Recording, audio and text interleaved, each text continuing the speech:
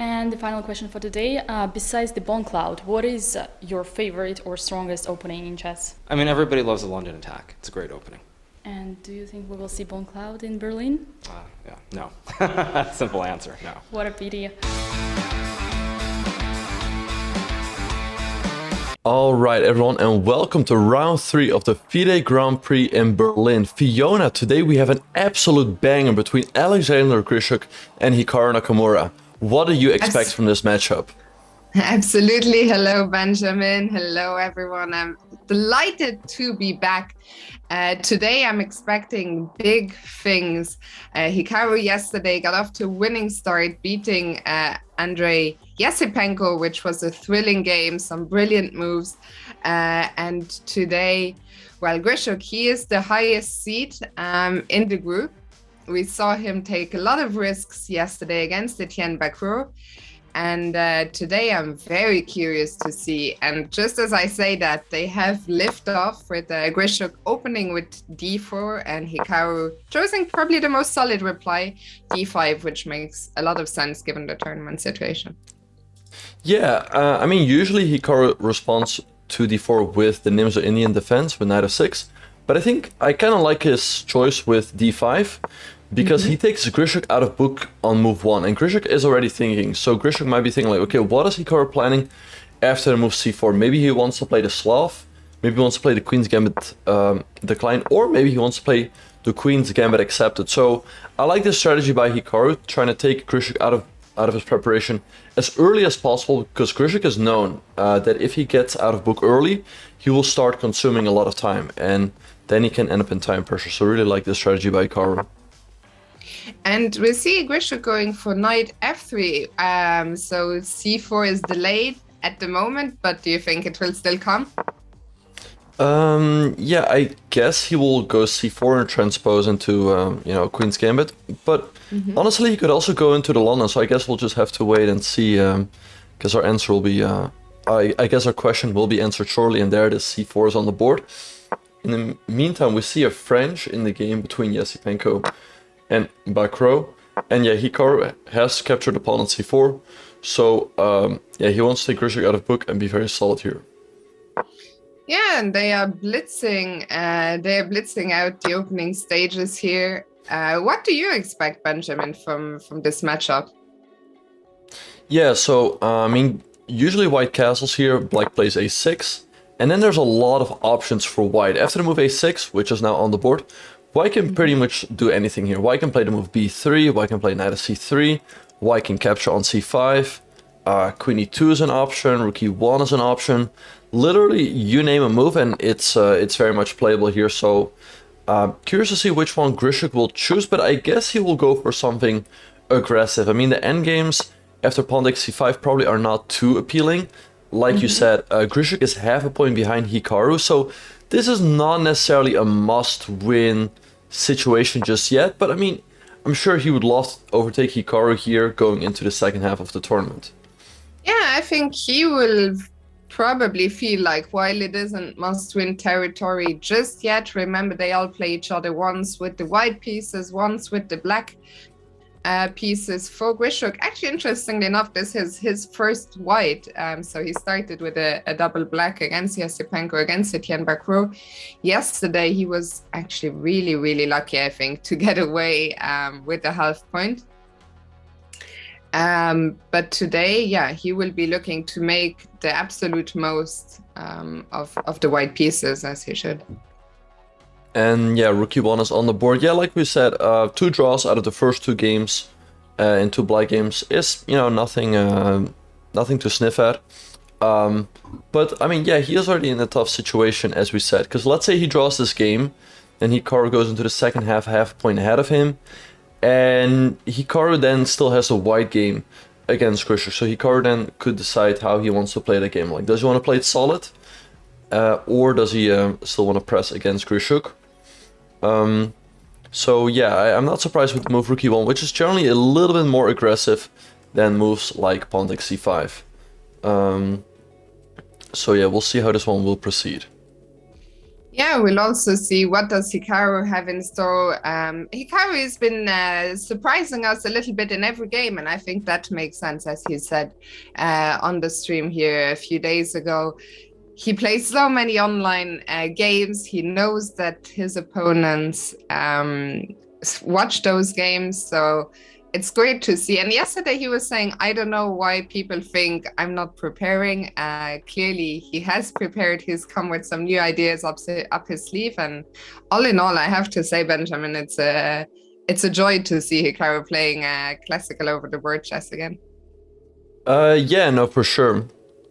Yeah, I think he just chooses to have some sort of online repertoire that he plays all the time. But of course, he keeps his main openings for the classical over the board games, because it would be a little bit of a pity to, you know, give all your openings away in online blitz games. For sure. Yeah, to be honest, after Rook E1, I do not quite know the theory, but to me, moves like B5 and Knight C6 make a lot of sense. I think the move Rook E1 signals that White wants to go for a quick E4, E5 in the center. So Hikaru must have looked at this at some point, but he is currently thinking. So let's hope. I had a quick look at the opening tree. So the most played move here is Knight C6, and then the other move is B5. Those are sort of the two main ones. And Bishop E7 has been played a couple of times. Queen C7 once, but looks like Knight C6 and B5 the main options. Knight C6 and B5. Yeah, that's what I. Okay, yeah. Yeah, those moves also look the most logical to me. So let's see what Hikaru will do. Is he really out of... I mean, he must have looked at this at some point. Because he had plenty of time to prepare for Grischuk, and Rook E1 is one of the main moves. So maybe he's just, you know, trying to remember his preparation, looking up the ceiling. And we'll hopefully soon see the move. Actually, the player who's had this position 3 times, and interestingly enough, most of those games were all very recent. There's Levon Aronian playing this 3 times with the black pieces. All games played in either November or December 2021. So very, very recent. So what is your prediction? Let's make some predictions today. In Group A, what do you predict, first of all, of course, for Hikaru's game and for the game between Esipenko and Vachier? I predict a draw here in the game between Grischuk and Hikaru, which should be a pretty good result for Hikaru. To be honest, I think if Hikaru manages to not lose this game, then I think he's gonna move on to the next round. That's my prediction. That's a very bold prediction. True. Of course, it's a bit early to call it, but once again, yeah, given the fact that then he will be half a point ahead, and he still has 2 more white games in the second half, should give him very good chances.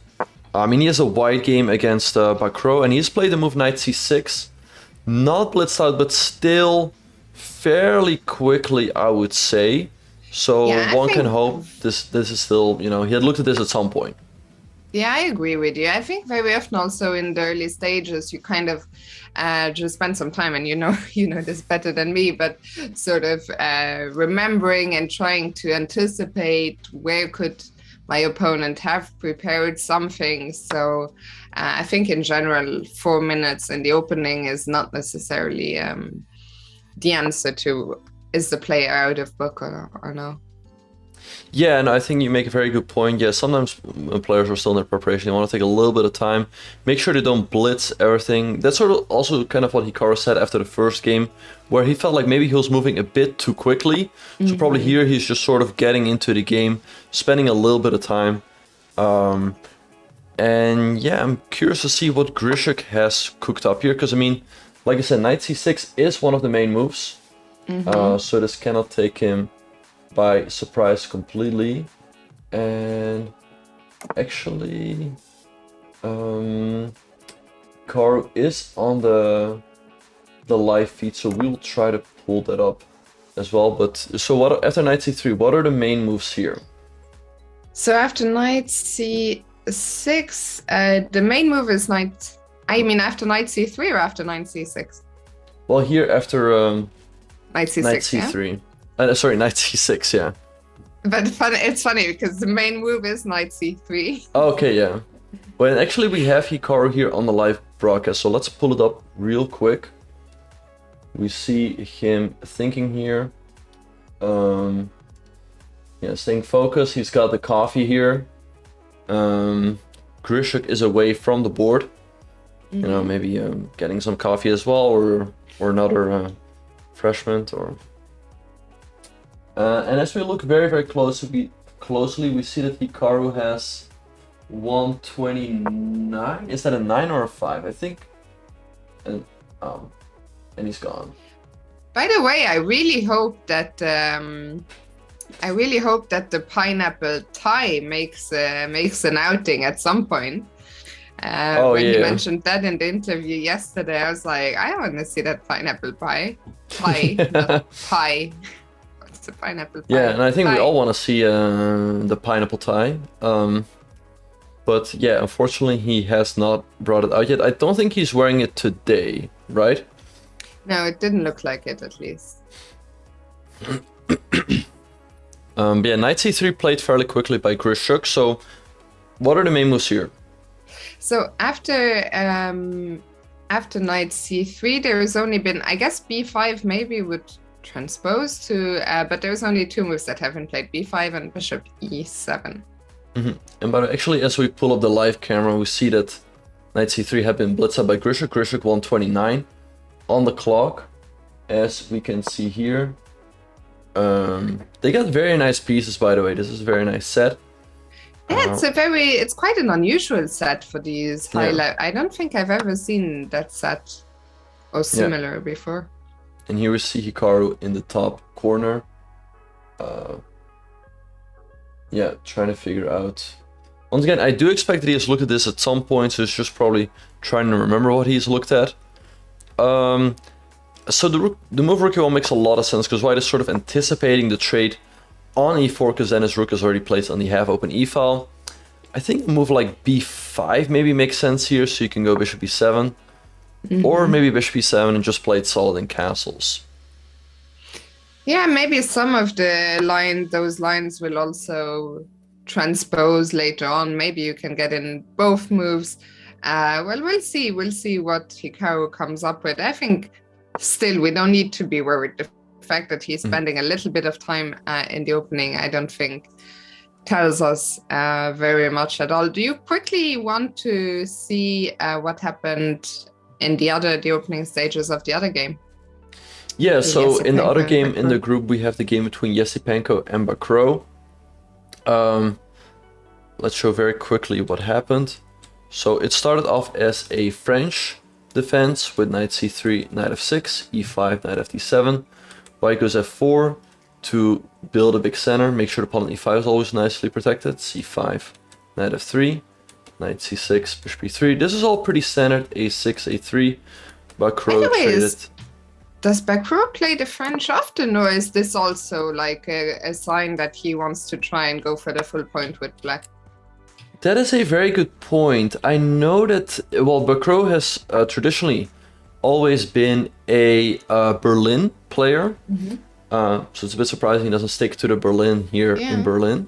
But I think in the recent World Cup, he was playing the classical Sicilian a lot. So he has been switching up his repertoire. But to be honest, I haven't seen him playing the French too much. So I don't know. We will see how this one will go. But yeah, I don't know how familiar he is with these positions.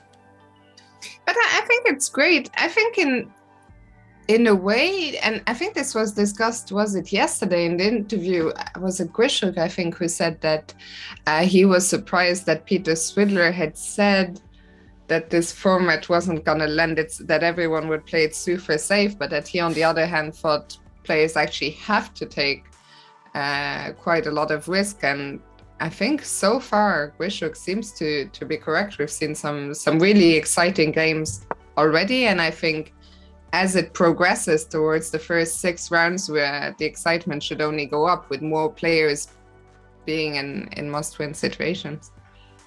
Yeah, no, for sure. But yeah, the one thing for Chen is that, of course, his opponents will try to go out and beat him. So I think Chen, he can honestly just play it solid and wait for his opponents to take chances. Because we saw yesterday, Grischuk took a lot of risk and honestly, like, way too much. And that gave Chen all the chance in the world to try and win the game. And as we speak, Bishop E7 by Hikaru is on the board. So why is Bishop E7 still one of the main moves? Yeah, but so there were the 2 moves, Bishop E7 and B5, and now the 2 that have been played most. Of course, there's not too many games left, but either take on C5 or A3 seem to have been the most played. Yeah, I would say that both moves probably lead to completely different types of positions. If white goes A3, white is probably still aiming for something more combative, you know, keeping all the positions, keeping all the pieces on the board. Whereas let's say white trades on C5, it will probably lead to an endgame. And I don't know, like white could maybe be a little bit better here, because he's up, let's say, 1 or 2 tempi, let's say after a move like Bishop D2 and Rook AC1. But the position is fairly symmetrical. And once again, I'm pretty sure Grischuk wants to win this game, so maybe this is not something he really fancies. So we'll see what he's going to do. I agree with you. I also think a move like A3 is more likely to, at least for now, keep more pieces on the board. Right.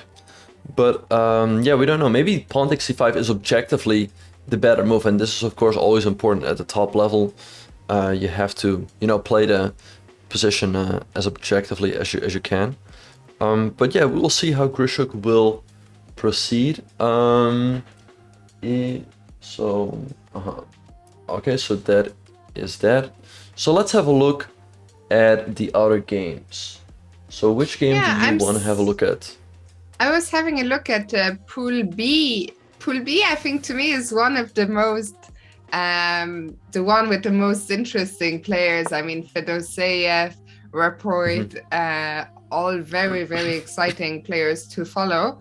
I see that Fedoseev Wojtaszek looks very interesting to me.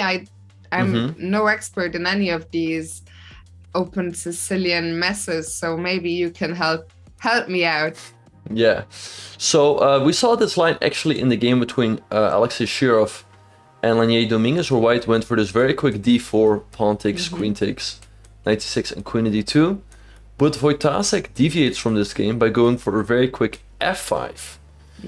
Yesterday we saw knight f6 by Lanier, and then eventually he went for e5 with a lot of tension in the center, but f5 also makes sense.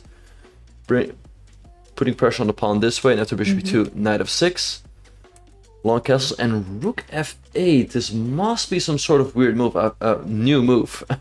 I haven't seen this move before. It looks so strange, no? Yeah, no, I would think so too. Like, why? I mean, I guess the point is if you castles, you always expose yourself to checks. But, I mean, is this really working for black? I don't know. I mean, he must have prepared it, surely, because he played rook f8 within 30 seconds. Okay, yeah, well, then I'm sure he has prepared it. So g3 by Fedoseev, pawn takes e4, bishop g2, queen a5, and knight takes e4. So now the big, I mean, I guess you cannot take on a2. That should be bad for black, because I guess we take on f6. Also, by the way, can we just say that it's insane that rook f8, okay, clearly prep, but that Fedoseev was expecting the move is also insane, because he only also spent 30 seconds on his response g3. Yeah, well, maybe the move rook f8 is a novelty, but it might be one of the top choices of the engine, so Fedoseev might have looked at it anyway. But what I'm actually, a little... No, but... Yeah, sorry, I just looked, it actually has been played before. There's still a few games in the database. Okay, so rook f8, so is g3 a new move? Funnily enough, you know, one of the players, g3 is still following one game, but not one of the top ones. Funnily, the game, also quite recent. Rook f8 was played by someone I'm sure you know well, Mr. Max Barmadam. Oh, okay, nice. So g3, so was g3 still played there, or is that a new move? Not in that game, no. And funnily enough, Max played it in the Dutch championship final against Robin Swinkels just last Oh, year. nice. Yeah. So G3 was played in one game only, a game between Izzat Baglan and Boris Savchenko, which ended in a win, quite a quick win for Boris Savchenko, but I think it was an online blitz game, so we probably can't give too much. All right. So, yeah. So just out of curiosity, what is the novelty exactly? G3 or pawn takes C4? I think F takes E4, from what I can see. Yeah. Okay, so F takes C4 is a new move. But yeah, then I'm a little bit I guess after Bishop G2, Wojtaszek was out of book, because after Queen A5, Knight takes C4, Black looks to be a little bit worse. Maybe what he messed up, and I had a very quick look at the engine, is that after Bishop G2, the main move is Bishop G4, hitting the rook, and then after Knight GE2, here Queen A5 makes a lot more sense, because here you have like all these pins, so to speak. But after the move Queen A5, now after Knight takes E4, it looks quite pleasant for white. Because let's say Black trades on E4, I guess we will just trade the queens, and then take on E4. And this endgame should be quite pleasant for white. White should have a nice advantage here. And the same goes for if Black trades on D2 first. I guess we will just take with... I don't know, how do we take? Maybe with the rook? I mean, if we take with the rook... To say, well, right now, Fedoseev has to make that decision as Queen takes D2 was played. Okay, Queen takes D2 on the board. I mean, I don't know what is still preparation, what is not.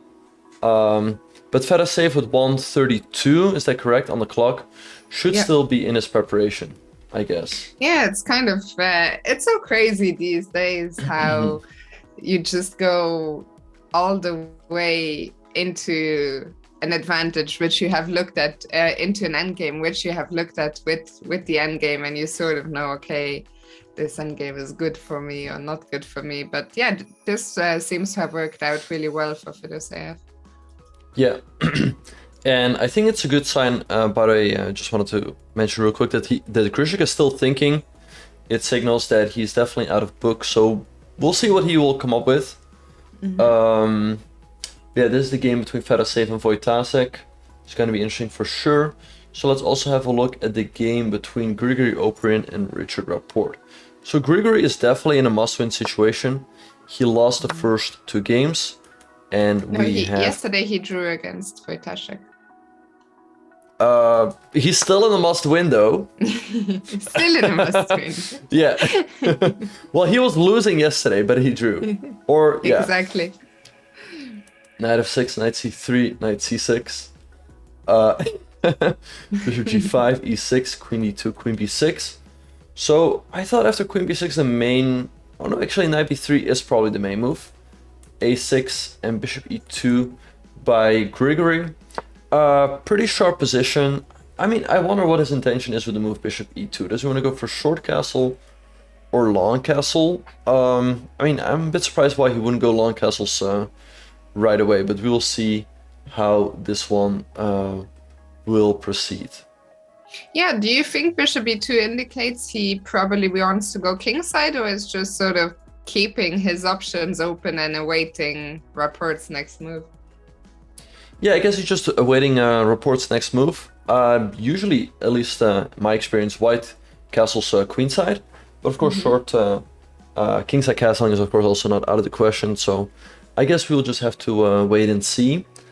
So let's see what other games are going on. We also have the game between Vidit and Dubov. So this started off as a ready, which transposed into a symmetrical Grunfeld with c4 and c6 and Queen b3. So Hikaru had some games here, I think in the St. Louis Rapid and Blitz against Peter Svidler, and also against Ding Loren in the Speed Chess Championship. A5 is sort of a new move here, and black gained some space on the queen side and pushes the white queen back, but the pawn on a4 is also a target. But I think generally black is doing quite okay here. Maybe white can hope for a little something, but it cannot be too much. I mean, you talk about these must-win situations. I think for Vidit with the white pieces, it's also already very close to must-win territory. He lost the first game to Levon Aronian, and I think if he wants to stand a chance of catching Levon, he has to get something with the white pieces here. Indeed, yeah. Like if let's say you're in half out of 2, there's already 2 games gone. There's not a lot of white games left, right? So then indeed you very quickly start into coming into situations where you just have to win with the white pieces, because you cannot expect yourself to win, the last 3 games if you have two black games, right?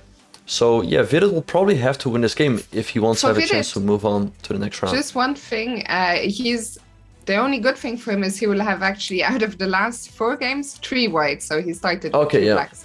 So he has white today against Dubov, and tomorrow, of course, a huge game, white against Levon Aronian. Yeah, I mean, yeah, so it's maybe a little bit too early to call this and necessarily a must-win situation. If he draws today, he'll then have to beat... must try something situation. Indeed, yeah. If he could beat Levon, then they would shake up the standings completely in Group C. Yeah. Anyway, let's have a look at the other game from that group between Levon, Aronian, and Vincent Keymer. So Levon playing very quickly here in the opening. He's going for the exchange Caro-Kann. H3 is always aimed at the move bishop g4. Black is usually quite fine in these Caro-Kann positions. The only problem for black is this bishop on c8. It's not that easy to develop because the bishop on d3 is staying away the f5 square, and his pawn on h3 is staying away the g4 square. So black goes knight at c6, knight f3. So Vincent goes knight b4, going after the bishop pair. But Levon says, okay, you can have my bishop, but I want to have quick development. So he goes for the move knight c3, and after g6, knight e5. And with the move knight e5, he's signaling that he wants to go for a quick bishop b5. Let's say black goes bishop g7. There's always some tricks connected to bishop e5 check. And if bishop d7, maybe something like takes and a3 hitting the knight on b4. And if the knight jumps back, maybe we can take on d5. So Vincent wanted none of that. He just played the move a6, stopping this move bishop b5 entirely. So it will be very interesting to see how this game will proceed. Yeah, I mean, I'm a little bit...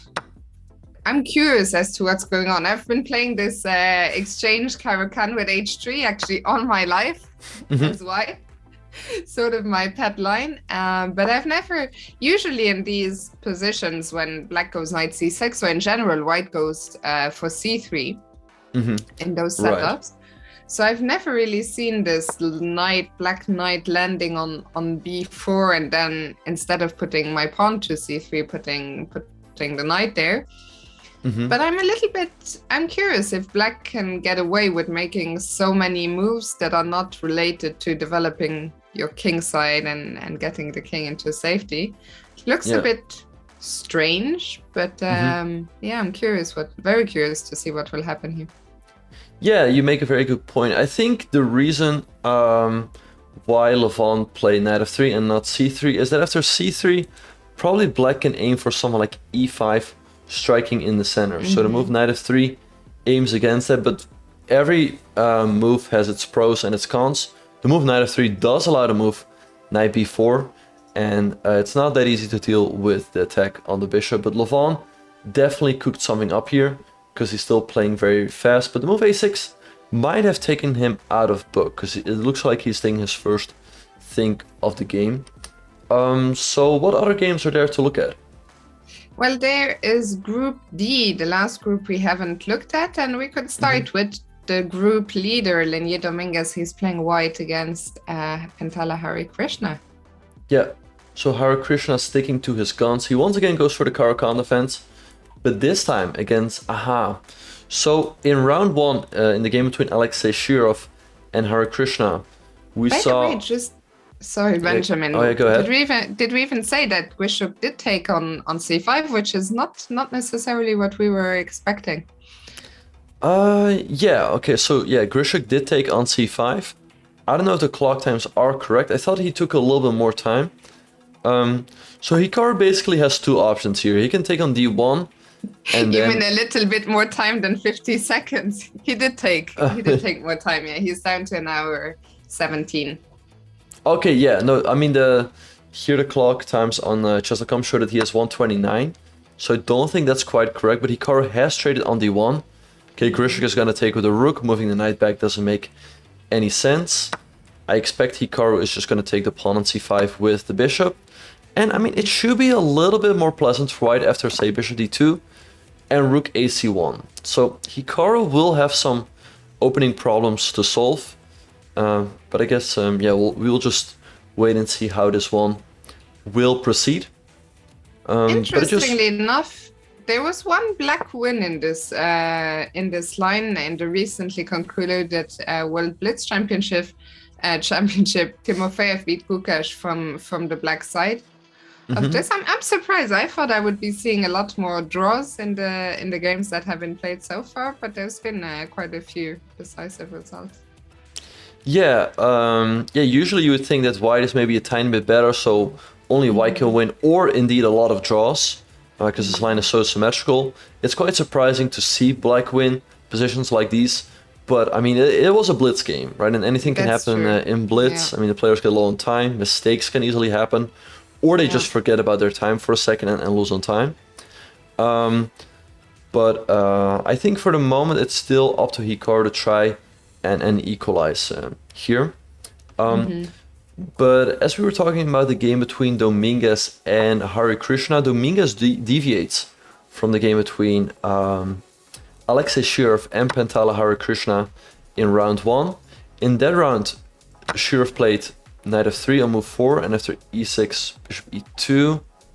And actually, okay, just to circle back real quick to the game between Hikaru and Grischuk. Grischuk indeed did recapture with rook on d1, and Hikaru took on c5 with his bishop.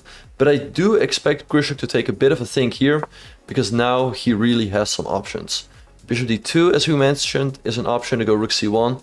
Knight d2 is also an option to go knight b3, and hit the bishop on c5 right away. So we'll see how he will proceed from here. Let me just ask you before we go back to Dominguez, Harikrishna. Do you think this is a case where both players are kind of happy what they got out of the opening, both Grischuk and Hikaru? Yeah, I mean, it remains to be seen. Usually the knight on c6 is slightly misplaced for black. Black usually likes to put it on d7. On the flip side, white has spent 2 moves with his rook, right? As compared to 1. Because rook went to e1 and then a d1. I think Grischuk cannot be too unhappy. He's a tiny bit better. On the other hand, I mean, like you said, it's kind of a must-win game. So I think, yeah, you make a fair point that probably both players cannot be too unhappy about the outcome of the opening. I'm just disappointed the queens are gone, but hopefully there will still be some. I mean, if it's an uneventful draw as Hikaru fans, we should be happy. My unbiased, I'm always so disappointed, Benjamin, when I look at chess games and the queens come off. Yeah, sorry. Yeah, that's the way it goes sometimes. And I think that's just sort of the strategy that Hikaru is employing here. He knows that a draw is a pretty good result in this game, so he's just trying to keep it very, very solid. But on the good side of things, all the other pieces are still on the board. But I mean, yeah, we will not see a brilliant, checkmating attack here. If either player wins, it will be due to a nice technical grind in the endgame. So yeah, so today, no swashbuckling action, but maybe we can all learn a thing, or I at least learn a thing or two about positional chess. So also something to look forward to. Indeed, yeah, for sure. Also, no both as gambits, you guys. I mean, both sides. May they both as gambit. They've both given up their queens. Technically.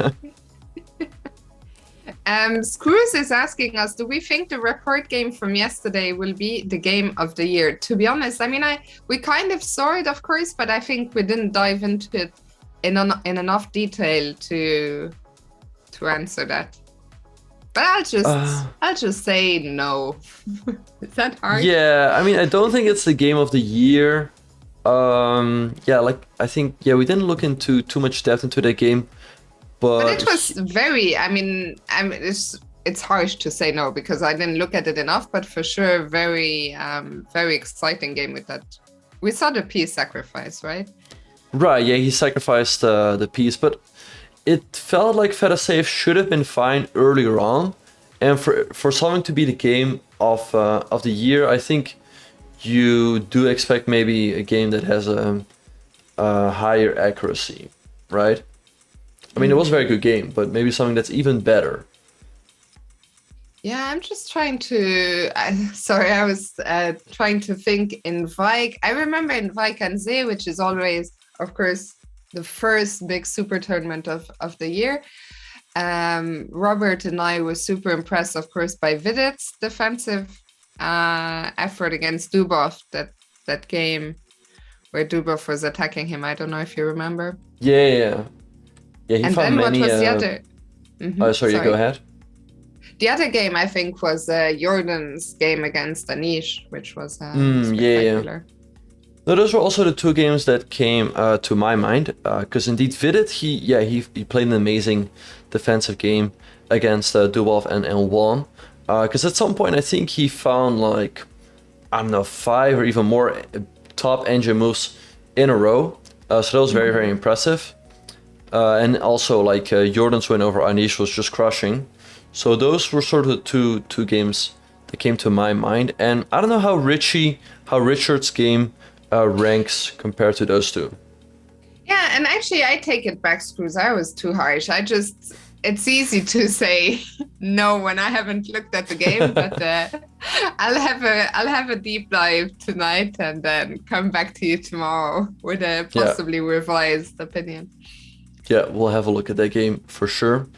Also today, Benjamin, I'll leave you in peace with the microwave because yesterday it was so funny.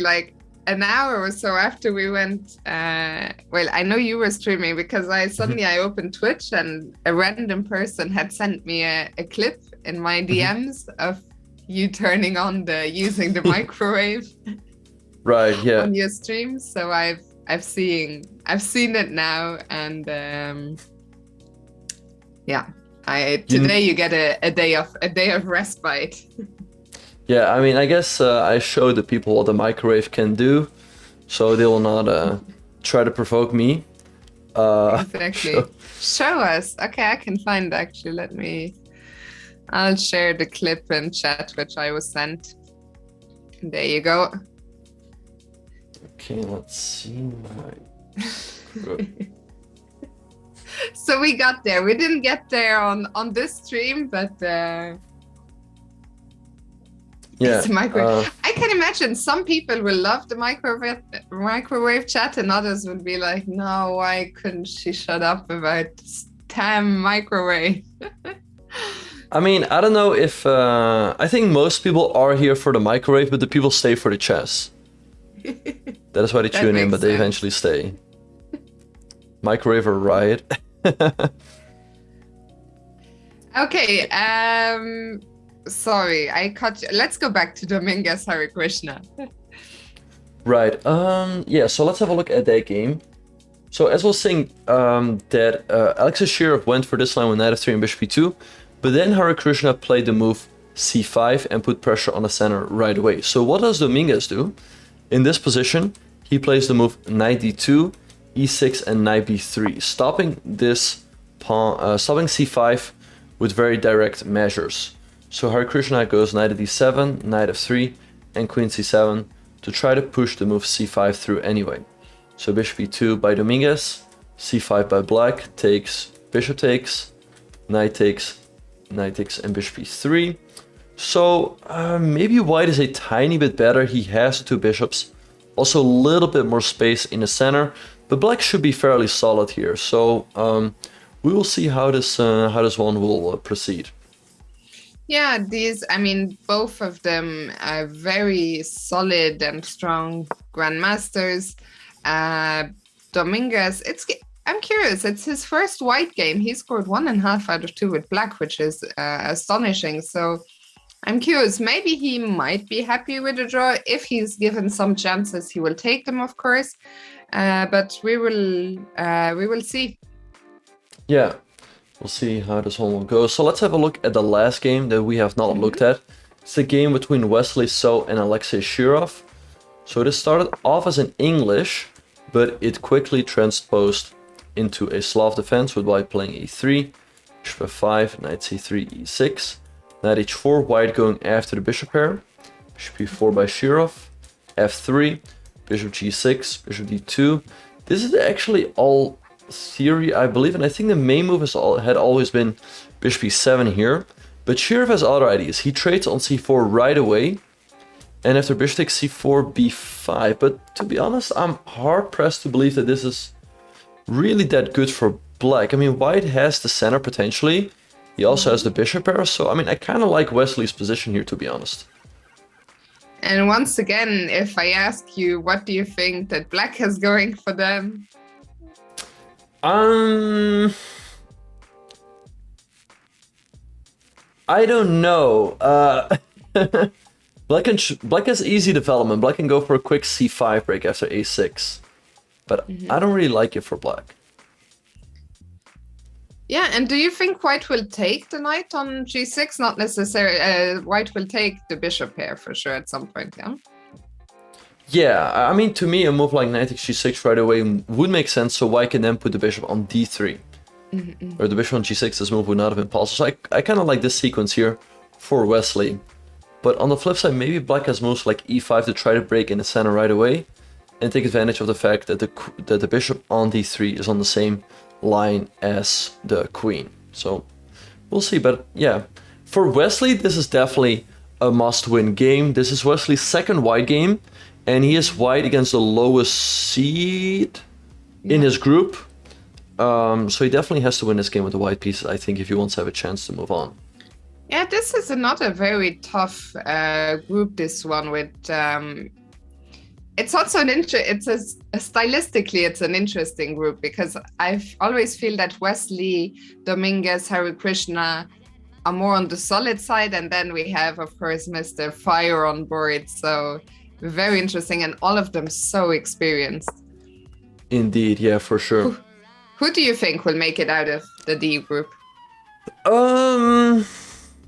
Well, I'm gonna say Dominguez because he's leading right now. So just a very You're so brave, Benjamin. Yeah. But I think it's gonna be between Wesley So and Dominguez. If Wesley So wins today, I give him good chances. But I mean, overall, I think Dominguez is gonna make it simply, yeah, like I said, because he's already up half a point. So it's sort of the easy choice to make at this point. Well, yeah. We'll see how that works out. So I think we've checked in on every single group for now. Should we come back to Hikaru's game? Maybe. Oh, let's throw back Esipenko against Vachier on the small board. Yeah, because that's developing quite in quite an interesting way.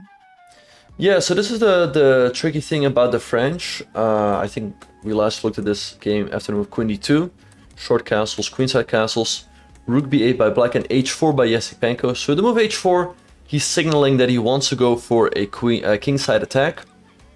Black traded on d4 and played b5. But now Rook h3, a nice move by Esipenko. And what's really nice about the move Rook h3 is that very often it's a nice defensive move. The Rook can defend on the queen side, but it can also slide over to g3 potentially and maybe launch an attack on the king side. So that's why I really like this move Rook h3. It has multiple purposes. I mean, yesterday we saw, I can't remember which game, it was one of the, was it the Shirov game with opposite sides castling, and we talked about how it was more positional, opposite sides castling position. But here, at least to me, it feels, here we could get some, this is more my jam, you know, queens on the board, and not just that. Both sides are trying to checkmate each other. This feels like more of a race kind of thing, right? Of who yeah, no, true.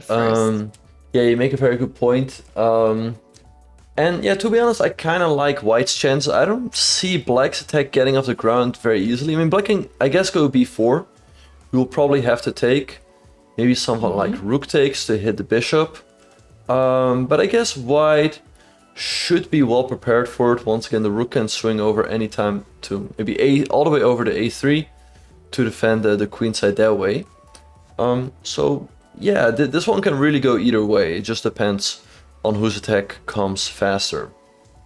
Yeah, I mean, I see that the bar at the moment after queen c7 likes white a little bit better. In these positions, I always find it so hard. I would be a little bit afraid as white with the kick on c1. It feels like at the moment that black's attack is coming faster. But certainly it helps to be more familiar, which maybe both players are. I don't know, it's hard to say. I still think they're probably not so familiar here because I don't think Esipenko could really have expected the French so much. Yeah, I guess the French also came as a surprise to him. But on the flip side of that, Bacro probably isn't too familiar with the position. I guess Esipenko has looked at this at some point, but given the fact that both sides have already spent around 15 minutes, that definitely signals that they are on their own. But I also wanted to thank JC Logs for the Prime. Guys, if you do have Amazon Prime, make sure it's connected to your Twitch Prime, and then you can subscribe 1 month. Then you can subscribe every month to one channel for free. Make sure to throw in that Prime so we can have great commentary here while Hikaru is in Berlin. Absolutely. Use those Primes. Thanks also to Ramos Funler, of course, for the 10 months. And like, yeah, we're not addressing every single of the subs, but we appreciate you all. Firewolf, welcome, thank you for using that Prime, and we appreciate, of course, all of you watching us all these days after the Grand Prix coverage. Indeed, yeah, and Hikaru has played the move Bishop d7. Kind of like his move. I guess Grischuk should go Rook ac1. Cruz is making a good point, but anyway, Rook ac1. But this is Rook ac1 by Grischuk. Oh wait, Rook ac1 is not in play yet, but that's sort of the move I expect to sort of X-ray the bishop on c5 potentially. And it will be interesting to see. Hikaru can go for two things. He can keep the king in the center with a move like king e7, and then go something like rook hd8, rook ac8, or he can just go short castles and take it from there. By the way, you guys, if you want to... You guys are not tagging me correctly. If you want to tag me, at least do it correctly so I can see your message more easily, and it will be easier for me to answer. But Benjamin, you were just saying that the king can either stay in the center or castle kingside. Last exit chess in the chat was asking, can Hikaru castle queenside and throw the pawns at Grischuk? And the hype train has lift off. Okay. Yeah, a hype train has left off the station. Let's go. Choo choo. Well, anyway, yeah. Thanks for sending... You guys are trolling. You guys are trolling now. Very, very funny.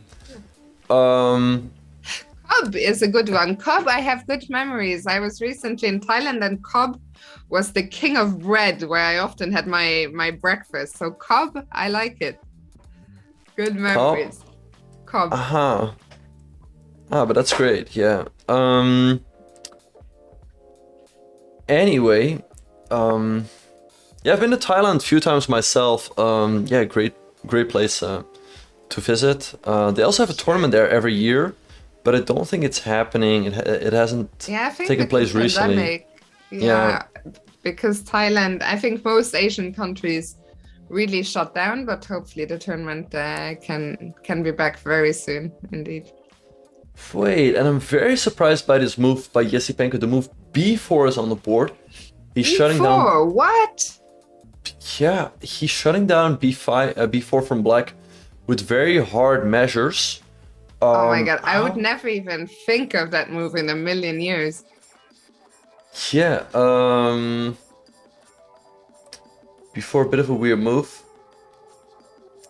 But let's see what Vachier should do here. It's not that easy. I mean, if white has time, because, okay, so let's think about this from black's perspective now, right? So b4 was his plan initially, to try to break open the a file. He could still go for a5, but a5 always hangs upon on b5. Let's say we can take with the knight, then we can always swing the rook over to, say, b3. And black's queenside is still, you know, nicely protected. So it's not that easy for black to break open the position now. He can still aim for a move like f6, but I don't know. I mean, b4 has some merit to it. It really locks down the queenside. So we'll see how Vachier will try to create counterplay from here. Yeah, I mean, it's one of those really, I think, one of these GM moves where it's like, for those moves to even enter their mind, I think a lot of players, me included, would think, okay, there's a black queen on the c file looking down at my king on c1. There's no way I would ever sort of weaken that and remove the pawn defender of the knight on c3. But then when you look into it, as you were doing in more detail, you actually stop black's b pawn and you determine that there is nothing immediate black can do about it, which is quite impressive. And Baker wants to know, can Vachier sack the knight on b4 to launch an attack? No, doesn't make any sense. Just no compensation. Knight takes b4, a takes b4, you resign. No, doesn't work. Yeah. Yeah, I mean, I guess the follow-up idea, I don't know what the follow-up idea, if it was with a5, I would love to get a5 in, of course, somehow, but as you mentioned, the pawn on b5, can we ever give up the exchange there and then take on b4? No. No, I mean, that doesn't work, because we just recapture, and white is really defending all the squares there around the king. I mean, once again, this rook can swing over any time to defend. This bishop can always drop back to, say, b2. So unfortunately, that does not work. Black will have to look for other ways to try and break open the position. But yeah, a5 doesn't work here, unfortunately, for black. So once again, maybe black has to go for something like f6 to try to create counterplay. Because otherwise the queenside will just stay locked and white will slowly but surely break open on the other side of the board. Yeah, this one, well, we'll keep a close eye on it. I'm very curious what plan Etienne is gonna come up with. But clearly it's not either sacrificing on b4 or giving up the exchange on b5. Where would you like to go next? Yeah. So let's see. Okay, so we have the game. So we will keep Hikaru versus Grischuk on the main board. Let's see. What rating? Question from Chess BS in the chat. What rating do you have to be to get a microwave? What rating do you need to? I mean, the microwave, you can only purchase a microwave if you reach over 3,000 on chess.com, especially this microwave. What's special about this microwave? It's my microwave, and it gives you extra strength. Let's see. Yeah. But yeah, to be honest, when I bought this microwave, like 1.5 years ago, I didn't expect it to turn into such a meme. I just thought, like, okay, I need something to warm up my food, you know? Has it always been in the back of your stream, or is that a new setup? It has not always been in the back, but people just lose their minds when it's not, so I just had to move it back there. And it's worked out great, like, it keeps people hooked. But what even is that room you're sitting in? It's like the living room, or? Yeah, it's the living room. Yeah. No, I like it. Especially the chessboard, I feel, is a nice touch. Yeah. What's your favorite microwave meal? Usually, well, people have told me to put hot pockets in there, but it kind of sounds gross, so I don't want to do that. What told you to put what? It's called a hot pocket. I don't know what that is. Yeah, well, it's better if you don't know, probably. Okay. I don't want to know either. Sounds kind of gross. Okay. But I like microwaving pepperoni pizzas in there. Yeah. Why is everyone laughing? Is this something is that an American thing or is it like a Twitch thing?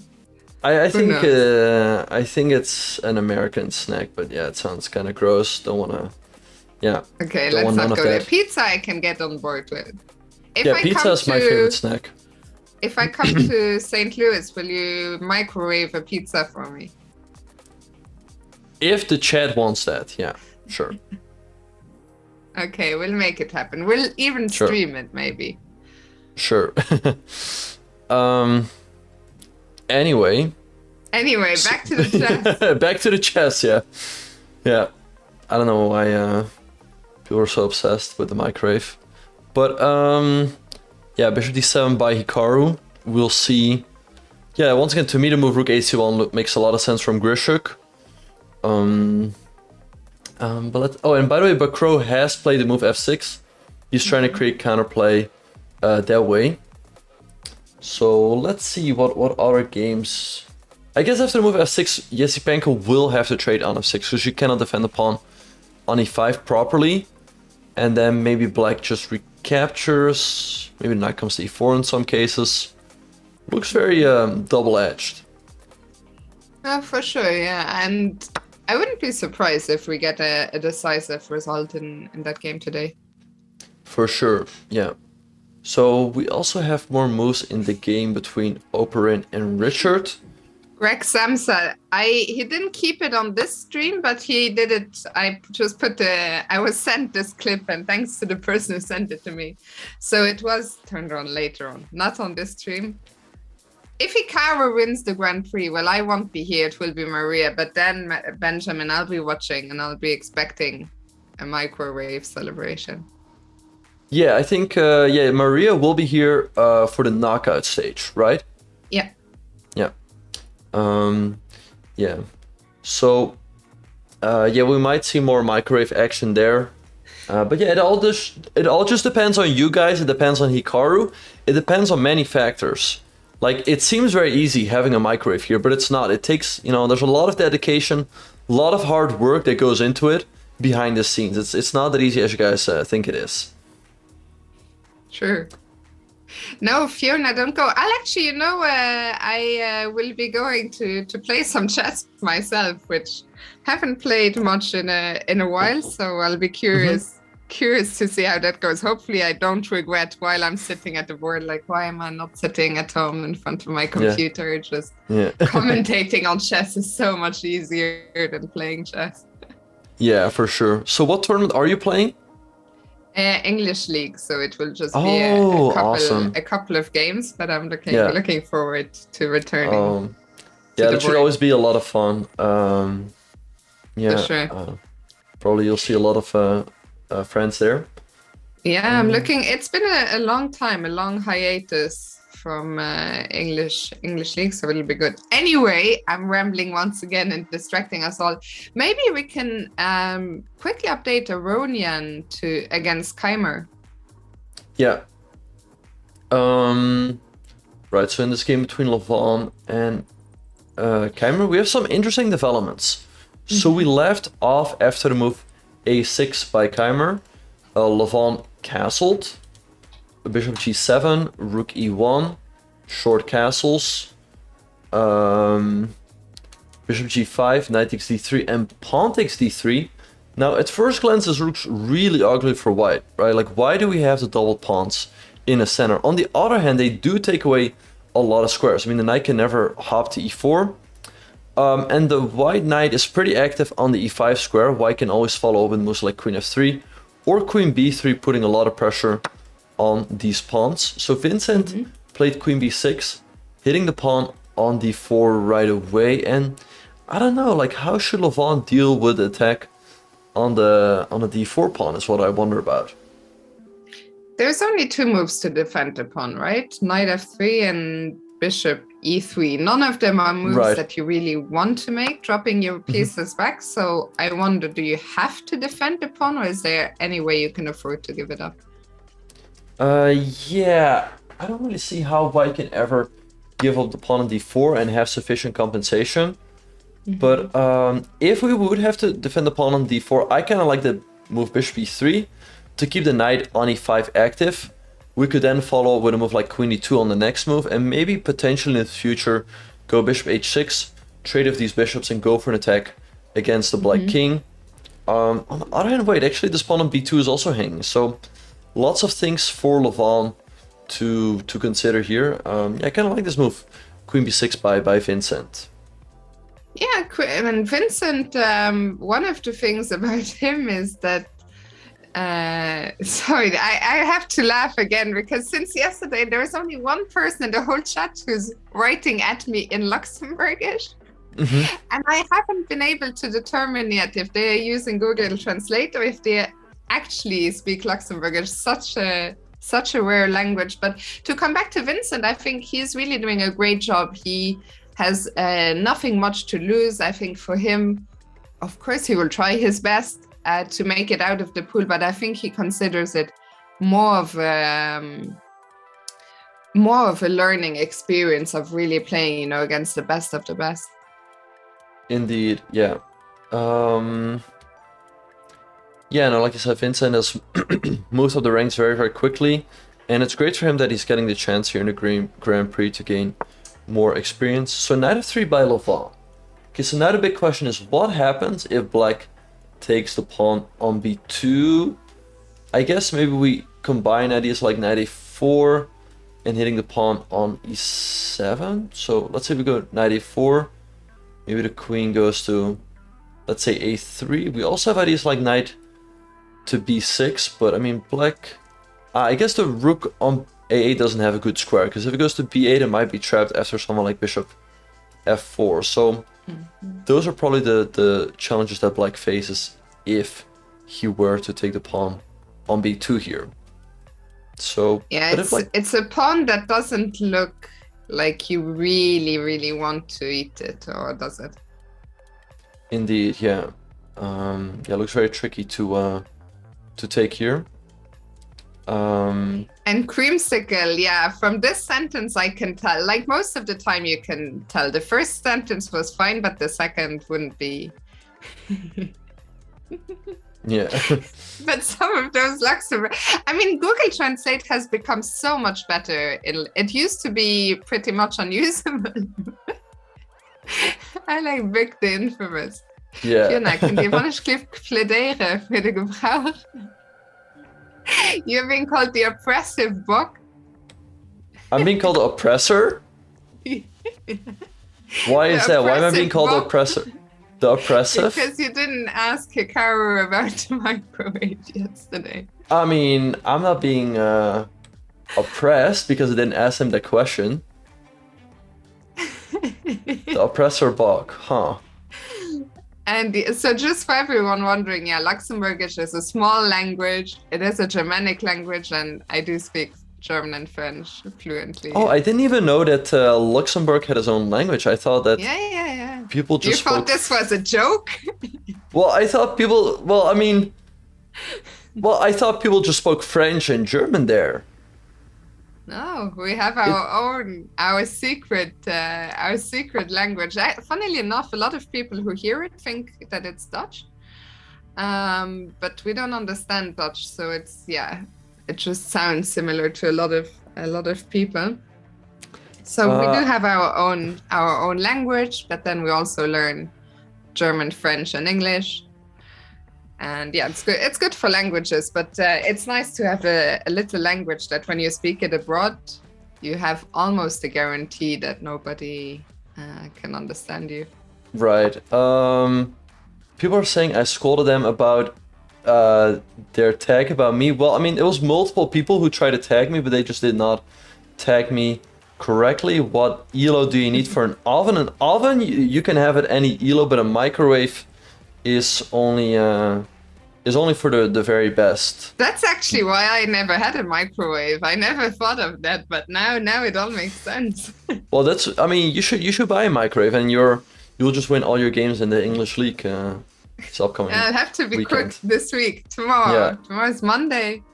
Indeed. I'll go out. And actually, for those of you who did not know, Magnus did play in the Norwegian League yesterday, and he actually drew his game against an IM, so he worked so hard in the tournament in Vachier-Lagrave to gain 3 points. He makes one draw in the Norwegian League, -4. It's actually insane. Yeah. But yeah, that is how chess can work sometimes, you know? Chess hurts. Yeah. No, I mean, yeah, that's why sometimes playing against low-rated players can be also stressful in a way. Because if you make a draw, you lose a lot of rating. And the only, good result is a win. Can't he? If he draws a 3300, he will get the elo back. That is correct. Yeah.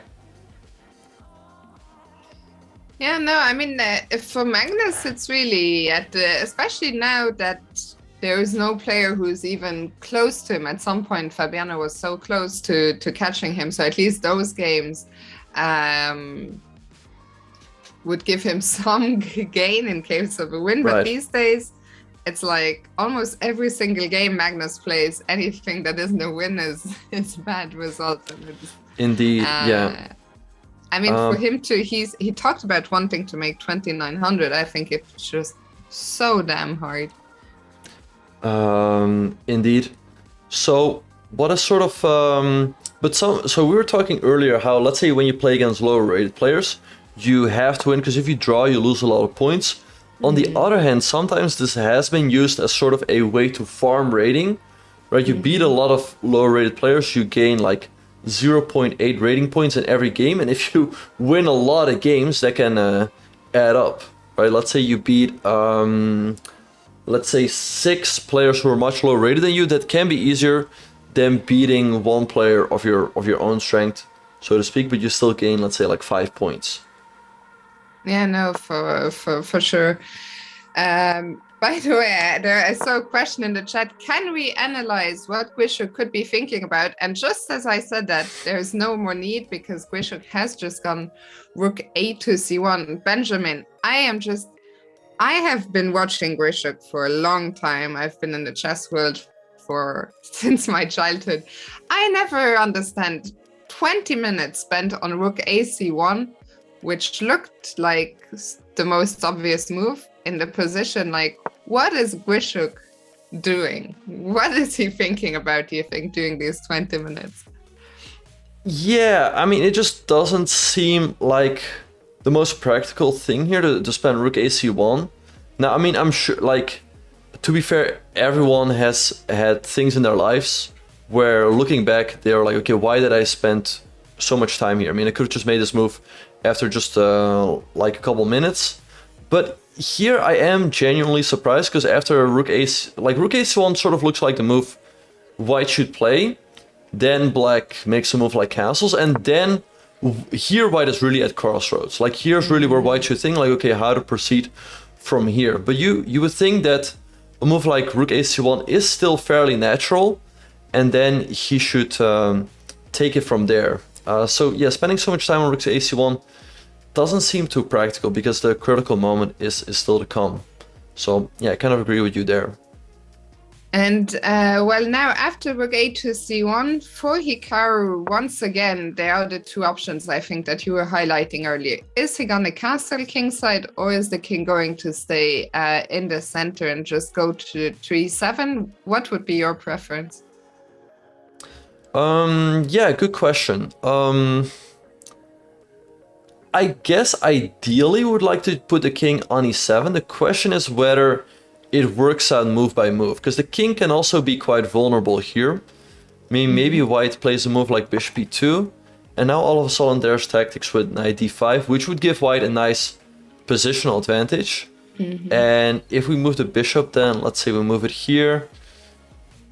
I don't know, to be honest, I find king e7 more appealing, and then put the rooks on d8 and c8. That would be my read of the situation, but we'll see whether on the flip side, maybe he wants to put the bishop on e7 in some cases, so in that sense short castles would make more sense. Benjamin, while we let Hikaru figure out what's he going to do, all that microwave talk has made me very hungry. is it time for a very quick break to let me go get a snack? Yeah, we are gonna be taking. I put you on the spot. We can also go on for a little longer and take it in a bit. Yes, wait once. We are gonna be taking a very short break shortly. Sorry, I should leave it on you. I was thinking, all that talk, my stomach started rumbling. Yeah. But we can also check back in, up to you. No, we are going to be taking a very short break.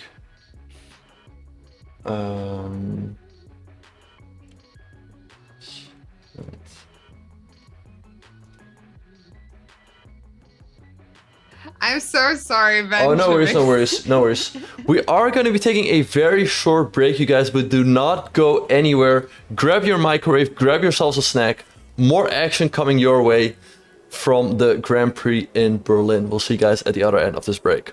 See you in a minute. Welcome back, everyone, to round 3 of the Vidit Grand Prix in Berlin. Fiona, what has happened in Hikaru's game while we were taking a break? While we were taking a break, Hikaru has decided to just castle kingside. We were discussing, is the king going to stay in the center of the board, go to e7? And Hikaru has answered that. Castling, probably the safer option. Then you don't have to calculate all these potential problems that might arise after with the king on e7. And Benjamin, do you think that Grischuk still has a little something here with the white pieces?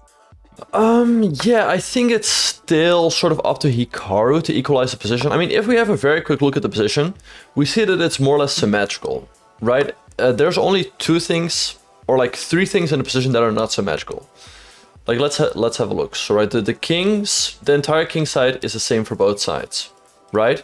The bishops and the knights are placed on all the same squares. The b-pawns as well. The only difference is that black is a pawn on a6. Maybe this is a small improvement, but really the one thing that white is going for him is that he has the rooks on d1 and c1, right? So that sort of signals that only white can be a little bit better here, but can white really take advantage of that small lead in development, let's say?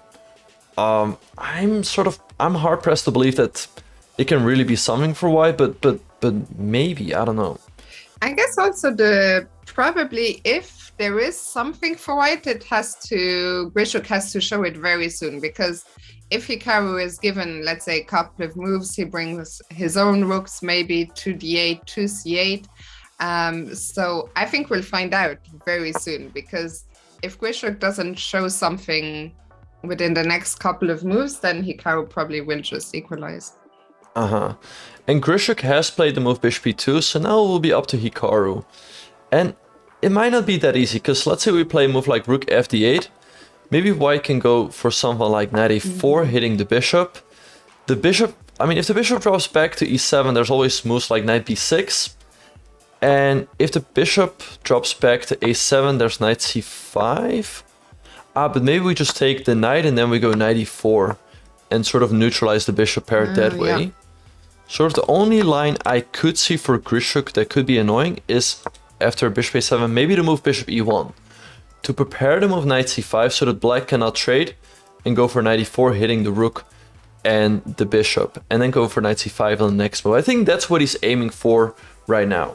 It's not an easy draw, you guys. White still's a little bit better.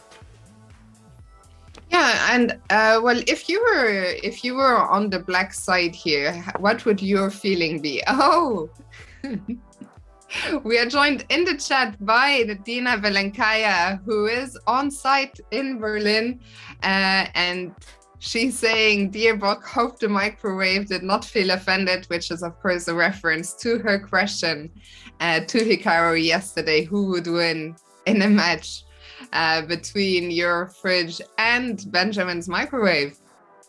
Yeah, I mean, the microwave just laughed it off. I mean, everyone knows the microwave is way stronger. Also, I mean, whoever talks about Hikaru's fridge? I mean, no one, right? And you guys are always spamming about the microwave, so I think it's pretty clear that the microwave would just win.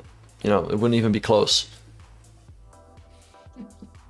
Certainly, it would be an interesting matchup. But yeah, Grischuk, meanwhile, as we're saying, he's trying to get that little something, to still ask some questions. I think what's required of Hikaru is a few very accurate moves, and then it probably is already close to equal territory, but he needs to, of course, find these accurate moves.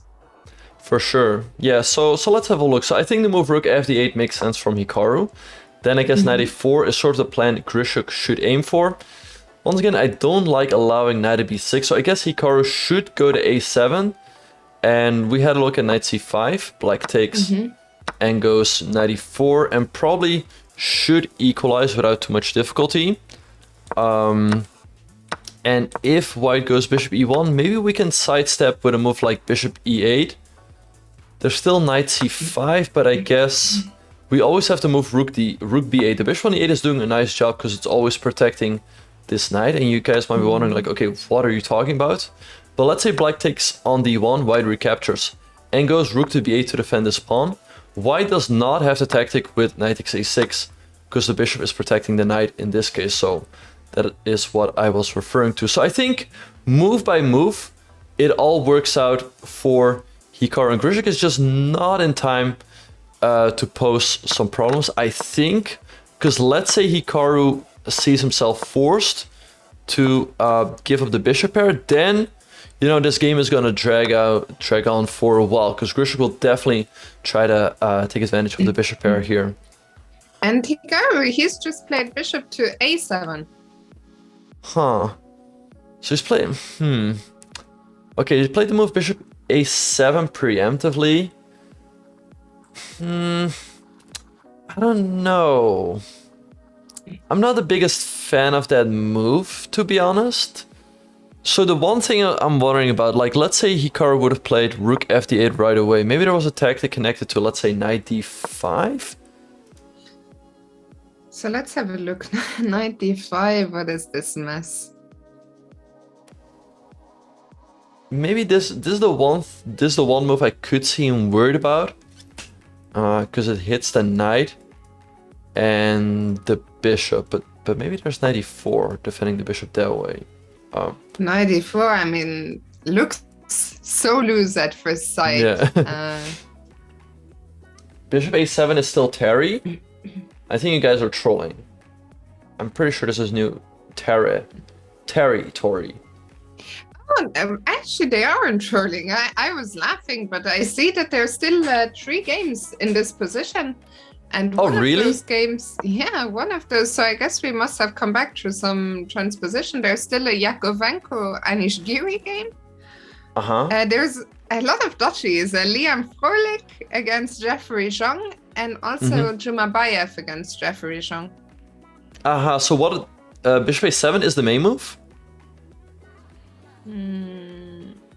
Well, bishop a7, and Jordan has also played this as black against Vidit. This is so funny how many. So in 3 games. I guess that was in was it in Bike and Z 2018?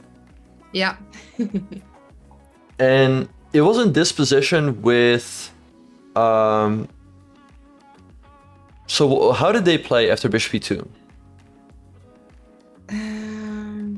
It's always with the after bishop e2, rook d8 Jordan played. So that's the move that we had looked at. Rook d8, and then knight a4, bishop a7, bishop e1, bishop e8. Yeah. So how did they continue? Just out of... So after bishop e1, bishop e8, the rook takes d8, knight takes d8, b3, knight d5, and a draw quite soon. Nice. 7 moves later. Okay, yeah, I think this was the last game in Vachier-Lagrave in 2018 between Vidit and Jordan. Jordan, played a nice and solid game here. And I guess Vidit wasn't too unhappy with a draw, because that would mean he would qualify to the Masters the year thereafter. Yeah. But yeah, so bishop a7 by Hikaru. Now the question is, so Grischuk could sort of transpose with the move knight a4, or does Hikaru have something up his sleeve here? I was thinking maybe something like knight d4 is an option, but I don't know how that works out necessarily. That's sort of the only explanation why he would go bishop a7 preemptively, I would think. Yeah, I mean, it kind of makes sense, right? To remove the undefended bishop from c5. Right. Yeah. But once again, I don't think it was necessary yet, so that's why I would have preferred to see a move like rook fd8, right? Improving the rook. So I guess now the point is what we were saying earlier, that Grischuk, he needs to, in order to get something out of this position, he needs to play really energetically. So what do you think that energetic move is in this position if bishop a7 happens to be a bit slow? Yeah, that is a very good question. I think bishop e1 still makes a lot of sense. I guess Hikaru is just planning to go rook fd8 there. And he could go for this knight jump with knight a4 that we just looked at. I think black is doing fine there after the move bishop e8. He could also go for someone maybe like knight d2, so the knight could go to c4 or e4, and from e4 maybe the knight could hop to d6. So that is another plan to keep an eye out on. Let's see which one he will choose, but I think still someone like bishop e1 and knight a4 is a more logical way to go. But yeah, I guess we'll just have to wait and see. Once again, we are only on move 13 here, so especially considering that this has all been seen before, it's quite surprising how low actually both players, the clock times we see are actually more or less correct here today. Indeed, yeah. Oh, we should. Right. I think we never actually updated. Now I know what people are saying. The bottom board, this was one of our analysis lines, so let's just update. The Campbell that's been up for the last hours of Grischuk will be under 30 minutes after move 15. Right. I think, yes. Yeah. Just 1 second. Yeah. Someone says the sorry, top. guys. Oh yeah, sorry. Go ahead. Did we refresh? I'm seeing it with a bit. Did we refresh the Levon game? Yes. Oh no, wait, sorry. After knight f3, the move e6 was played by Vincent. Knight a4 by Levon, hitting the queen. Queen d6 and queen d2. a5 was played by Vincent. But I think this should be quite pleasant for Levon. Black has the two bishops, but this bishop on c8 is very, very passive. It's really blocked in by its own pawns. Here Levon's pawns really work nicely because the d4 pawn holds the squares on d4 and c5, and the d3 pawn holds the pawns on e4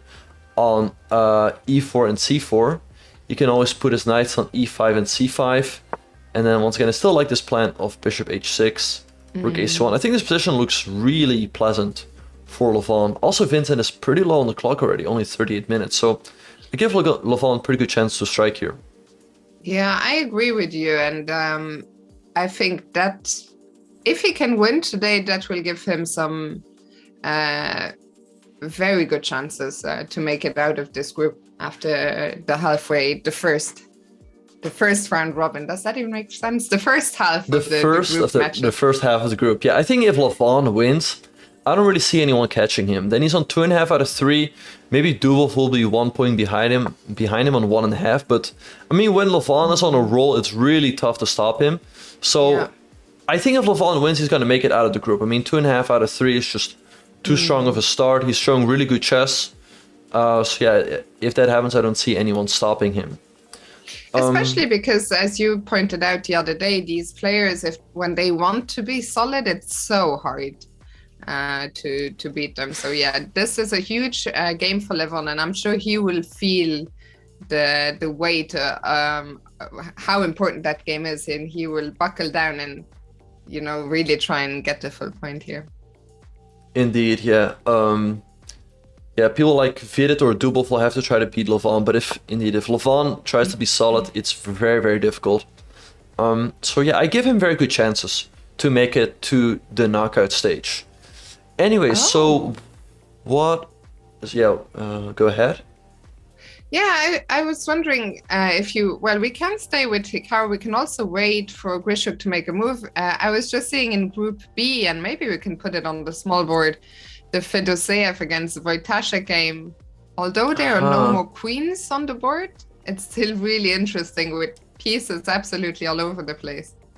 Yeah, so we left off after the move knight takes d2, Fedoseev recaptured with the knight. Knight g4 by Wojtaszek, trying to disrupt the harmony in white's position. He wants to go for knight f2, knight e3. So Fedoseev play knight e4, bishop f5, rook to d2, long castles, knight e2, but now came knight e3, hitting the bishop, and after bishop f3, d5, and the knight moved back to c3, but the evil bar has swung way in black's favor. It's giving a big advantage for black. I mean, I guess this knight on e3 is just way too active. And maybe actually black has... I mean, black also has to move e5 to try to blast open his diagonal, and the f-file is looking really good for black, I would say. And I mean, this group B actually is crazy because the other game in that group is also looking very good already for Rapport. The game between Oparin and Rapport, or at least according to the bar. And they have so many. Yesterday, the first day, there were 2 decisive results here. Yesterday, there were... Benjamin, sorry, I'm losing my... It was 2 decisive results in the first round, and yesterday could have been 2 decisive as well if Wojtaszek had converted against Oparin. And today we could potentially be in for 2 decisive results once more.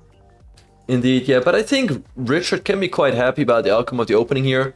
It's looking like a very sharp Sicilian, and generally that's not really Grigori's cup of tea, I would say. I mean, I know that growing up he had always been an e4 player, but lately he switched more to like the English, the Callan, like all those types of lines, like trying to squeeze his opponent slowly but surely. And I've played some games against him, and he's very, very tough in those positions, but this position, I kind of like it for Rapport. He can try to break with b4 very quickly. I mean, let's say move like b4 happens, white would take, and black then gets the half-open b-file to attack. So I kind of like what Rapport has gotten here. And given the fact that Rapport is half a point behind Wojtaszek, he wants to try to take every possibility to try and win games and catch up in the standings. So I think he can be quite happy.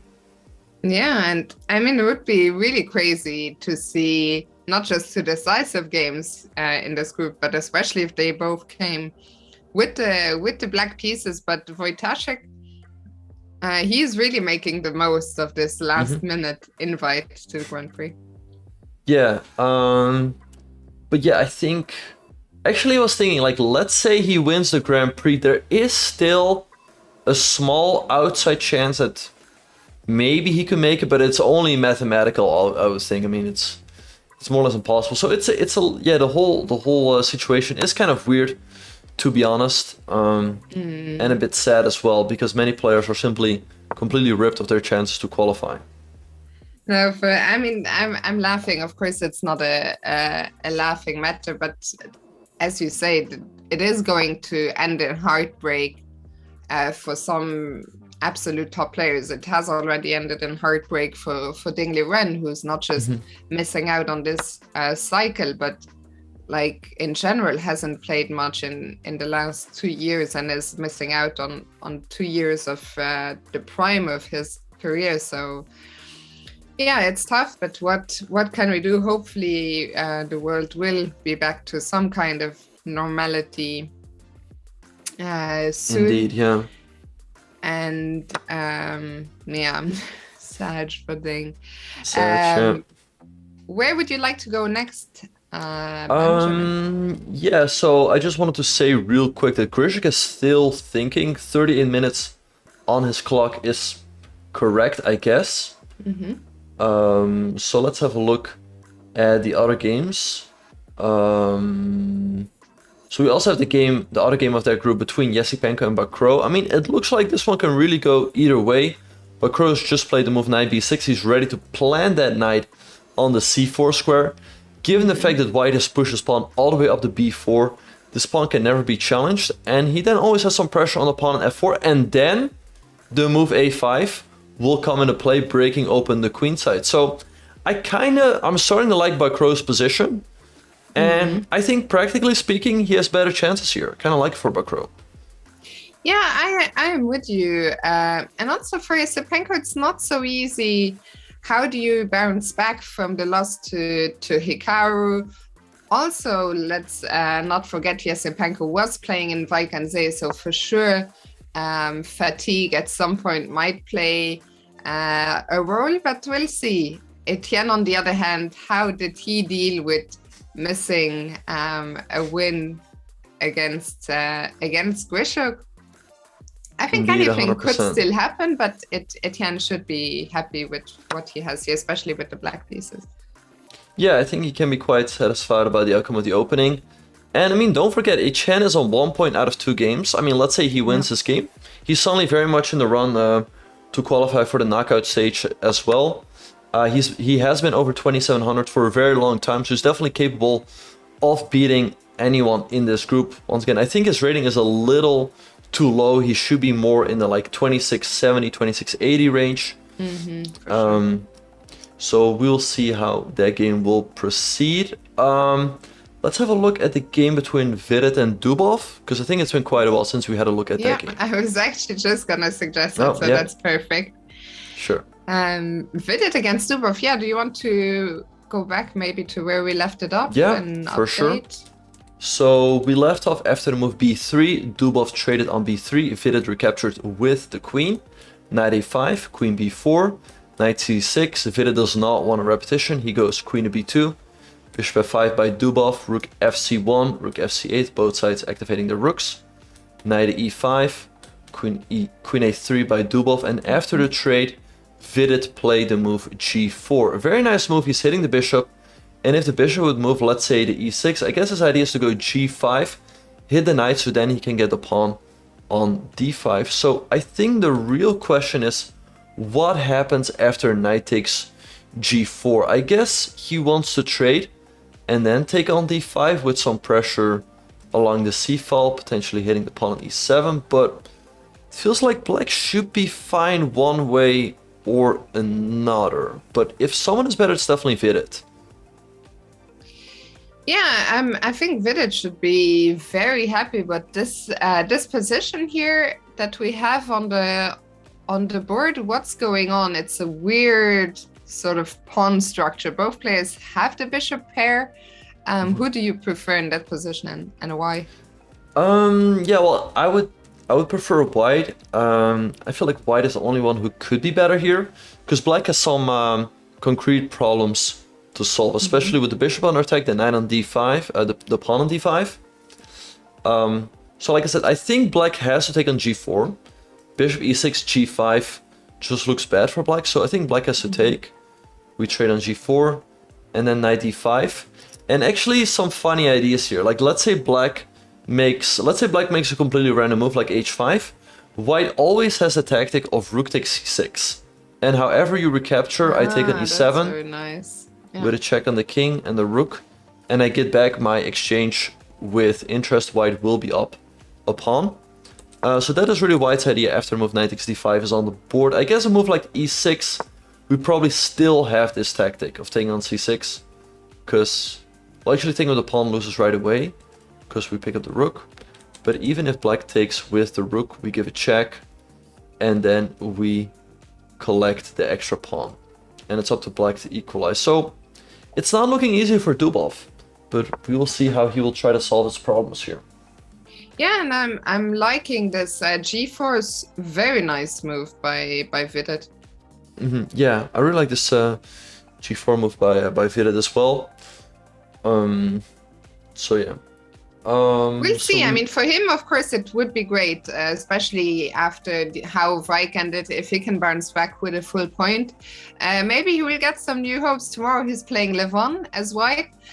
So a win here would give him the boost that he is looking for sure, but still early doors, but really liking Vidit's position right now. Indeed, yeah. And so what other game do you want to have a look at? We could have a quick look at Group D, which is not the most exciting right now though, but we could quickly update what's happening there. Yeah, so we have the game between Dominguez and Harikrishna. We left off in this position where white took the bishop pair, and we said, okay, white has the bishop pair, has a bit more space, but black is very, very solid. And actually we saw quite an interesting trade here. After the move knight f5 and knight takes, Harikrishna took with the pawn. So he is voluntarily isolating his pawn on d5. On the other hand, the bishop on e4 is nicely anchored in by the pawns on d5 and f5. And his position is very, very solid. So Dominguez continued with the move c3, and after short castles a5. But I mean, to be fair, I kind of like black's position. Black is very active, and I don't really see how white can take advantage of the two bishops here. Yeah, I mean, the bishop that got anchored into e4 is looking very nice there, as you just mentioned. You can never get rid of that without trading your own bishop or without giving an exchange, which seems a little bit too extreme here. And I like what Harikrishna is doing as well. He's also up a little bit on the clock, so good stuff. He must be quite happy with the position he's got. Indeed, and yeah, actually Grischuk still hasn't moved yet. He's down to 31 minutes. I do not think that he will get into real trouble. I mean, the position is too simplified for that. But once again, we might get to a situation where maybe he gets some chances against Hikaru, but if he does not have the time, he will not be able to create, come up with a critical sequence to really create problems with Hikaru. I think that is quite likely to happen, to be honest. But I wonder what he's thinking about. So people in the chat suggested this move, knight g5. Knight g5 makes a lot of sense. The idea is that the knight wants to come to e4. So let's make a couple moves. Let's say black goes rook fd8. White wants to go knight ge4. And after the trade, this knight wants to hop in a d6 or the c5. But I guess black can just go somewhere like bishop e8. And after knight c5, there's always rook a b8. And to be honest, I don't really see the problem. Again, this rook holds this pawn and the bishop always protects this knight. Yeah, it looks passive, but the thing is, if white doesn't have anything, once again, we will have time later on to unwind if white has nothing immediate. Indeed, yeah. So, I mean, I guess if you're Hikaru here, you're just sitting back, he's relaxing, and just thinking on Grischuk's time and sort of happy that Grischuk is getting so low on the clock. I think it was Creamsicle earlier who said we're discussing is Grischuk still gonna have more or less than half an hour after move 15? Well, he has less than half an hour, even on the same move that this was discussed. So that answers that. Yeah. Oh, was it a prediction? Oh no. That was a prediction? I don't know. No, maybe not. Maybe it was just a discussion. But yeah, Grischuk. Oh, I know it was a prediction. No. I wish I missed that prediction completely, actually. I would have put all my channel points. Oh no. Yeah. Oh. Did Hikaru, question from Code and Chess with you, Yog. Did Hikaru just give you his channel? Yes, that's exactly what happened. Just gave it to us, and well, now it's ours. Indeed, now we have full control of the power, so be careful what you say here, guys. You might just get banned. No, just kidding. We're nice people here. But yeah, I guess we'll just leave Hikaru's game for what it is. We'll have a look at the other games. No, we're not. All right. Let's see. So, what other game do you want to have a look on? Maybe the other game in Group D between Wesley and Shirov. Yeah, let's quickly go there. So after move b5, Wesley actually played the move bishop b3, and now Shirov was like, okay, let me keep that bishop on the board, and he went bishop to d3. Wesley played bishop c1, and now actually this bishop on d3 doesn't have a good square to go to. I mean, if he goes to any of these two squares, white will trade it off for his knight. So Shirov went to c4, voluntarily weakening his own pawn structure, but now the knight on h4 is all of a sudden misplaced. If white plays a move like queen e2, all of a sudden there's moves like g5, and this knight is trapped. So that is why Wesley did play the move g3, making sure the knight can always move back. c5 by Shirov, trying to put pressure in the center. Queen a4 check, knight bd7. Wesley took the pawn. But here, Shirov does have a lot of things going for him, because even though he's down a pawn, white's pawns are kind of soft over here, and he has easy development after a move like short castle. So I like Shirov's position more than last time we had a look at his game. Yeah, for sure. I agree with you. I think he's putting up a great fight here. I saw a comment, I don't remember by who in the chat a second ago. Oh, Shirov is too old to compete. I think Shirov is not under any, like, I don't think Shirov thinks, oh, I'm going to go and qualify to the candidates and then I'm going to qualify to play Magnus. I think he's past that stage of his career, but I think he's absolutely not too old to compete, and there's a reason he is here. He wasn't invited randomly. He qualified from the Grand Swiss, where he finished, I think he had to be top 8, which the Grand Swiss, the strongest sort of tournament in recent memory, that's so wide with so many players. So I think he's absolutely shown and proven time and time again that he can still compete with these top guys. And of course, sometimes there will be a bad loss, but that happens to everyone. He's still also capable of playing some absolutely fantastic Shirov-esque attacking games.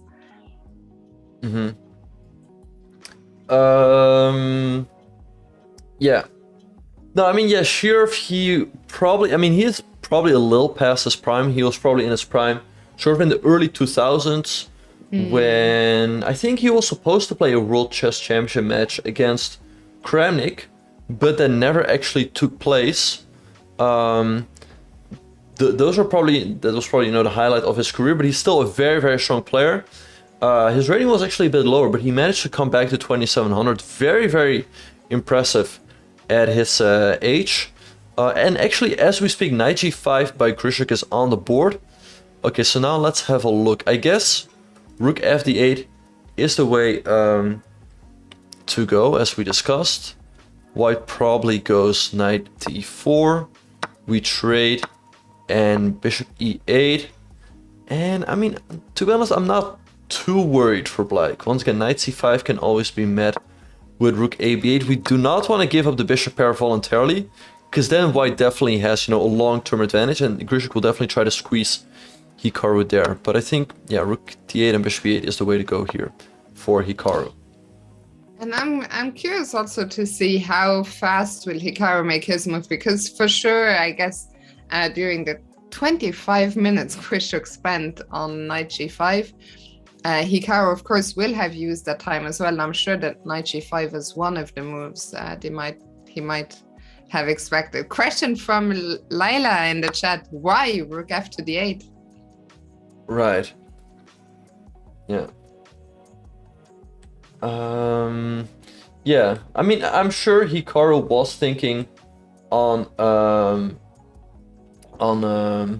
Grischuk's time, so we'll see what he will come up with.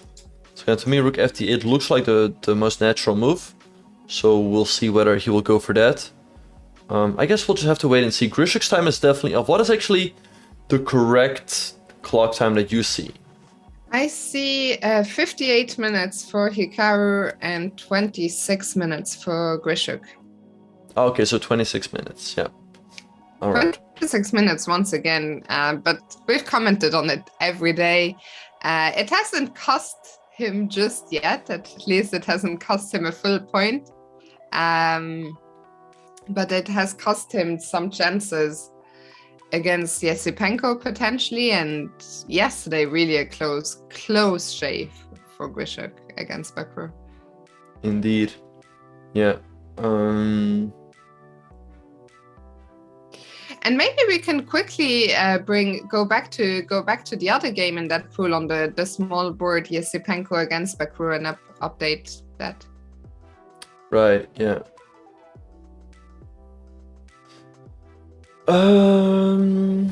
Yeah, so sorry, you want to have a look at it? Yeah, so let's have a look at the game between Esipenko and Vachier. Alright, so we have more moves here. After the move 92, knight b6, rook c3 was played by Esipenko. We were talking about this earlier, how this rook can always swing to the defense. Knight c4 by Vachier, and g3 has just been played. And now maybe a move like a5 for Vachier makes a lot of sense, because I'm sure he'd be happy to break open the a file, but here white has the option of going queen c5. So I guess that's what's holding him back from going a5 just yet. And I guess if you're black, you really don't want to swap queens, right? Right, yeah, especially, I mean, it's not the end of the world, but the endgame should be pleasant for white. I mean, the knight is coming to d4, from which will put pressure on the pawn on b5, the pawn on e6. Could also support pushing the pawn to e6. I guess it just always depends whether this works out move by move. But I think I think positionally speaking, this endgame should be nice for white if he manages to consolidate. So is there any way we can further prepare a5 while stepping out of this queen c5? Yeah, no, that is a very good point. I think the move bishop d7 makes a lot of sense for that purpose. So then, let's say white makes a completely random move, let's say h5. Now we're always better prepared for this endgame, because after the trade we could go rook c8 right away and just collect that pawn, because we've already played the move bishop d7. So I like bishop d7 here a lot for Chen, and to be honest, I would probably prefer his position then. It looks pretty easy to play for black with the move a5. Yeah, I mean, you liked his position before. I'm still with you. It feels that just, I always feel if I'm the one, my attack is further, I prefer that. But I think Andre has also done fantastically so far, keeping everything under control. Very interesting game. We will come back to it for sure. I saw a request in the chat to check back in with Levon Aronian and Vincent Keymer, so maybe we can go there. Yeah. Let's have a look at that game. So, so more developments here. So I think we left off in this position. Levon played rook a c1, putting his rook on the open file. Bishop d7 by Vincent, knight to c5, hitting the pawn on b7. So Vincent, for that reason, played b6. Bishop f4 now by Levon, queen e7. And here we see a very interesting move by Levon. He trades his active knight on c5 for the passive bishop on d7, but he gets a concrete gain. After this trade, he can now enter with his rook on the 7 rank. That's why sometimes you want to trade in positional advantages for concrete advantages. Rook fc8 by Vincent, rook c1 by Levon, queen d8, and queen c2. Vincent traded. And I'm interested to see, I guess he's going to take with the queen and keep the pressure on the c file and on the 7 rank. Yeah, and well, just as you say it, Levon has indeed taken with the queen, and now the question is Vincent first to trade on c7, or can he keep the queens on the board? What is preferable for black? Very good question. Yeah, to be honest, this endgame looks very, very tough because your knight is under attack. And if your knight ever moves, let's say to a square like f8, then after rook b7, I don't see how you're defending the pawns here on the queen side. But to be honest, I mean, keeping white's queen is very, very active.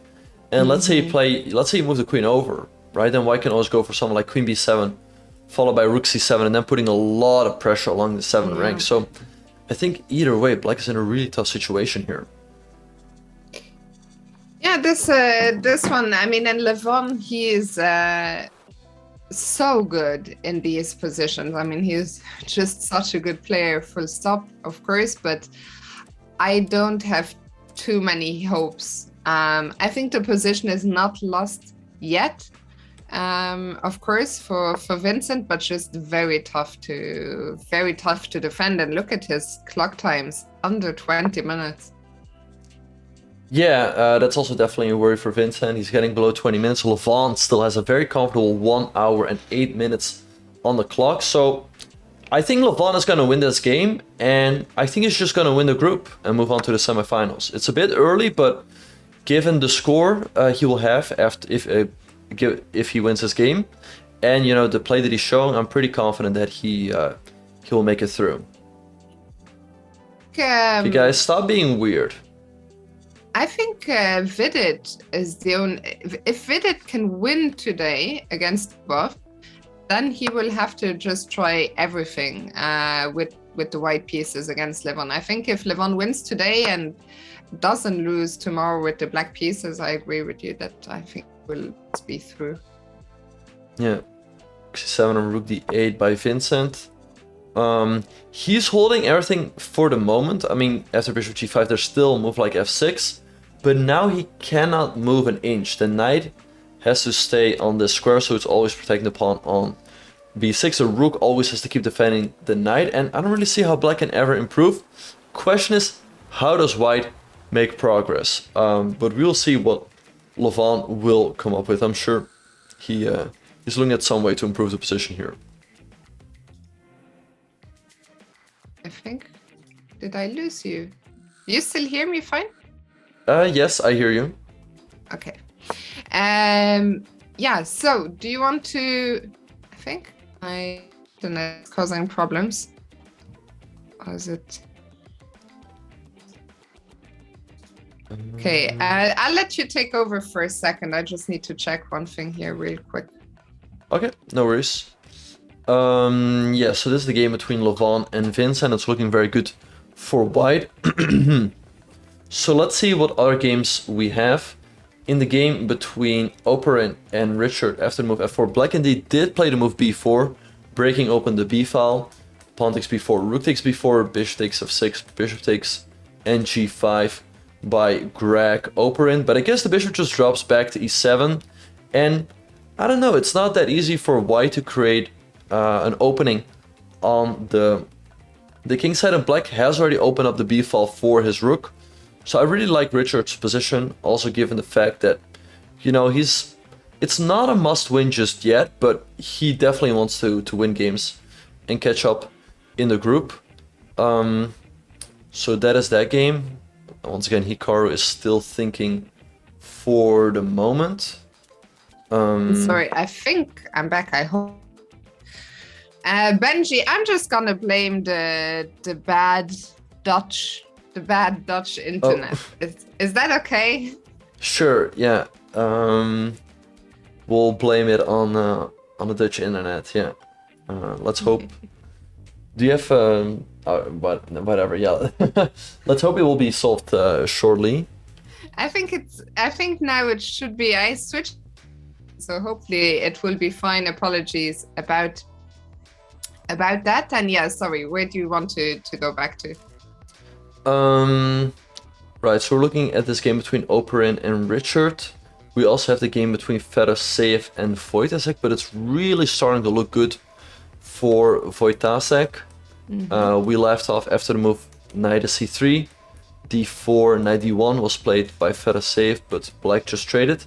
And I guess his idea is that after rook takes, he just wants to go e5 and put a lot of pressure on this pawn here on f4.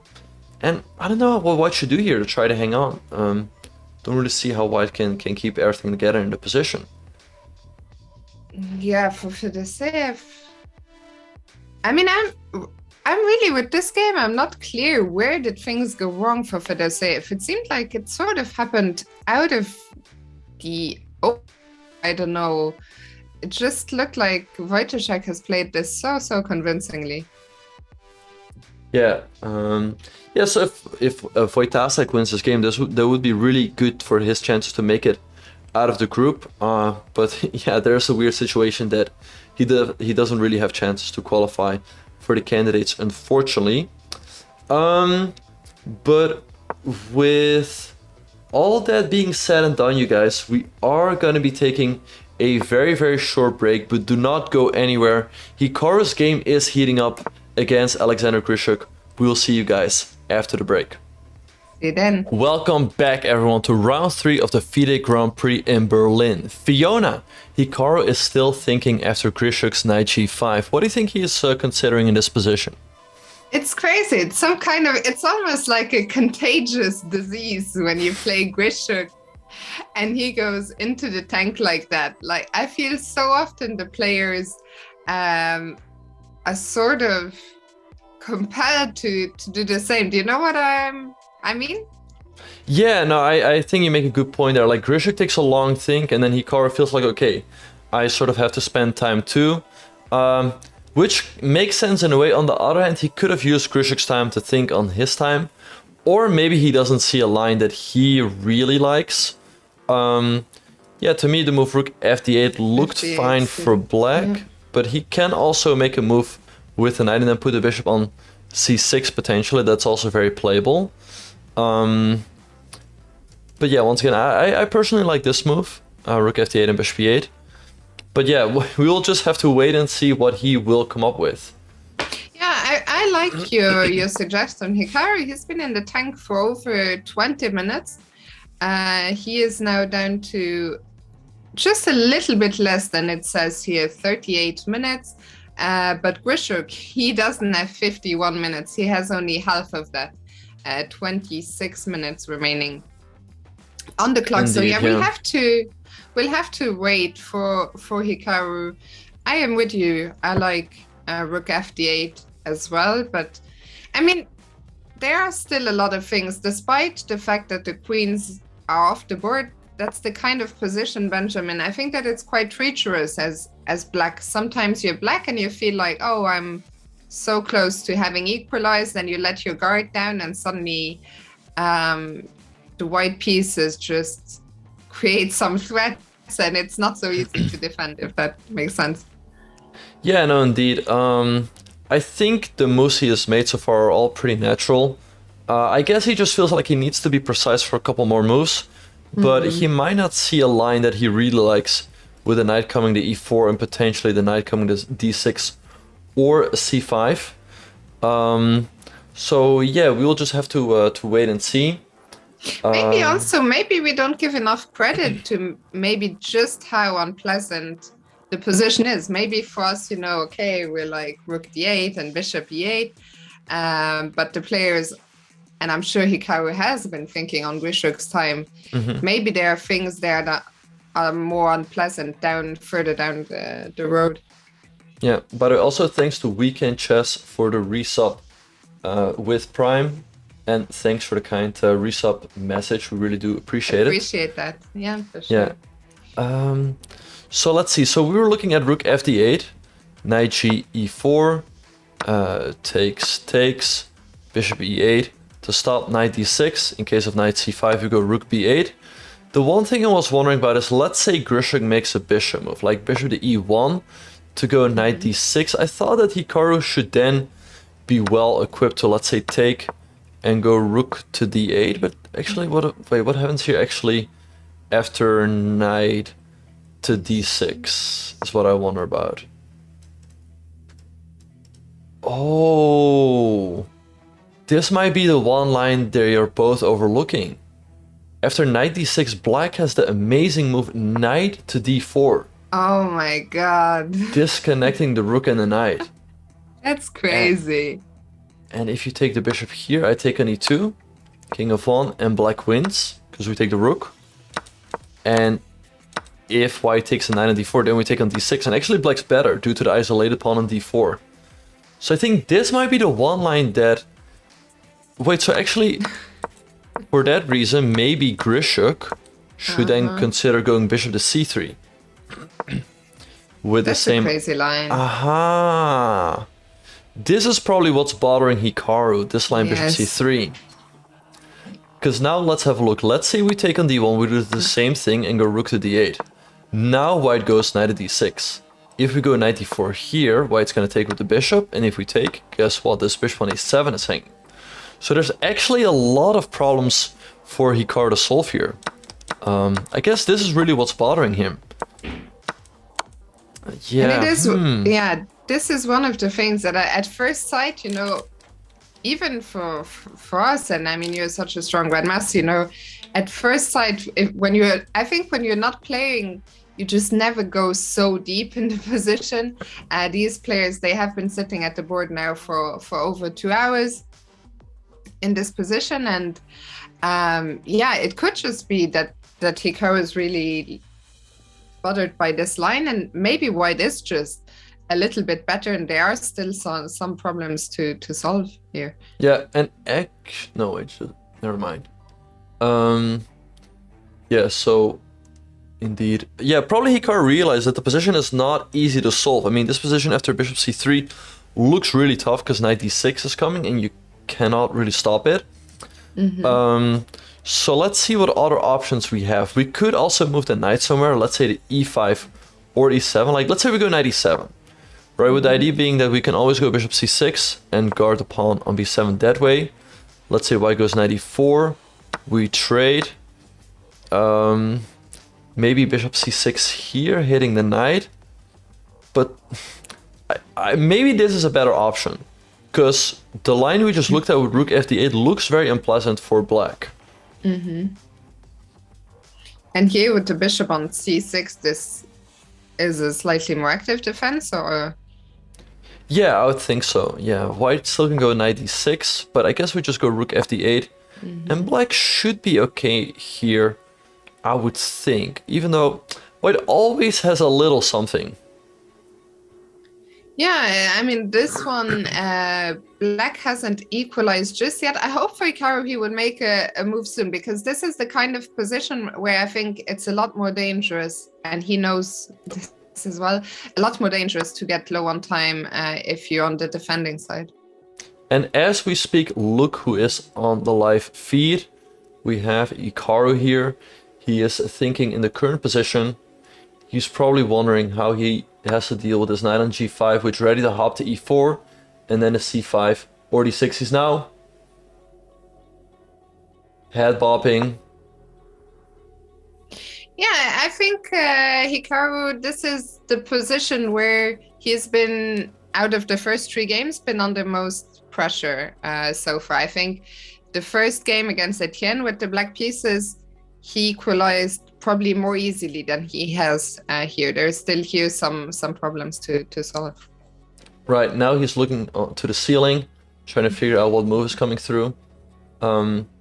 But yeah, once again, this is why I did not like this move, bishop a7.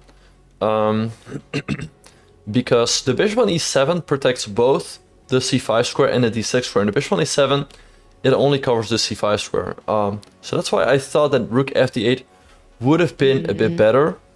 But we will see what he will come up with. I mean, yeah, it's not looking easy at all after this move, knight g5. Yeah, for sure. And Grischuk, well, he will sense his chance, of course. The two players, let's remind everyone, Hikaru and Grischuk, on paper, the two favorites in this pool. Hikaru took the lead in the standings by beating Esipenko yesterday, but Grischuk with the white piece is a huge game for him, and he will try everything he can to beat Hikaru. So yeah, Hikaru knows he needs to find the most accurate moves here on the defensive side. Shall we quickly check in with the other game in this pool? Yeah, and I just wanted to say real quick, like, judging from Hikaru's clock, I think he's down to 31 minutes, but I can't quite tell, so I guess that is the correct clock times. But indeed, let's have a look at the other game. So what game do you want to have a look at? Maybe we can quickly start with the other game in this pool. Sure. So the game between Esipenko and Vachier-Lagrave. It's quite impressive, actually, that after almost 2.5 hours, all the games are still going today. Yeah. Let's see, Esipenko against Vachier-Lagrave. So the move bishop d7 was played by black, and after knight g1, he played bishop e8. Interesting maneuver. He wants to go bishop g6 maybe, or bishop h5. Like, I guess if white goes knight f3, maybe he wants to go bishop h5, because this bishop can end up being very passive, and then he can trade it off for the knight, which still has a pretty bright future. So I like what HN is doing here. And well, Esipenko is thinking. How do you think he can, if not knight f3, then what? Yeah, good question. I guess let's pull it up. If not knight f3, yeah, I don't know. The knight is sort of the only really passive piece in the position that needs to be improved. So I don't know. To me, knight f3 looks like the most natural move. Well, actually, maybe rook e1. So in case black goes bishop h5 after knight f3, the knight is not pinned and it could move to, let's say, g5 or e5. That is the other move that makes a lot of sense to me. Rook e1 is interesting for sure. Yeah. And how do you still like this, you said, for Etienne, yeah? Yeah, I still like his position. Time seems approximately even. So I think Etienne can't be too unhappy about the outcome of the opening. Oh, and Hikaru has played the move 97, the move that we discussed. So now, yeah, we do expect Grischuk to play a move like knight e4. I guess we trade and go bishop c6. And the big question is, how is this going to proceed? I mean, the knight is currently under attack. I guess the knight will have to move to d6. And then... finally, maybe you move rook fd8. And then... I don't know, like white has most like bishop a5 always to hit the rook, but I guess we just go rook d7. And I mean, this knight on d6 is pretty annoying. Like, it's not really attacking anything for the moment, because everything is protected. But how do we ever get rid of it, is the big question. So, Grischuk definitely still has a small advantage here. But let's see, he's for sure going in the tank here. Can we ever play a move as black, like knight f5, and try to swap knights that way? Or is the weakened pawn structure, the damaged pawn structure an issue? That is a good question. Yeah, knight f5 is definitely a move.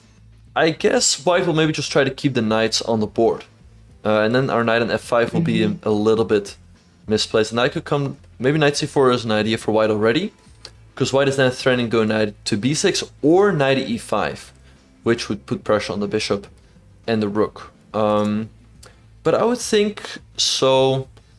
So let's think here. I mean, after rook d7, I don't really see a clear move for white, to be honest. Maybe something like h3, making sure you can never get back rank checkmated. And yeah, white should still be a bit better, because it's difficult to get rid of this knight here. But Hikaru, I mean, I was reading in the chat, knight e7 was the best engine move. So far, so good. Both players now under half an hour. We'll see. I'm surprised. I'm almost surprised that Grischuk hasn't played knight e4 yet, which is, of course, the reason that knight came to g5.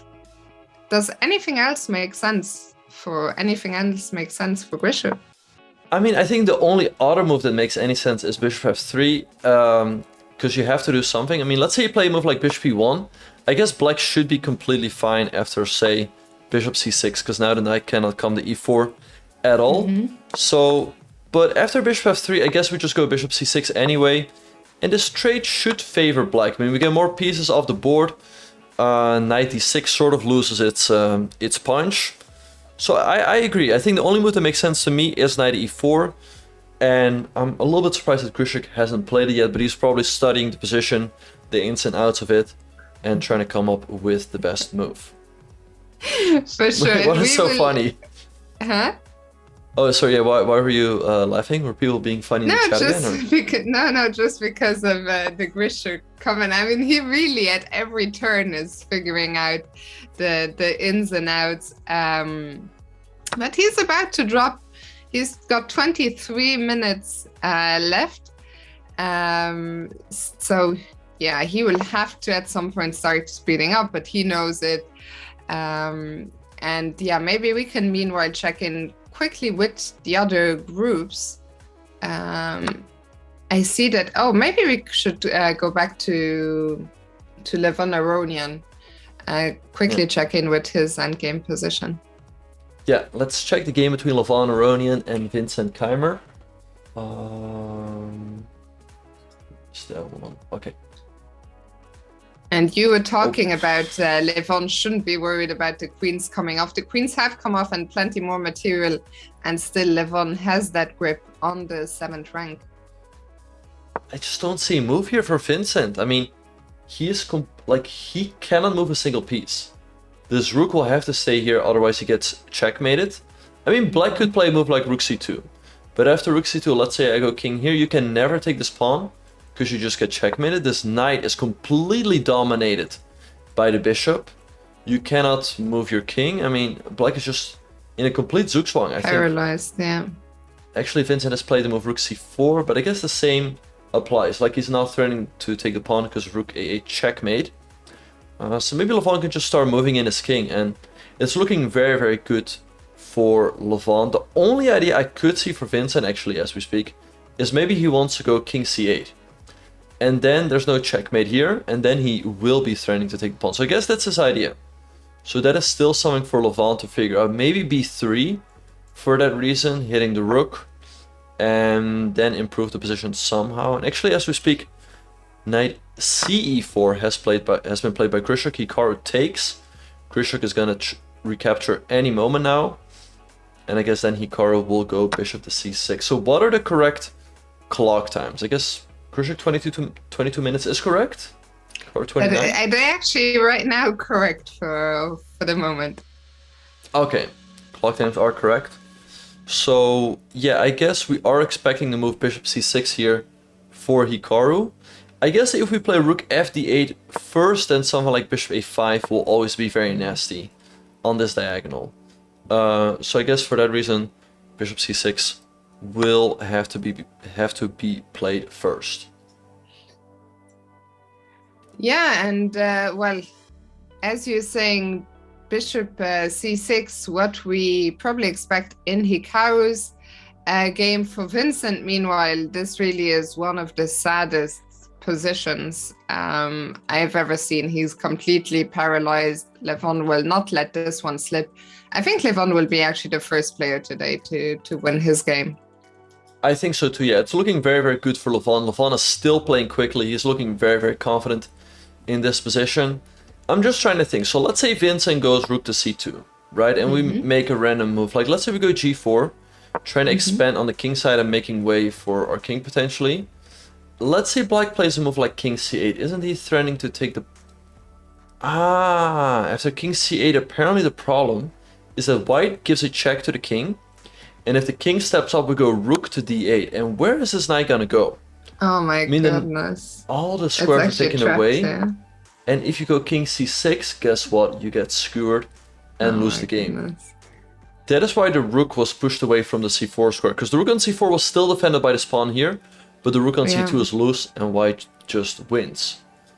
And he didn't go rook c2, but after he gave a check on c1 instead, king h2. And now once again, the same would be true if black tries to bring the king. The king once again will not be able to go to c6. So Vincent trying h6. Yeah. But yeah, it's looking pretty tough here for the German youngster. Once again, I don't see how Levon wins just yet. It's looking very, very good for him, but the question is, how does he improve the position? Because he cannot move his king up that easily. Vincent is blocking the entry squares with his pawns, but there should be a way for Levon to make progress here, I would think. Yeah, I was wondering, what if we just what if I start by playing h4, and my idea is probably just to go h5. What will you do? So let's say we go h4, let's say black waits, so rook c2. Maybe move like f3, passing black. Passing black the move. Let's say black goes rook c1. What do you think white should do? Yeah, black is just gonna wait, right? Okay, so at some point I will bring my king. But also I want to, okay, if I go h5, I guess you will go g5 or just wait? Takes. I guess it makes sense to improve the position a little bit first. But the question is, how do we improve exactly if black just sits? Well, I guess that many of, like, maybe white can trade the rooks at the right moment. Right, like, let's make a couple moves. Let's say something like this happens, and black goes g5. Then all of these endgames, white always has a potential passer with the move f4. And, oh, no, wait. I mean, I guess white can always trade the rooks at the right moment. Right, and then break with f4 and create a passer here on the king side. That's what I would think. Yeah, that looks... I mean, and once again, that knight is just... How do you bring that knight back to life? Indeed, yeah. No, I think this should be positionally lost for Vince, and it's just up to Levon to convert. So it will be very instructive to see how he will try to close this one out. In the meantime, all the moves that we have predicted are on the board. Bishop c6 by Hikaru, knight d6. So I guess we'll just see a rook fd8 here, right? At long last, we've been talking about... It feels like we've been talking about rook fd8 for the last 2 hours or something. But I think, yeah, now it is time. And there it is. The rook lands on d8. Yeah, and as we speak, the players are actually on camera here, both looking very, very focused. Let's try to have a look and figure out what the clock situation is. So we see Hikaru sitting here with his coffee. I think he's gonna go rook f8. I'm pretty sure he's gonna move this rook over here. I bet you like. He already did, no? No, he's still thinking here. The rook is still on f8. On the camera, yeah, but the camera feed is behind. The move has appeared on the board already a while ago, Benjamin. But it isn't on the camera. Yeah, and rook d8 as I predicted. Oh, it was a joke! Oh my god, oh my god. Yeah, Can we worries. Can we predict the last? No worries. Oh Anyway, as we speak here, we see that Grischuk has a little over 20 minutes. 20 minutes and 23 seconds. So Hikaru has 27 minutes. And now it will be interesting to see what's going to happen. I think something like bishop d2 to a5 makes a lot of sense, hitting the rook. But then the question remains, like, I appreciate Tammy in the chat saying I didn't get it either. You got me the same way the other day, actually, when after the Grand Prix show, the raid came to your channel. And you're like, oh my god, Hikaru, thank you for the huge raid. And I was like, what? And then it was like, oh, it's a joke. No, that was Hikaru. Hikaru quickly got behind his computer and sent over the raid. Oh my god. Okay, I'm deep breaths that I'm back with you, Benjamin. Yeah. But yeah. Okay, so they're off camera, so let's switch the scene. But yeah, I mean, Grischuk is still a bit better, but I kind of wonder how he will try to cook up some chances here. And the time is getting slowly but surely critical for both sides. I mean, below 20 minutes is definitely already getting close to time pressure for Grischuk, but Hikaru with 27 minutes, also not too much. So yeah, we'll just wait to see how it did. Yeah. Indeed. See how the one will proceed. In the meantime, yeah, we do expect a win here for Levon. So what other game do you want to have a look on? Well, maybe very quickly, in the other game, Esipenko against Vachier-Lagrave. So the other game from Pool A, Esipenko did indeed go for knight f3. So trade. We need 7 by Vachier-Lagrave, hitting the pawn on b4. And Esipenko is currently thinking. But I think this move, Queen c5, that we've talked about a lot, is probably the way to go. I mean, we'll probably see a trade here. Then white always has knight at d4 to hit the pawn on e6. Potentially the pawn on b5. And yeah, things are not that easy for black, I guess. Because actually, once a knight lands on d4, simply protecting the pawn on e6 is not easy at all. Like, let's say black goes here, we go knight d4. I would think that this trade should be better for white, trading the c5 pawn for the pawn on e6. And if black goes king f7, I guess... I mean, something like bishop h3 looks pretty nasty. So I would think the endgame should be quite pleasant for Esipenko. And the way he's handled this position has been hugely impressive, really, with Etienne, surprising him first with the French opening and then sort of throwing this pawns at him, starting from when he played b4. For me, Benjamin, that was really super impressive. Yeah, indeed. Well, that was a very surprising move, but it seems to be working out in his favor. So indeed, he's doing a very, very good job in this game. So let's see. That game is definitely heating up. I mean, it would be interesting to see how that would affect the standings if Esipenko wins, and he would come back to 50%. I think then Bakro's chances are almost out the window. Yeah. And so it could then be a 3-horse race between Grischuk, Esipenko, and Hikaru. But let's see. Of course, Esipenko is still quite a way out from winning this game, but I think the point we keep making is every win almost knocks out the opponent pretty much, or ends their chances at winning the pool. Yeah. Oh, someone just got banned apparently. Congratulations. The mods are generally quite friendly here, so if you got banned, he must have said something pretty bad. I think I saw it. It was deserved. Meanwhile, Okay, no worries. Anyway, which game do you want to have a look at? Maybe a game in Group B? Yeah. So you said Group B, right? Or yeah, Group B. Yeah, we could start with Fedoseev, Wojtaszek. All right. So after Rook H1, E5 was played. H3 by White. Pawn takes F4. Pawn takes F4. D3, pawn takes in knight b4. I guess Wojtaszek is still better, but it's not looking too bad for White. He has sort of avoided the biggest damages. But how do you protect the pawn here on d3? That should give Black a nice advantage, I would think. I guess, is bishop e4 the only way to protect that pawn? I guess but so, then a2. yeah. What's then you're hanging on? a2. Can we so, a2? Right. I mean, I would think if White can go bishop e4 and king b1, White's maybe even better. But indeed, Black does take the pawn on a2. And after king b1, knight b4, Black should have quite a pleasant advantage. I mean, let's just compare the pawn structures. All of White's pawns are isolated. And look at Black's pawns. Black has 2 pawn islands. The pawns are nicely connected.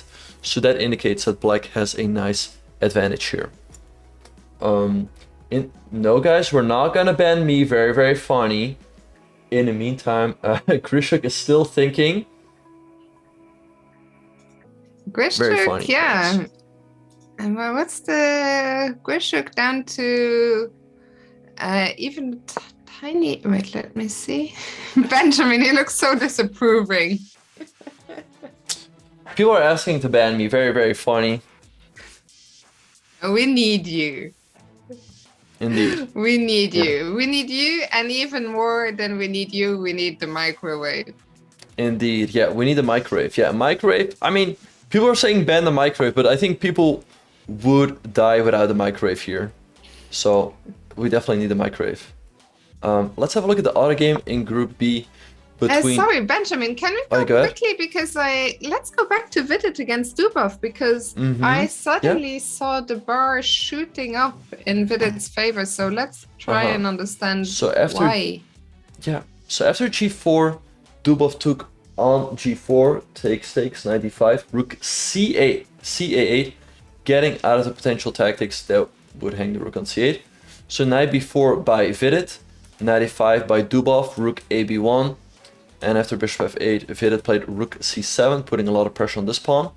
And apparently after bishop e6, d5, Dubov is in a lot...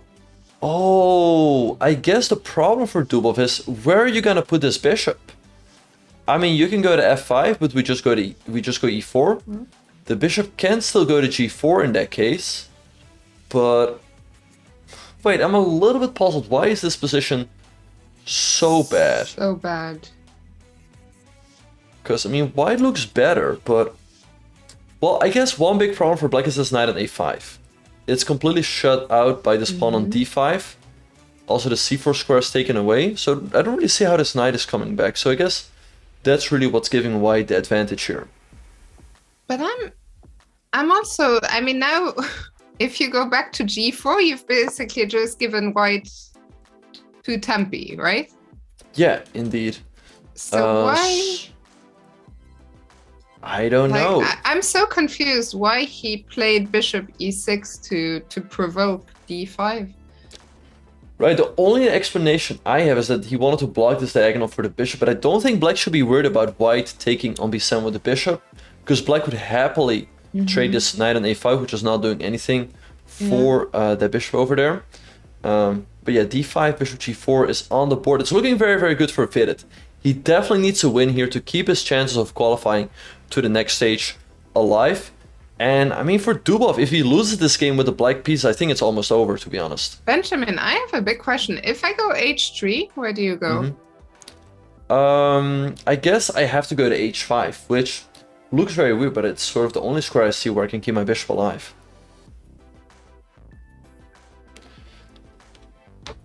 By the way, after bishop h5, and here I'm looking at the engine, d6 is just completely crushing. Killing. But if I take... If you take... Apparently knight d5 comes in. Or look at this move. Okay, this is complete engine. Knight d5 looks natural at least. And is the strongest, but there's another very strong move. Bishop c1, but with the same idea to go knight d5 next. Okay, let's just say knight d5 immediately.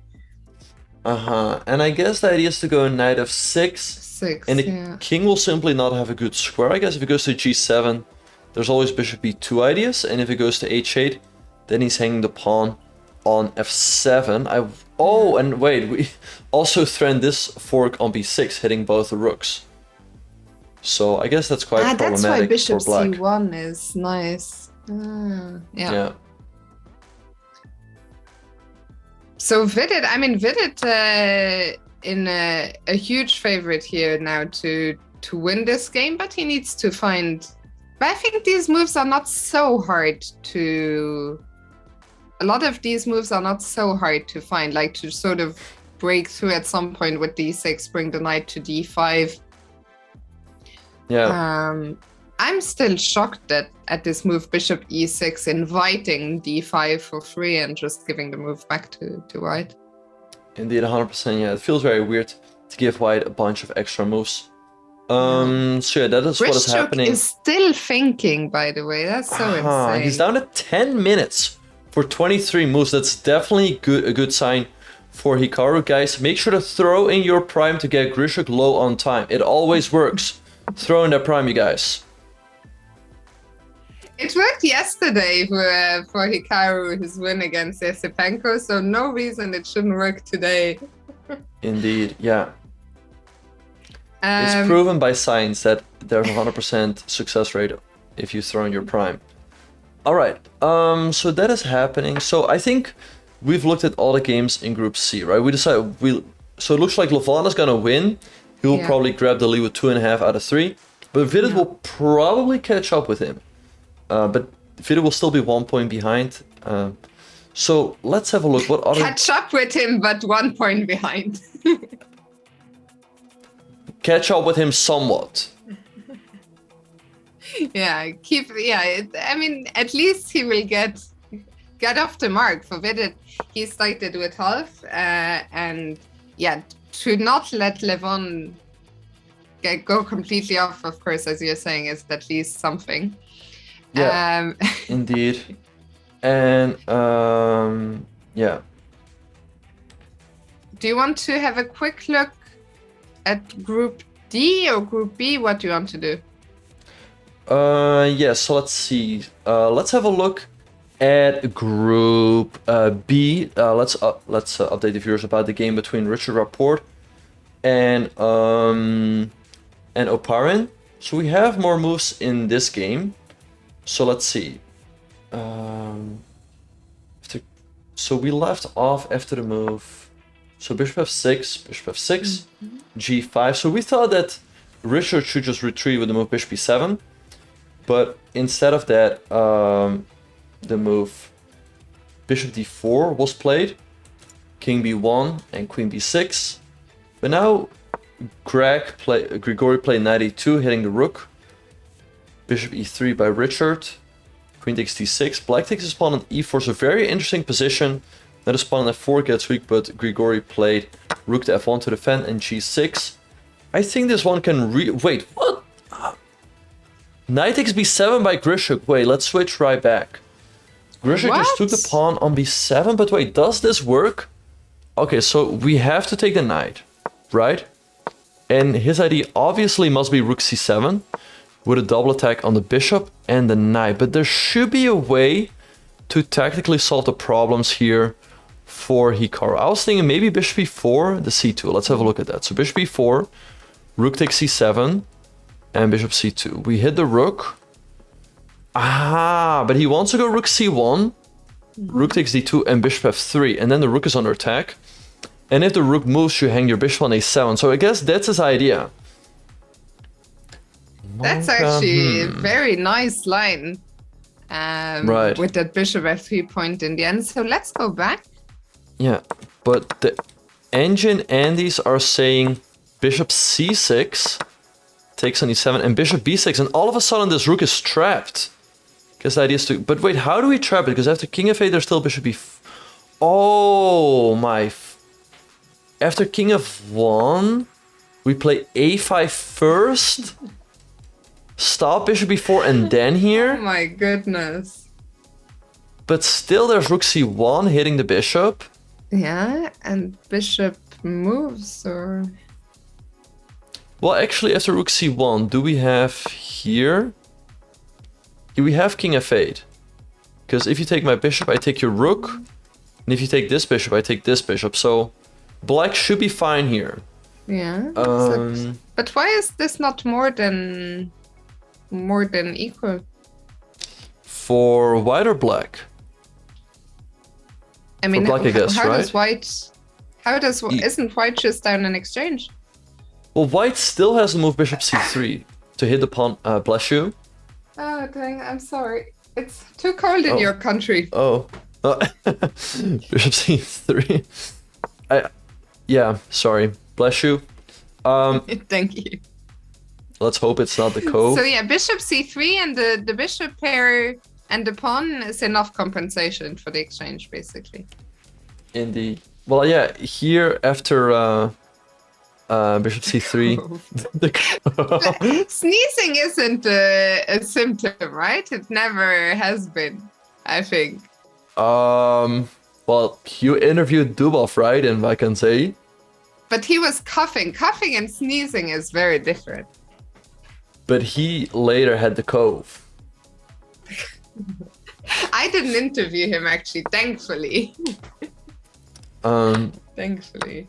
Anyway, so let's see how this all is going to proceed. There should be a way for Hikaru to figure this all out. So knight takes b7 is on the board.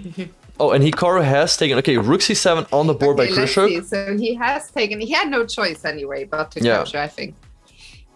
And now C7. let's think for Hikaru. So bishop e4, we did not really like that line, right? Rook takes c7, bishop c2. By the way, Grischuk has only 7 minutes on the clock, and he has 21 more minutes, 20 more moves to make. If Hikaru can figure out the right moves here and pose some problems, Grischuk might simply not be able to solve them with only 7 minutes on the clock. And if Hikaru can somehow, we spent the whole game talking about, Grischuk has this little advantage that Hikaru still needs to neutralize to completely equalize. But suddenly knight takes b7 appears on the board, and Hikaru absolutely has chances to even win this game. Indeed, yeah. So like rook c1, I guess this line works out for Grischuk, right? Bishop f3, hitting the rook. And this looks better for black. So the people are saying bishop c6 is the move, rook takes c7, and then indeed bishop b6, and this rook is kind of trapped. The problem for white is that in some lines black also has this move bishop d8. For example, let's say white goes bishop b4, we trade on d1, and then bishop d8, and the rook is trapped. And black should win the game. By the way, we get word that Levon has officially won his game. Let's try That's to pull it up correct. real quick. So Levon or Aronian. Oh, that's a very nice finishing touch. Wow, what a pawn break. So let's have a look Incredible. at how he's won this game. So he went h4, h5, then king h4. Now, as we discussed, if black goes g5, all those endgames look very problematic because white can always break with f4. So Vincent just wanted to keep the pawns as they were, but Levon then slowly pushed up the board. He went g5. If black takes, we come up with the king.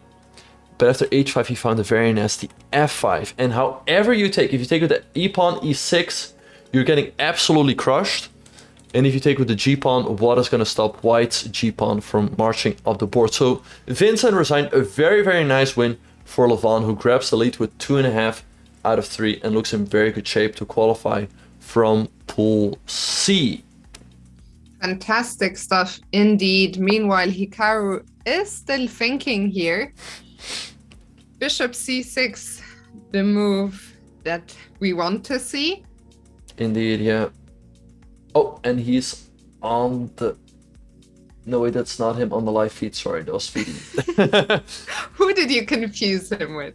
I thought Vidit was Hikaru, sort of the same color shirt. They also both have dark hair.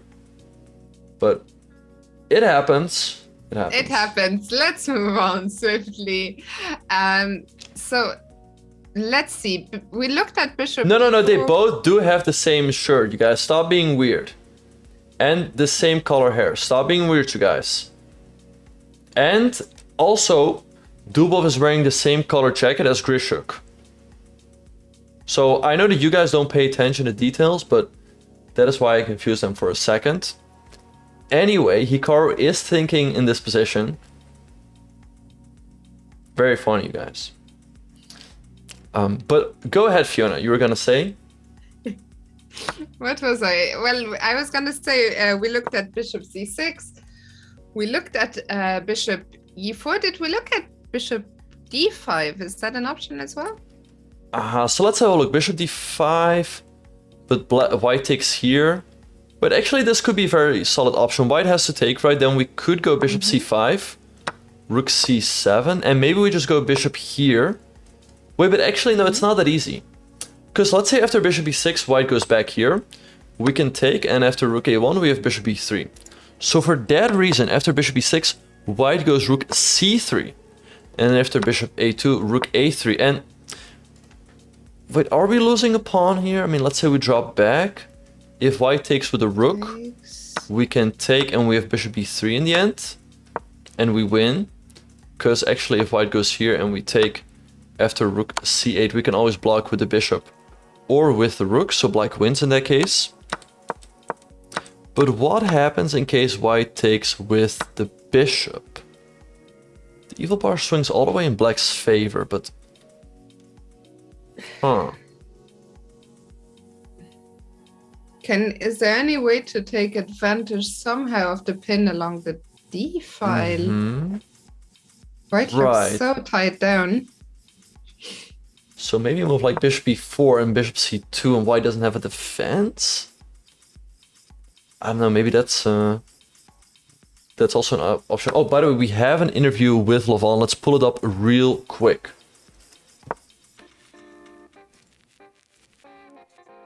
To play 6. Aronian and Vincent. Fine win, the game.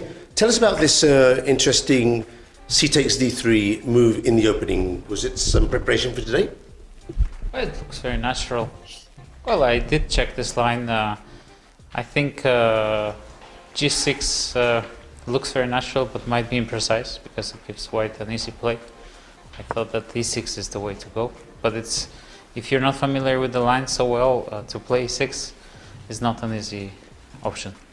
And then I thought the position looked kind of interesting for me because, well, I am pressing on the dark squares, and I felt that, I mean, what I wanted to get out of the opening, I mean, generally, more or less, I got a playable position with some strategical contours. And then I felt that after queen b6, knight f3, I felt that e6 was an inaccuracy. which makes defense very difficult for black. I thought that maybe bishop d7 is the move to go. And then, rook e7, queen b2, bishop f6, bishop f6, rook d7, queen c3 is probably almost a draw. So I thought this was a critical moment. And after that, it was difficult for Vincent to play because my moves are very natural, while he has to find a suitable way to develop, which is not easy. I don't know. I was kind of confident that my position is much better. Vincent, a tough day at the office for you today. Levon is an excellent player. Do you agree with his assessment, or would you like to add anything in the analysis that he just gave? Yeah, no, not much. I mean, I also thought that at some point, after this knight a4 move, the position is just not good. Yeah, I mean, I just don't get everything I need. I mean, in the game, yeah, I got to develop, but then the c file is just more or less crushing me. So I just didn't manage to develop and get the pieces to the right squares in time, so that then the position was at least very tough to play. 2.5 out of 3, leader of the group, confident in your chances to qualify? I take it day per day, you know. There are 3 rounds to go. We'll see how tomorrow will go, but so far I think my play is fine. Okay, thanks for coming.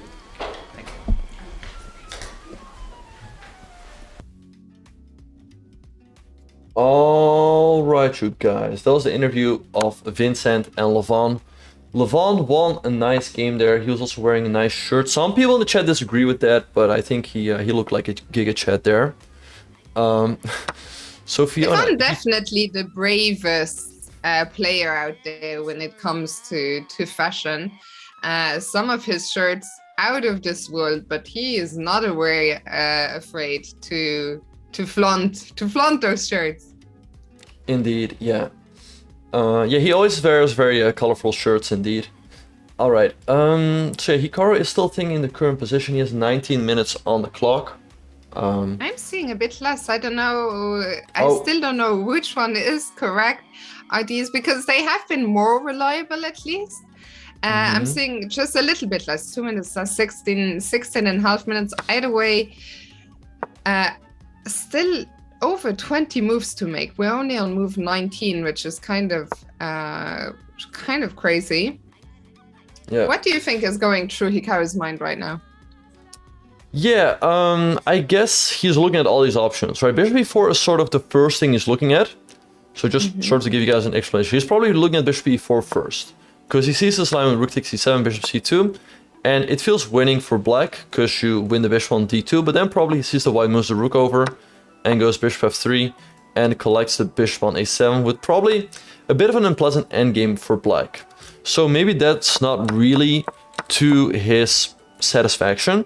Then he probably sees the line with bishop d5, rook takes e7, and bishop c5, rook c7, bishop e6, and you take the pawn on a2, which should be approximately even. So he probably thinks like, okay, I have this line if I want to be solid, and then he might see this line with bishop c6, taking bishop e6, and wonder like, okay, how is this rook ever getting out? But the question is like, does he feel like there's really no way for white to escape? Because it still takes some time to actually catch the rook. Because let's say after king f1, we play a move like king f8, there's still the move bishop e4.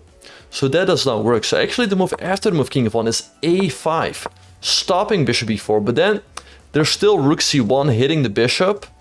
But after rook c1, I guess there's lines like taking on g2 and taking on d2, which should be completely fine for black, because this pawn is always hanging. This pawn on e3 is under attack. So, I mean, it's not easy at all to go for this bishop c6 and bishop b6 line, because if it doesn't work, he's simply down a pawn. Yeah, I mean, it's really a tough spot for Hikaru. So many lines to calculate that then there was this insane line we saw earlier. What was that line again? Which line? Yeah, I'm having a brain freeze. Oh, no worries. There was this one insane line we went down with a rook attacked in the end. Oh my god, chat, help me out here. My brain actually what's that line that we were looking at? Oh, the line was bishop c6, rook takes c7 and bishop e6, and then that would really put white on the spot, because black's plan is pretty straightforward. Black wants to go a5 and king f8 and simply trap this rook. Now the problem for white is white cannot play a move like rook c1, hitting the bishop, because then black can take the bishop on d2, and if white takes on c6, we take on e2, and we threaten a checkmate. Let's see, white takes here, you get back rank checkmate because the king is stuck behind these pawns. And if you play a move like king of 1, trying to be clever, think like, hey, I attack your rook, and I attack your bishop. Then black goes rook takes b2, and solves, he hits 2 birds with 1 stone. He saves the rook and saves the bishop. So I think move by move it all works out for Hikaru. I mean, does he find bishop c6 and bishop b6 and evaluate it correctly? That's still the big question. It's not easy at all. I mean, given the fact that Grischuk has probably missed it after, let's say, 20 minutes of thought, signals that it's not easy at all. But Hikaru's taking his time here. He's for sure looking... I'm sure he's considering it. I mean, the rook and e7 really one feels... of the candidate moves. The question then is, do you evaluate all the resulting lines correctly? And it's just so there he goes. Oh, bishop c6 by Hikaru on the board. Wow. I mean, if he wins this game, I think it's almost over in his group. That would be so insane. Grischuk has to take on e7, then bishop e6 by Hikaru, and Grischuk will be in massive trouble with only, like, what is it, 6.5 minutes on the clock? Keep spamming that flower. The microwave is working, you guys. Which flower? I don't even see any. Keep spamming the flower. Flower power. Oh my goodness. And for Grischuk, who only has 6.5 minutes, if he missed this, suddenly he might be feeling the heat here. The microwave heat is coming for him, Benjamin. Yeah.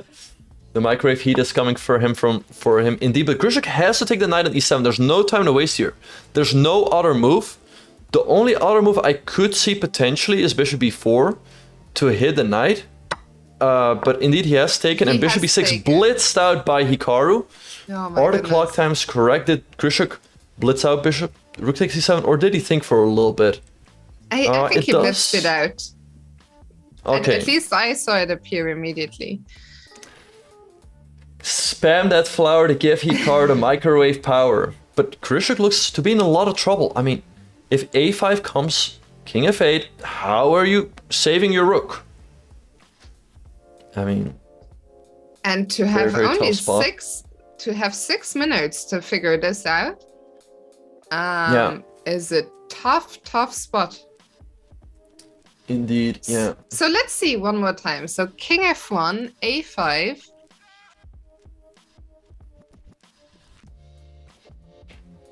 Yeah, so the problem for... So let's think. I guess king of 1 has to be played to defend this bishop preemptively, which enables rook to c1. Right, the only move for black there was a5 to cut off bishop b4 and then prepare king f8. Then white has to play the move rook to c1, hitting the bishop. The bishop could in fact also move to another square, like let's say e4, because it's still keeping all the squares away from the rook, and king f8 is still coming in. Let's say white goes f3, I think king f8 pretty much wins the game. So I think Grischuk is in a lot of trouble here. I mean, what does he do after a move like this? Because this is hanging, king f8 is a threat. But the move bishop g2 that we showed earlier was much safer and also pretty pleasant for black. So it's looking very good for Hikaru here. And Grischuk down to 5.5 minutes.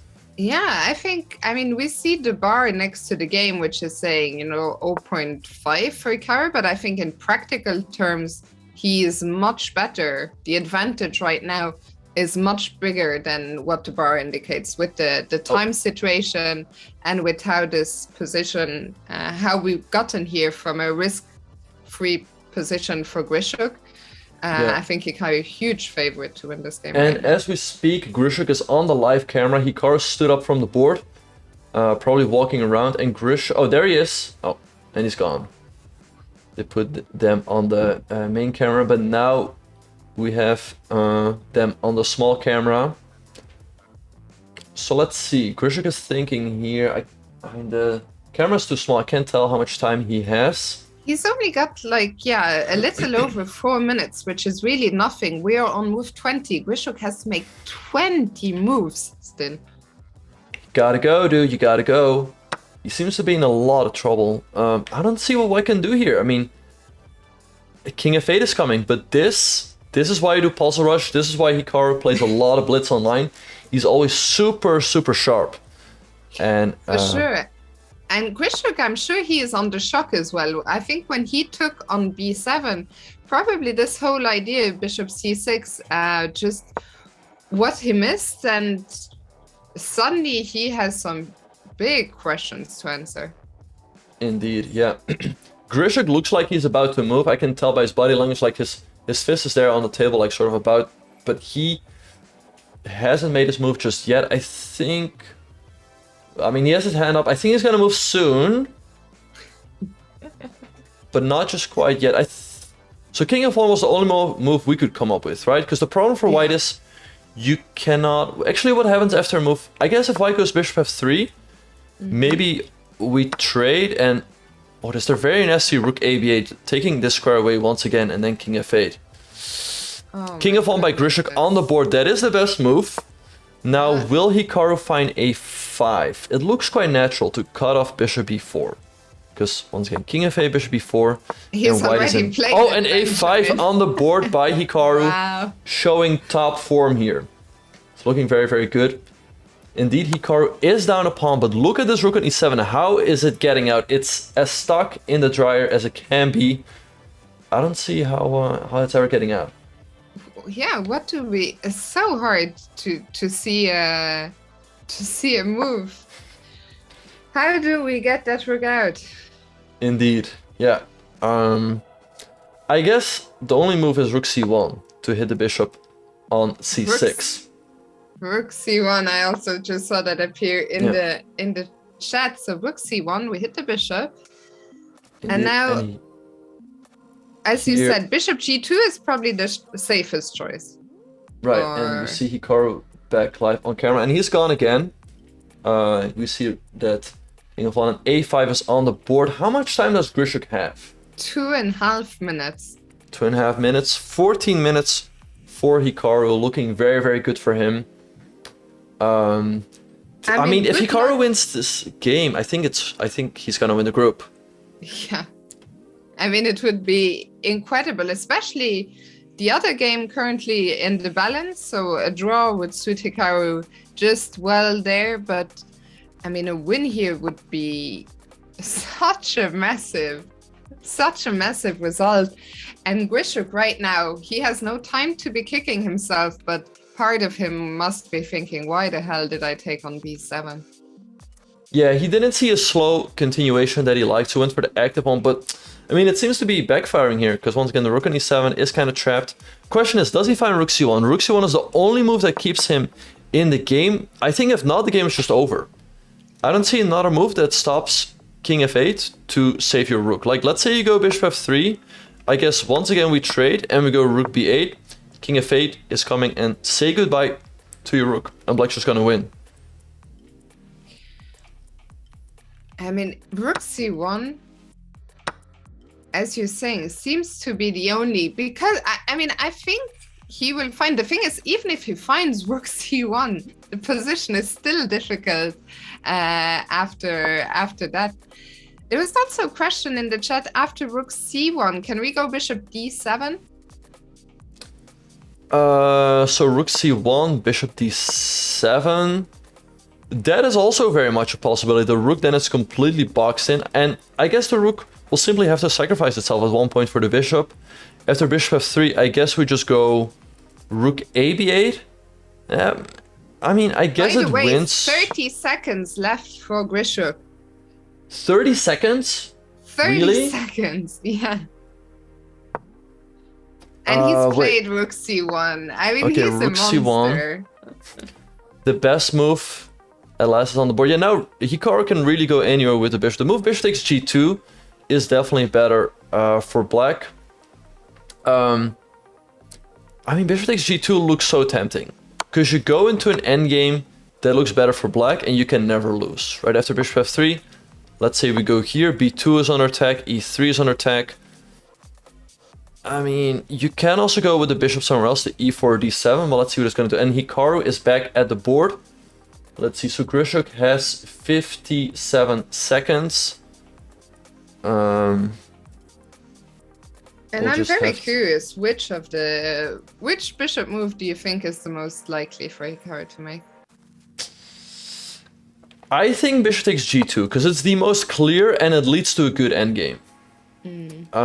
It's just very clear cut. You go to an endgame that you can never lose, you can only win. If king f8 here, white takes on c6, and after king takes c7, if white takes on b6, we take on d2, and black should be winning because he's up the exchange. But white still has the move bishop c3, and now this bishop is under attack, and this pawn, so white will likely get 2 pawns, and they switch to Esipenko versus Vachier-Lagrave. So let's...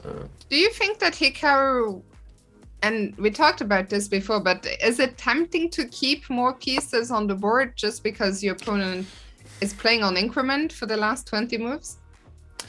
Yeah, I think it is tempting indeed to keep the position more complicated because Grischuk only has 1 minute. But on the other hand, you know that you shouldn't try to, use any cheapos against Grischuk. You should still... Oh, bishop e4 on the board. He's trying to keep the position as complicated as possible. Now, apparently, the only move for Grischuk to stay in the game is the move rook c4. Otherwise, king f8 just wins the rook. So let's say rook c4. What happens not an easy if we move go... to find. Wait, with bishop d5? What? Oh, then there's rook f4. Huh. I mean, So after- good luck finding all of that with now 30 seconds. Indeed. There is the very simple king f8. White takes here, we take an e7, and we're up the exchange. And maybe white still has chances to draw, right? With the 2 bishops and the extra pawn. But not easy at all. Rook c4 has been played. by Grischuk. Once again, this shows But that... Grischuk is such a machine, no? Yeah. No, that's what I'm saying. Like, Hikaru still... He has to keep his cool. He has to try to find the best moves in the position.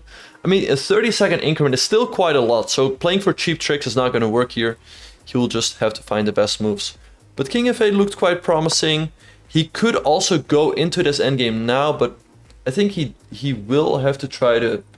not try to blitz along, but just try to find the best moves. Max Pegasus knows what's up. Got the prime to get Grischuk to flag on time. Indeed, yeah. So, over to Hikaru. Will he take on g2 now? Will he go bishop d5? Will he go king f8? What's your prediction? I think king f8. If he wanted to take on g2, he would probably do that right away. But king f8 looks to be winning the exchange. The question is... I mean, we're just up the exchange here. It looks pretty good for black after, say, g6. And question is, how do we win this? Because the bishops cover all the squares quite nicely.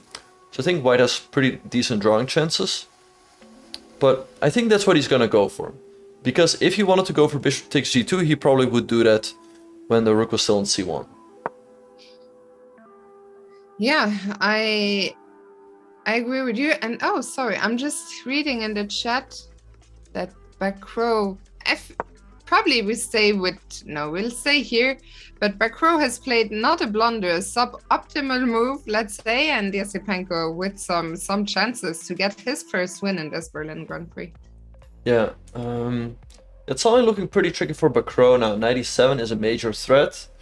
And actually, black is suddenly kind of passive here. I mean, let's say you play a move like rook f7, white has the option of going rook a1 to a7, activating all of his pieces. So it's looking quite critical for Vachier-Lagrave as well. And yeah, in the meantime... also, Hikaru... Vidit, by the way, good news for all Vidit fans. Vidit is winning against Dubov. Okay, let's try to pull that game out. Of course, our main attention will be on the Hikaru game. So let's see what happened. So after h3, bishop f5, e4 takes bishop c1. Nice move by Vidit, because the rook cannot keep protecting the bishop. All these squares are covered by the white pieces. So Dubov sacrificed the exchange, but the question is, does he have enough compensation? Knight c2, nice move by Vidit. Now the e7 pawn is under attack, takes, knight c4. Vidit took, but... Oh, d6, that is a very nice tactic. His idea is, if black takes, we go rook c8. And after king g7, this bishop is still getting trapped because it's Oh trapped in my by its own goodness. pawn.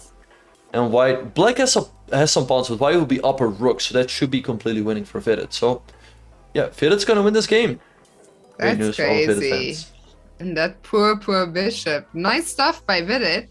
Spammed his thunder to make Grischuk blunder. Grischuk so far hasn't blundered anything yet. It's incredible how he always finds the only moves, even when he's under a minute. Now Hikaru also just dropped below 10 minutes himself. We've gone Indeed, through the different options. He will try, of course. I think Hikaru will try to keep the tension in the position the best he can, but so far Grischuk defending just perfectly. Indeed, yeah. But in the meantime, the game between Dominguez and Harikrishna has finished in a draw. So Dominguez moves to 2 points out of 3 games, and Harikrishna moves to 1.5. Let's see. Oh, and Wesley So looks to be winning against Alexei Shirov. So if Wesley So wins his game, he will catch up with Dominguez in the standings. Yeah. So that's what's happening. Which in would Group see B. the two Americans in the lead. Levon, no matter what happens in Vidit's game, he's going to be clear by 1 point already tonight, unless Dubov can somehow win this as black, but it's not looking that way. So that's a huge lead already for Levon. And Group B, both games still going, but Yeah. Rapport close to winning probably against Oparin, and Wojtaszek still pressing. Maybe we can check that quickly. Yeah, so Rapport is down the exchange, but if he takes on h2, he will have 2 pawns for the exchange. And look at those pawns on the king side. They're then ready to all roll down the board. And I mean, white, after he takes on a6, can start pushing on the queen side. But to me, it feels like black's king side should be a lot more dangerous. Because the bishops can easily, support the pawns, but stop the opponent's pawns at the same time. So it's looking very, very good for Richard. In the meantime, in the game between Fedoseev and Wojtaszek, might be headed for a draw, but not quite yet. Because if white takes on h5, black takes on a2, and he will have 2 pawns versus 1, so then Wojtaszek can keep pressing for a long time.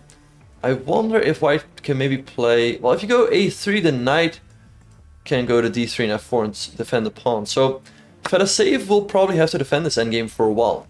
I think this one will be going for a long time with Wojtaszek trying to use his extra pawn. Probably a draw, but some suffering ahead still for sure for Fedoseev.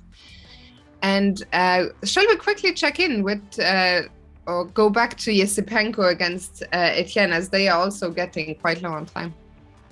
Yeah, so after knight c6, rook f7 was played, rook e1 by Esipenko, and rook f to c7. Now, I guess rook a7 is not a good move. Is black... Actually, what is black planning after rook a7? Rook a7 looks super tempting, at least, but... I guess this endgame isn't too bad for black after queen takes. We cannot take with the knight, they would hang the queen. And if we take with the queen, black's gonna take, and after takes... it shouldn't be too bad for black. After something like rook b8 or rook a8. So then Esipenko should go for another move. Maybe king d2, try to run the king out. It should be good for... For those of you, sorry, just for anyone wondering what move we're in, Hikaru's game 1 moved 23, so 18 moves to go for Hikaru, 17 moves to go for Grischuk. Yeah. Let's see which one he Benjamin, you were saying about... Oh yeah, no worries, yeah. It's looking good for Hikaru. He has 7 minutes on the clock though, which is also a bit of time pressure. 1 minute for Grischuk. Hikaru's got to go here. You got to go. I'm even seeing 5 minutes. We 5? don't know. Chat is also saying 5. We don't know exactly which clocks, but unfortunately, ours haven't been too reliable. So I think 5 minutes. Hikaru just dropping under 5 minutes. Yeah, and we have an interview, so let's pull it up real quick. That's in their game. Second, buddy. So I'm joined by Grandmasters Dominguez and Harikrishna, who've just signed a draw after 30 moves in their game in Pool D. Lenier, could you take us through the game? I saw it was quite a slow game today. Yeah, it was a very solid game. I thought it's a typical position for this variation. Slightly better for white, but very, very even position. And I think we both played well. At some point, I thought that I could maybe hope for more, because if in the final sequence of moves, if I'm able to dominate the D file, then black is in trouble. But then he found this queen d1 and queen d7 back, which I thought it's very precise and it doesn't really give me much chances. Harikrishna, 3 draws. You're in the middle of the pack. Do you agree with Lenier's assessment of the game? That bishop on e4 was holding your position strongly? Yeah, okay. I mean, this is some typical positions which can happen after fourth move knight d2, I felt okay with my position, but then suddenly white start to get control of this d file. Of course, if I manage to get, then I can play, and if white manages to get his rook to d2, then white is just better. And queen d1, queen d7 I had to play. I don't know if I had some other moves, and I could go for kingside attack, but I think it's probably imprecise. Maybe in a rapid or blitz game, but not in classical. The computer was suggesting, of course, it's a computer move, rook to f7 when you played queen to d5. But it didn't seem to be giving, instead of queen f7, rook to f7. I wasn't quite sure what idea was behind it, but I was wondering if you'd thought of that possibility. Rook f7 I did not consider, but what was the idea? That's the thing, I wasn't quite sure. And in any case, it didn't change drastically the assessment of the position. I was just mentioning if you'd seen that possibility. Well, I mean, rook f7 can only mean one thing. Guys, we will go back to the game soon. G takes f4 and so on. So if I don't see a clear way, I cannot do this, because even in the worst case, if white plays bishop e3 and I don't see a clear way, and after rook f7, probably white is just gonna play rook c4 if I'm not blundering anything, and then rook d2 should be I think more than fine. But if you say computer is saying, then I should be careful. And it doesn't change much of the position. It was just a suggestion I saw before. Okay, thank you both for coming to the press conference, and good luck in the second part of the tournament. Thank you. 40 and he's rook up. Right. In the meantime, Hikaru has grabbed the exchange. It's looking good for him, but the question is whether he can convert. We are going to be taking a very, very short break, you guys, but do not go anywhere. We will be right back. It's going to be very exciting. Can Hikaru win this game?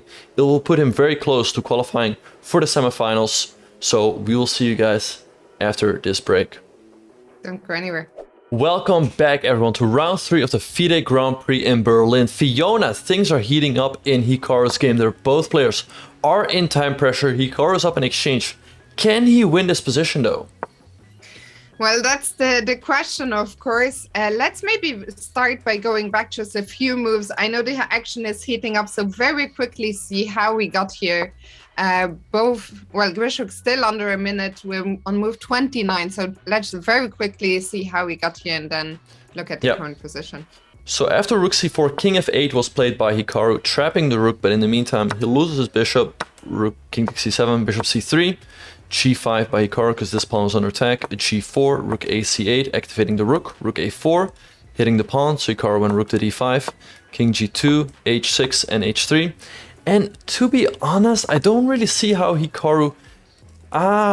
wait, I see his idea. Maybe his idea could be he put his rook on c5. Maybe his idea could be to go, let's say, bishop c7 and bishop e5.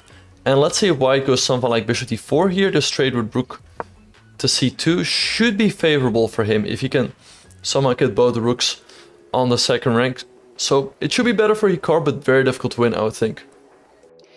So what do you think is the best defensive? Oh, Grischuk has played king f3. King f3. That's a funny looking move.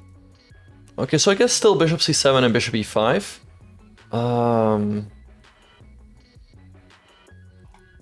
So let's see. Bishop c7. But the position, can you maybe explain in simple terms, why is it not so easy for Hikaru with the extra exchange? Why does the engine, for example, say this is just equal? Right. Why does it say it's equal? I mean, good question. I guess it's difficult for Hikaru to make progress. Because bishop e5, there's still bishop takes a5. So I don't really see what he should do here, to be honest. Like, let's say we go bishop c7 and Grischuk makes a random move, like king here. What is he gonna do? Like maybe rook b8 and then prepare the trade, but there's always this, so... And bishop b4. Maybe it's just all very far-fetched. Like, let's say rook b8, white makes a random move. Like, let's say white waits it. Let's say bishop f1. Then we can play maybe something like king e8. Say the bishop moves back, we go bishop e5. And if white takes then we can take. And after bishop e4, we're not losing our rook. Something But along those still- lines. Yeah, even there in that line, we're not losing the rook, but the king on e8 suddenly looking a little bit dodgy, so... Indeed, yeah. A question from dispatchers, what about f5 in the current position for Hikaru? Oh, what about f5 here? Yeah. Yeah, f5 also makes sense. Yeah, you just want to be able to open up somehow with the rooks and enter the position. That's really what this position revolves around. If Hikaru can somehow get the rooks into white's position, he should be close to winning. But for the moment, these bishops are really holding down the fort. By the way, look at Hikaru. He's also down to a minute now. And they still have 10 moves to make. So both of them are going to make the last 10 moves on increment only. Yeah, I wonder if... I mean, Grischuk just made his 30th move. Hikaru maybe is wondering, like, he could make a move and offer a draw. But I mean, the position should be without risk for him here, I would think. But let's see what he's gonna do. To me, bishop c7. I mean, for example, that final position we saw on the board with the king on e8, I felt suddenly a little bit... Oh, Hikaru, what? Expect the exchange immediately on c3. I guess he's but just that going is like that's a for the draw. Basically, yeah. Yeah. Okay. This move, king e4, the game probably ended in a draw, I guess, and they put the kings on e4 and e5. Wait for it. I think that's most likely, yeah, what happened. So very likely, I think rook c3 was accompanied by a draw for, I don't know if we have any visuals on the player, but very likely rook c3 was accompanied by a draw for which was accepted by Grischuk, and the kings were put in the middle. But yeah. What a game! I mean, it's still not over. I mean, maybe they're still playing. We'll just have to wait and see. But king e4 is not a move you'd make in that position in a million years, right? I mean, it is a move, but I mean... It is a move. No, yeah, maybe you're right. But I mean, black's not really risking anything after, let's say, king d6. And no moves have been made. Yeah, Hikaru had some chances, but there wasn't ever anything clear-cut, I would think. Because this endgame with the extra exchange for the pawn, I didn't really see it, to be honest. So maybe earlier on. I mean, this game, either it already ended in a draw, or... I know, it has ended in a draw. They did take back king e4, and the draw is now official. Told you guys, yeah. I think the only... Esipenko has beaten Etienne while this time scramble was happening. Oh, he's already won? Yeah, it's over. Oh, let's have a look. So after knight c6, rook f7 happened, rook a1, rook fc7, rook a6. Nice move. And Etienne sacrificed the queen, but for what really? Rook takes c6, queen b5. This a pawn is also very, very dangerous. It's ready to march down the board. Rook c5, queen d7. c3, and Etienne, maybe he flagged? I'm seeing interview in the chat, is that true? Yeah, interview with Dubov and Vidit. Let's pull it up. Okay.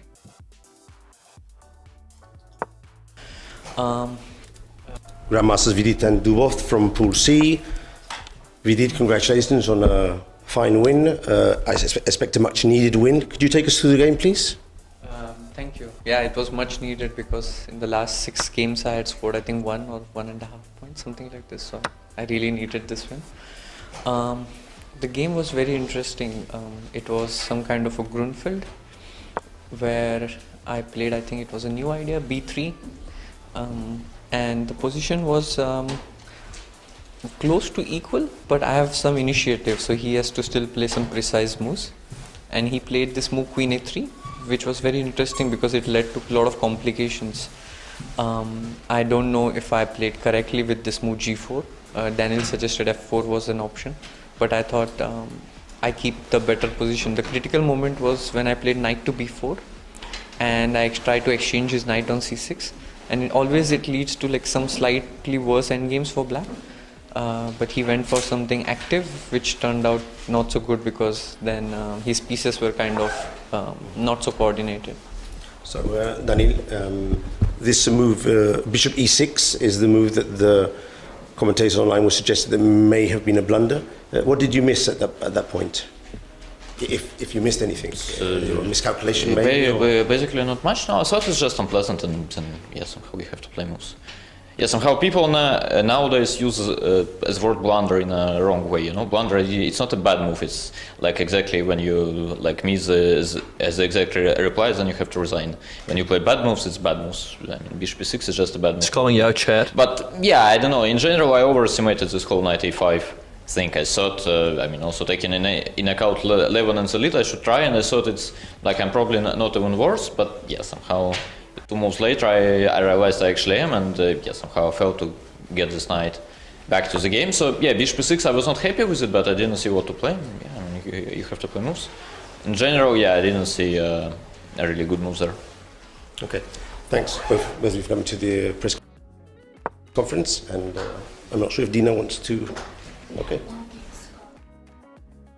All right, that Okay, is that. so see Hikaru. I'm really keen to check what was. Probably soon. I'm very curious. I mean, Hikaru's game today, it started so quietly, but then it really exploded into life.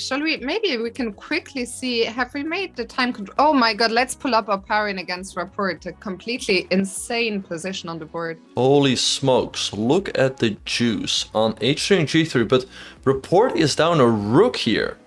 What is happening? So these pawns are rolling down the board, but I guess White has to sacrifice one of his rooks for these pawns, and then he's still up a piece. But Black still has the H pawn, so let's see. I guess G2 is too big of a threat. White probably has to sacrifice. We take, and then after rook takes, I guess we go rook H8. We want to keep that pawn on the board.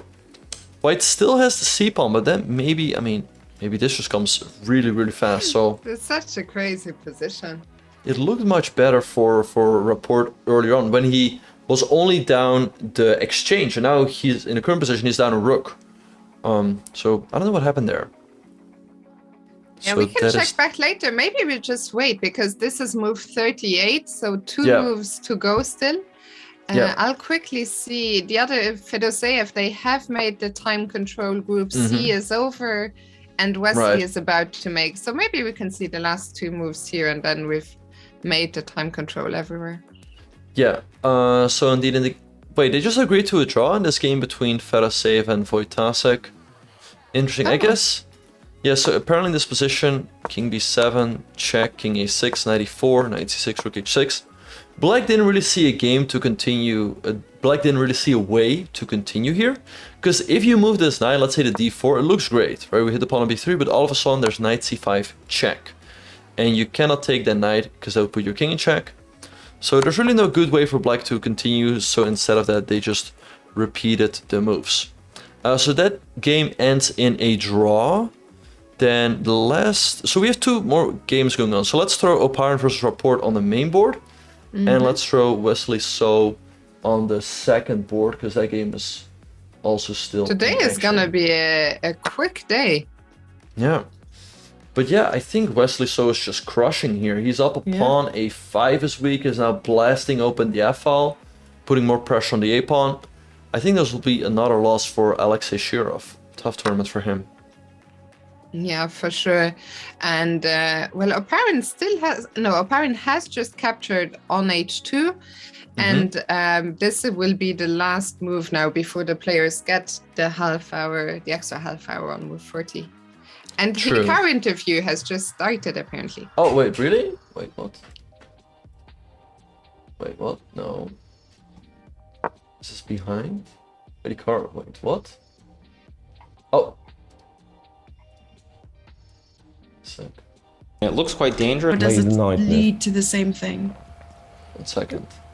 Sasha miscalculated this. I mean, this whole thing with bishop c6, bishop b6, and a5. It looks quite dangerous. I suspect that with correct play, it's fine for white, and I mean, in the game we saw that. But yeah, to allow that, of course, is a little bit insane because you go from maybe slight advantage with white to something where one wrong move and you lose the rook and you lose the game. So, I mean, I thought overall I played pretty well. I can't really complain with the result.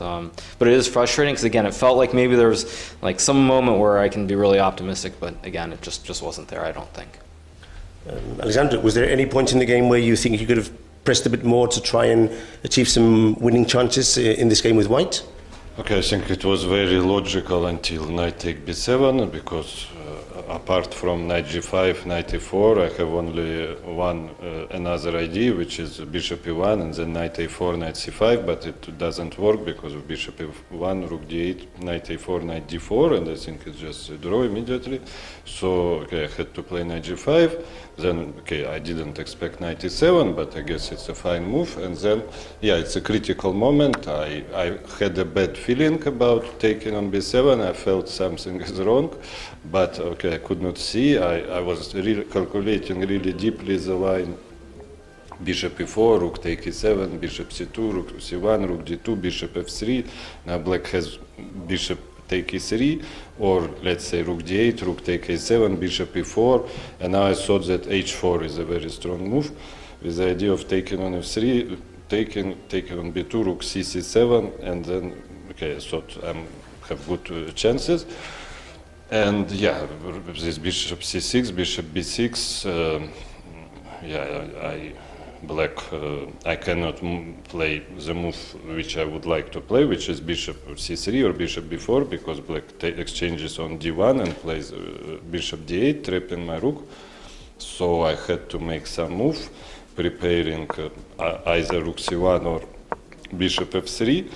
And actually after king f1, I thought I have a very fine position, but I totally missed a5. And after that, actually, I'm quite lucky to have this rook c1, because otherwise, yeah, I could be just dead lost. Because I thought I prepared bishop f3 and I'm very safe, but then somehow he just takes, plays rook a b8, and there is no defense against king f8, and I'm not even losing an exchange, I'm losing the whole rook. For one pawn maybe, and yeah, so it was quite lucky. Okay, last question for Hikaru. That's 2 draws with black. You're playing quite well. How do you assess your chances to qualify, or is it too early to decide that? Okay, I mean, I think all of us are going to be probably going after one player in this group in the rest of our game. So I mean, I don't think it's clear at all. But I mean, if you draw with black, you try to win with white. That's, I mean, all you can really ask for in such a strong group of players. Okay, thanks. Also, there are 3 more PCR tests, so everything is ahead. Yeah. Thanks for coming. Indeed, the cove is also still a factor that we cannot underestimate. But yeah, so yeah, he was just talking how he completely missed his move a5, and then he was worried about the rook getting trapped. He said that he considered the move bishop e4, but he thought that after bishop c2, rook d2, rook takes d2, to bishop e3 he was better, because after rook d8 takes bishop e4, he thought that h4 would lead to a nice advantage, takes, and rook c7. This was the line he was mentioning in the interview. But yeah, it all ends in draw. Let's hope Hikaru can join us as well for an interview, but we're gonna throw the game between Oparin and Rapport again on the main board. Yeah. I'm very curious what Hikaru meant. He said, well, there's one player we're all going to go after. It wasn't too clear to me. I guess he means back row, but I mean, I guess he means Bacro as well, but it's a bit weird that he just said it like that. Yeah. But yeah, we'll just have to Okay, wait I mean, and see. it may like Bacro did just lose today, but still, I thought that both Esipenko and Bacro would both sort of be the players that they go after. And well, if he joins us, I will ask him what he meant. get the clarification. No, I mean, Bacro is clearly the lowest rated player in the group. Hikaru also still have white pieces against him. Yeah, true. So he will definitely try to beat Bacro. So let's see. Yeah, so I think tomorrow, Hikaru, I think, is playing Bacro with the white pieces. Grischuk is playing Esipenko with white pieces. That's also going to be a critical matchup. Both players are on 1.5 out of 3. Would be huge for Hikaru to get the win there. Then after that, I believe he is playing Esipenko with... No. He's playing Grischuk. So Hikaru gets a double white. It's double white. Against, Aha, yeah, white that's quite against pleasant. Etienne and then white against Grischuk. And we have another interview. Let's pull it up real quick. Idea. We're joined. Yes, I lost count how many games have finished. So let's listen to the last interview since we've reached the time control, and then we'll be back with 2 remaining games. So we're joined by 2 players of Pool B, Grandmasters Fedoseev and Wojtaszek. Radek, could you take us through the opening and explain this interesting Rook F8 idea that allows you to long castle afterwards? It was played before. G3 was new for me. So I thought that it's better to exchange and find some playable ideas in the end game. But actually, when I went to knight G4, I thought that even if it's not great, then it's very playable. So and then I thought that it was very nice for me, but I didn't really see how I can still fight for more than some slight advantage. Fedoseev, the online commentators were suggesting that maybe Radek could have played e4 instead of e takes f4. Did you? Yeah, actually, were you considering that possibility? Was the moment I feel that black is winning. That's why after e4 I was a bit emotional. I think that's e4, bishop g4, bishop g7, and then long variation starting with bishop d4. Black is just taking with the bishop, knight d4. e3 at first, rook d3, rook d4, rook d4, bishop g4, h4, e2, and I already saw this possibility for black, and I thought if Radek will find e4, bishop g4, bishop g7, so maybe in this position my chance to hold is really low. But before I must say that I know that queen d2, knight d2 should be somehow a good advantage for white, but I actually maybe misplaced it with rook d2, and Radek told me after the game that I had possibility to play knight h3, tempting move here at once, because on knight d3 I still have a knight d6 check, so the reason that things went wrong for me, it's already moved rook d2, so now I know it. But actually I also need to play h4 instead of knight d2 in the opening. I guess it was at least far from bad position for me. So it's still equal. So the line that Fedoseev has mentioned would actually maybe win in exchange for you in this position, capturing on d4 in the correct order. Yeah, exactly. I didn't see that after e4 that I can still play some one normal move like. And after I simply didn't see this line that I will go for e3 and it wins. So yeah, that was obviously. I mean, I felt that I should have something, but I didn't see exactly what, and I was running, let's say, short of minutes. So I thought that okay, that I will go ef, and yeah, but probably that was the most. That was the idea you should play for sure. In any case, with the draw, you're still in the lead after the 3 rounds, pending the other game of the group. So, how are you feeling, taking into account your last-minute replacement? Yeah, we will see. It's only halfway. I mean, I can still. I mean, it can go either way. Okay. Thanks for coming, both of you. All right, that was the interview of Fedoseev and Wojtaszek. Let's hope that Hikaru will join us shortly in an interview. But indeed, this was the critical moment in the game. E4 would have been the move for Wojtaszek to keep an advantage, and he takes a4, threw away most of his advantage. It's incredible that Radek could have gotten to 3 out. I mean, Radek had 3 winning positions. Indeed, yeah. When will Hikaru join us? I do not know. I hope shortly. Anyway, well, we still have two games. We can go back to those, and we will just wait and find out. Do you want to start with Oparin against Rapport or Wesley against Shirov? Yeah, so, I mean, to me, it looks like Wesley is just winning. He's up a pawn. He can maybe even take at a5 in the current position.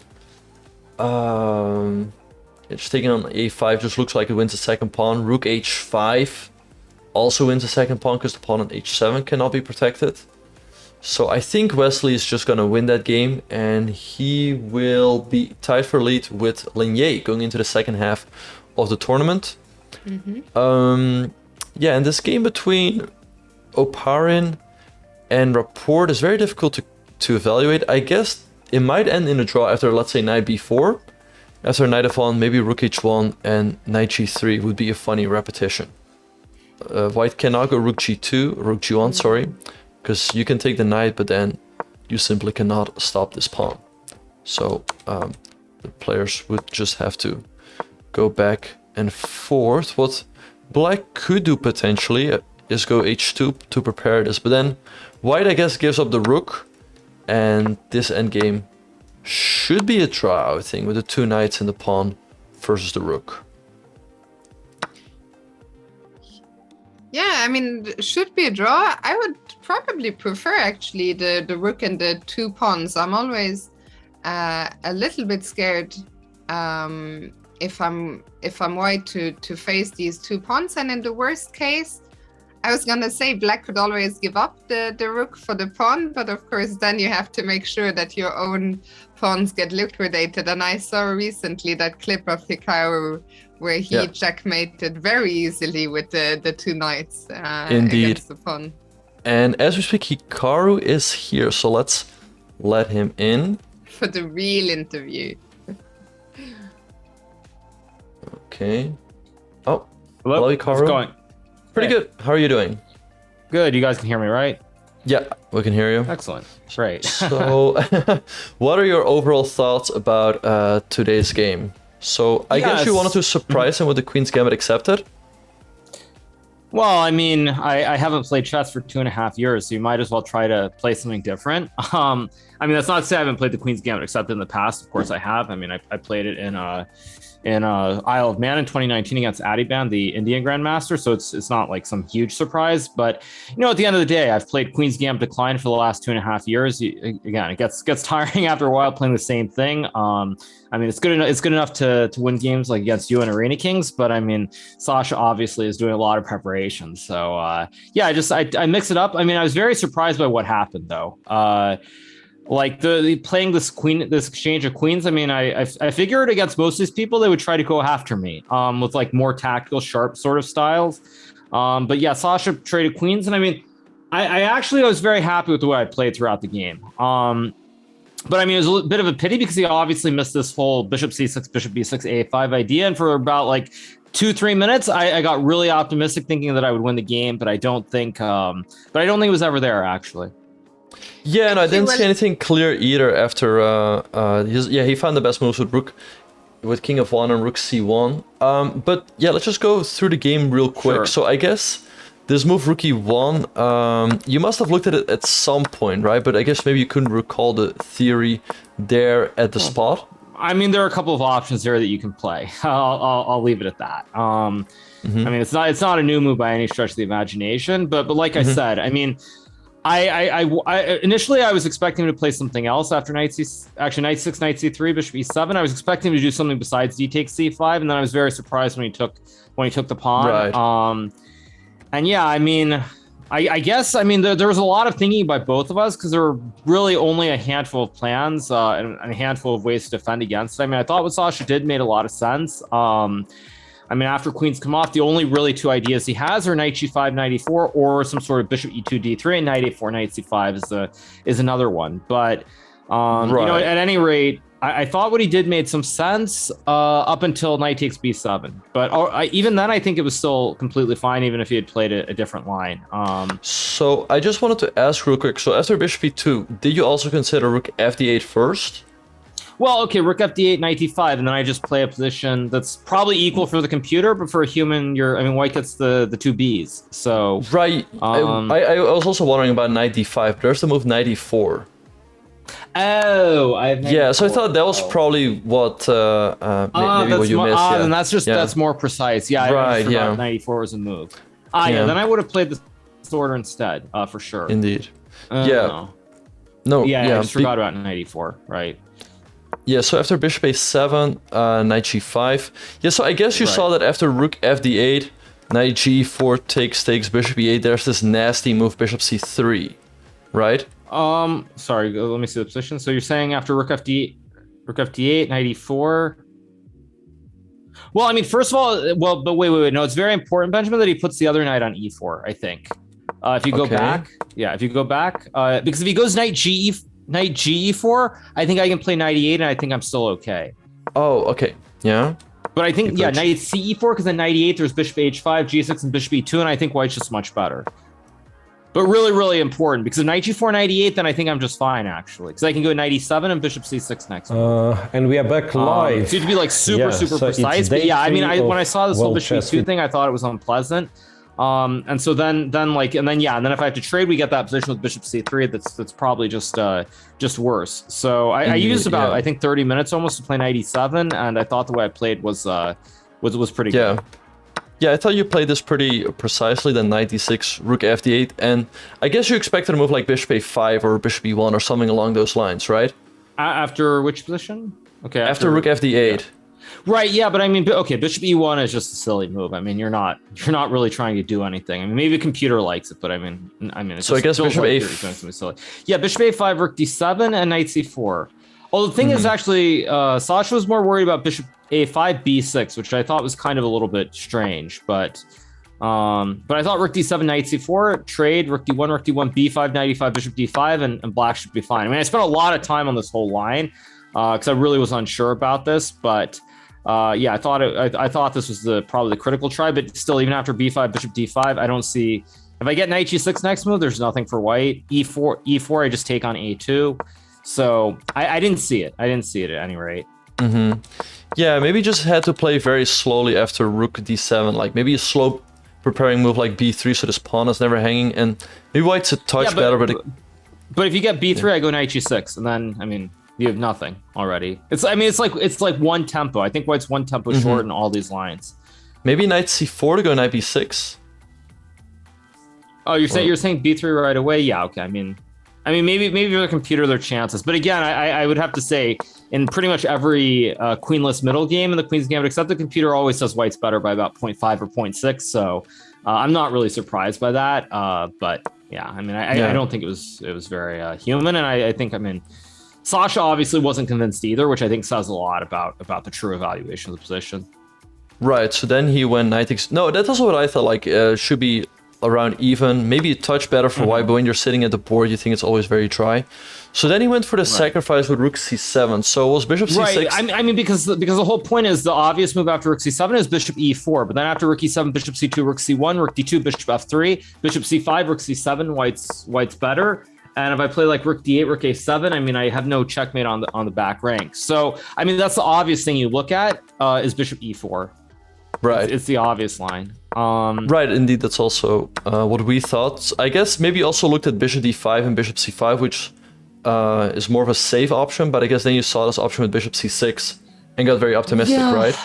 Yeah, I mean, basically, I was thinking about a couple things. First of all, I looked at bishop e4. I realized that it doesn't work. So I'm like, okay, bishop d5 or bishop c6. And sort of intuitively, when I saw this idea of bishop c6, rook e7, bishop b6, and if he moves the bishop to like c3, I trade and go bishop d8. As soon as I saw this idea, I wanted to see if I couldn't make it work, because I figured if there isn't something immediately that's good for white, then he's also going to have to burn what little time he had left, and maybe he'll make a blunder. Yeah. And then when I saw king f1 a5, I became really optimistic. It looks really, really good. Right, but then he still had this move rook c1, and for some by miracle he's hanging on by tempo here. Well, it's worth noting after a5, bishop f3 is the obvious human move instead of rook c1. Right. But after bishop f3, I can trade and then I go rook a b8. Right. And I'm just going to go king f8 next move. And because the pawn stops bishop b4, your rook is just trapped. It's just game over on the spot. Indeed. Yeah. So yeah, I mean, he has this rook c1 and rook c4, and I mean, somehow, like I think I used like about 10 of my 12 minutes or something trying to find something, but it wasn't there, I guess. I mean, again, I don't know if the computers say there is something. Right. But, so, I mean, did you also consider bishop takes g2? Because I thought that was, we thought that was quite tempting, because but you take on d2 and you hit b2 and e3. Rook b7. I mean, like. b7. Okay, but I mean, actually, like rook d2. Okay, but I mean, just even king f3.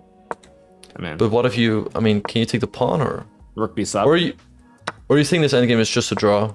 I mean, I'm just saying that I think even rook b2, rook c6. Like, I mean, this allows bishop e3 or some tricks. So I mean, rook b7's wrong, but like just rook c6. I mean, okay. I mean, Sasha's a strong player. He's not going to lose this endgame.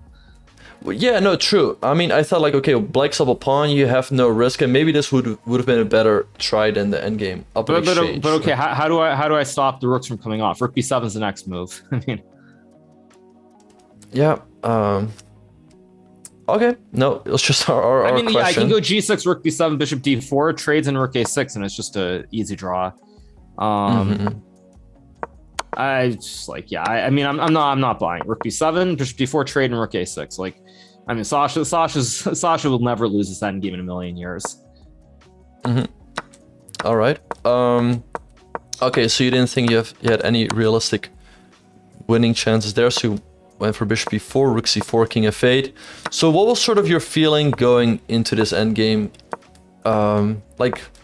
Yeah, I mean, I used all my time because I didn't want to go here. I go into this because I knew this was just a dead draw. Like, I didn't want to go into this, but then I used like 10 minutes, and I was trying to make like rook c4, bishop d5, rook f4, e5 work. I was trying to make rook f. If we go back, I was trying to make rook f4, bishop c5, rook f7, e5 work, but then rook 7, f5, and it's still. Wait, sorry. So after rook c4, which move? Yeah, I mean, I wanted to play bishop d5 here, but none of these lines work. Like bishop d5, rook f4. And then, like, first I want to play bishop c5. Right. Then rook e takes f7, e5, rook 7, f5, e4, rook d5, bishop c4, and e4, and I'm just worse. Oh, yeah. Well, rook f5 I thought was better, but I mean, it's... Yeah, sorry, yeah, rook f5, that's a move. Yeah. Right, so yeah, then you got into this endgame. And I mean, yeah, it felt like... Yeah. I mean, basically, I looked at this and like, this is not what I want to do, and then I just played it because I knew there was no. I mean, I didn't want to do this, but I didn't see anything else. And I thought, if anything, maybe I'll end up blundering and losing the game. So, I mean, yeah. And here at the end, also, I don't have to sack, but I mean, what am I doing? White just goes king g2, king f3 forever, and I mean, like, I mean, I don't want to waste. I don't want to waste another 2 hours of my life playing this game. Right, the only plan we saw was bishop c7 and bishop e5 maybe, but it's very difficult to achieve because white always takes on a5, so... But probably it's just a draw, yeah. I mean, again, like, I can probably do that, and then I waste 2 hours of my life, and the game ends in a draw anyway. I mean, Sasha's obviously not going to lose this, so why do I want to do that? Yeah, for sure. I just feel like I'm kind of, like, joking in a sense, but it's like, there's no chance to win this, so why do I want to waste hours of my life. What was the feeling when you were sitting at the board you said you got some hopes when knight b7 and you found this line with a5. Before that, maybe you were under little pressure. Suddenly the situation turned around like that. Was that your most emotional moment right now of being back at the board? I mean, I don't really get emotional. I guess I'll say that. I mean, like I've said, I'm just playing with house money at this point. So yeah, in the past, I think I would have probably felt some nerves because there was some pressure. But at the end of the day, I mean, it's no big deal. It's just not a big deal either way. So yeah, I mean, I think. I mean, I would say, yeah, it was probably the most pressure I've felt during this tournament on the one hand, but it's just not the same. It's just not the same as, like, say I had this position in 2019 against Sasha. I would definitely be feeling quite nervous because, if I lose the game, there go my chances of qualifying for the Great Candidates tournament. So, I mean, I don't really feel that in the same way now. And I think that actually helps a lot because you just keep going. And I will say, though, I'm very happy with my time usage where, like, I thought for 30 minutes on this whole, like, knight e7, bishop c6. Same as yesterday, I think I used 20 minutes to play this bishop e4. So I'm actually very happy with the way that I've used my time because I've made the right decisions. First of all, I've used the right amount of time, but then I've also made the right decision when I've gone into deep tanks. So I'm pretty happy from that standpoint as well. Yeah, I mean, today was certainly a very different game from the first one where you came on and you said maybe you felt you played a little too quick. I guess even there, does it help you? Today was the lowest we saw you drop on time in the end. I guess you knew there was no risk to your position, so that helps. But do you also not feel the time pressure the same way because you just feel like that thing you said about it's just house money, basically? Well, I mean, I only got really low on time at the absolute critical moment. Like, it was only after rook c4 that I used, like, last 10 minutes. I mean, once I make that decision to go king f8, I mean, I can play every move in like 10 seconds. I mean, actually, both of us can. It's just going to be a draw. So I think, I think just my general time usage was really, really good. And like I said, it's been a pretty good result so far. But I am surprised because, like, if I contrast this game versus, like, the game yesterday, Grischuk yesterday, like, he played, like, he went into, like, suicide mode and tried his best to lose to Bacro. And then today he plays, like, about as dry of a technical game as you possibly can. So I was very confused just when I compare, like, yesterday his game and then his game today. Like, he just went into, like, insanity mode and tried to lose. But yeah, it was just kind of weird. But anyway, it's all good. Could that have something to do with his opponent? You mentioned yourself in the interview, which we were watching, that there's one player who has a cross on his back. I guess Etienne was the player that you were referring to? Yeah, I mean, like I said, I think at the end of the day, in every group, there's one player, at least by ratings, who's considered, like, the weakest player, or however you want to put it. I mean, obviously Etienne's very strong, and I thought even today at some point he might have had, like, good chances against Esipenko. I actually thought he might win even today. So of course he's not a weak player, but I think at the end of the day, everyone is looking at him as the one chance or the big chance they have.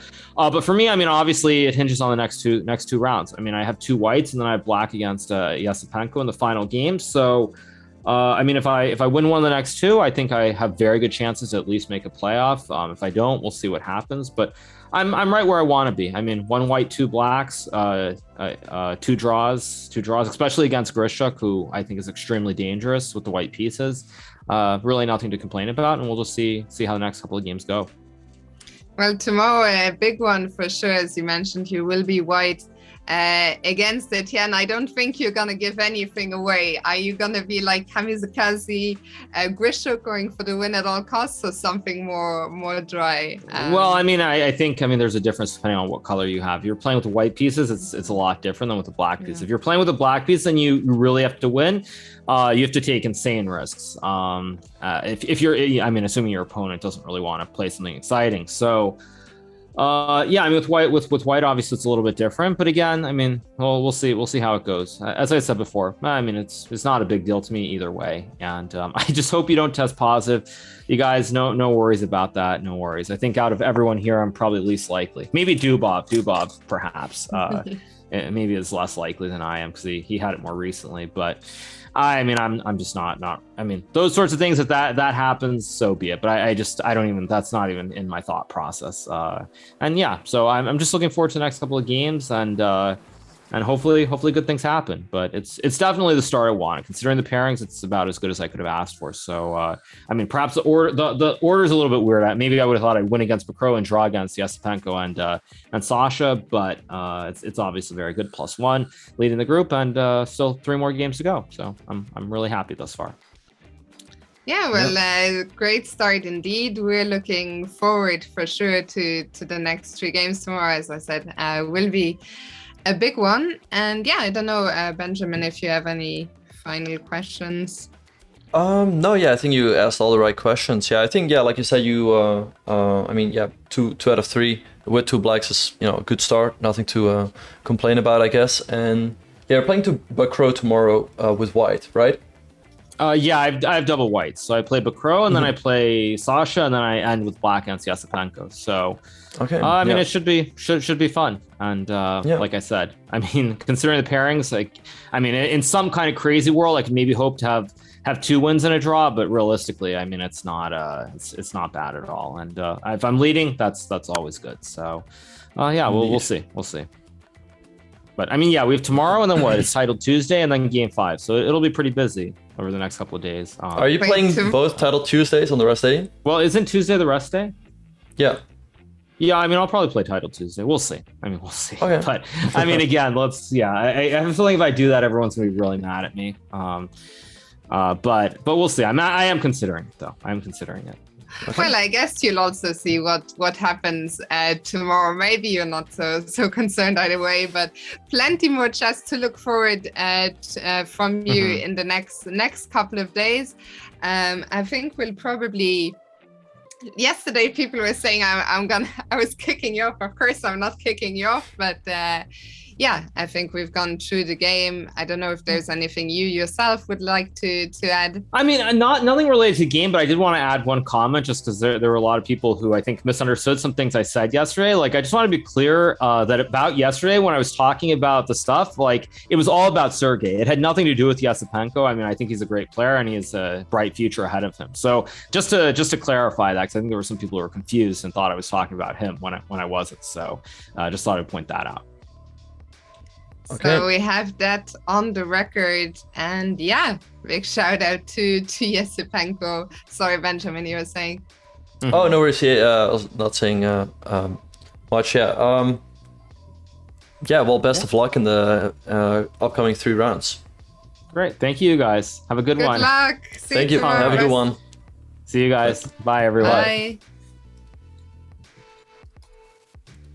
Okay, so Hikaru is still. I mean, he had that chance, that moment. We all thought it was there. He thought it was there, but Grischuk really, after maybe missing this A5, kept his cool and defended perfectly. And there was Hikaru never really missed anything.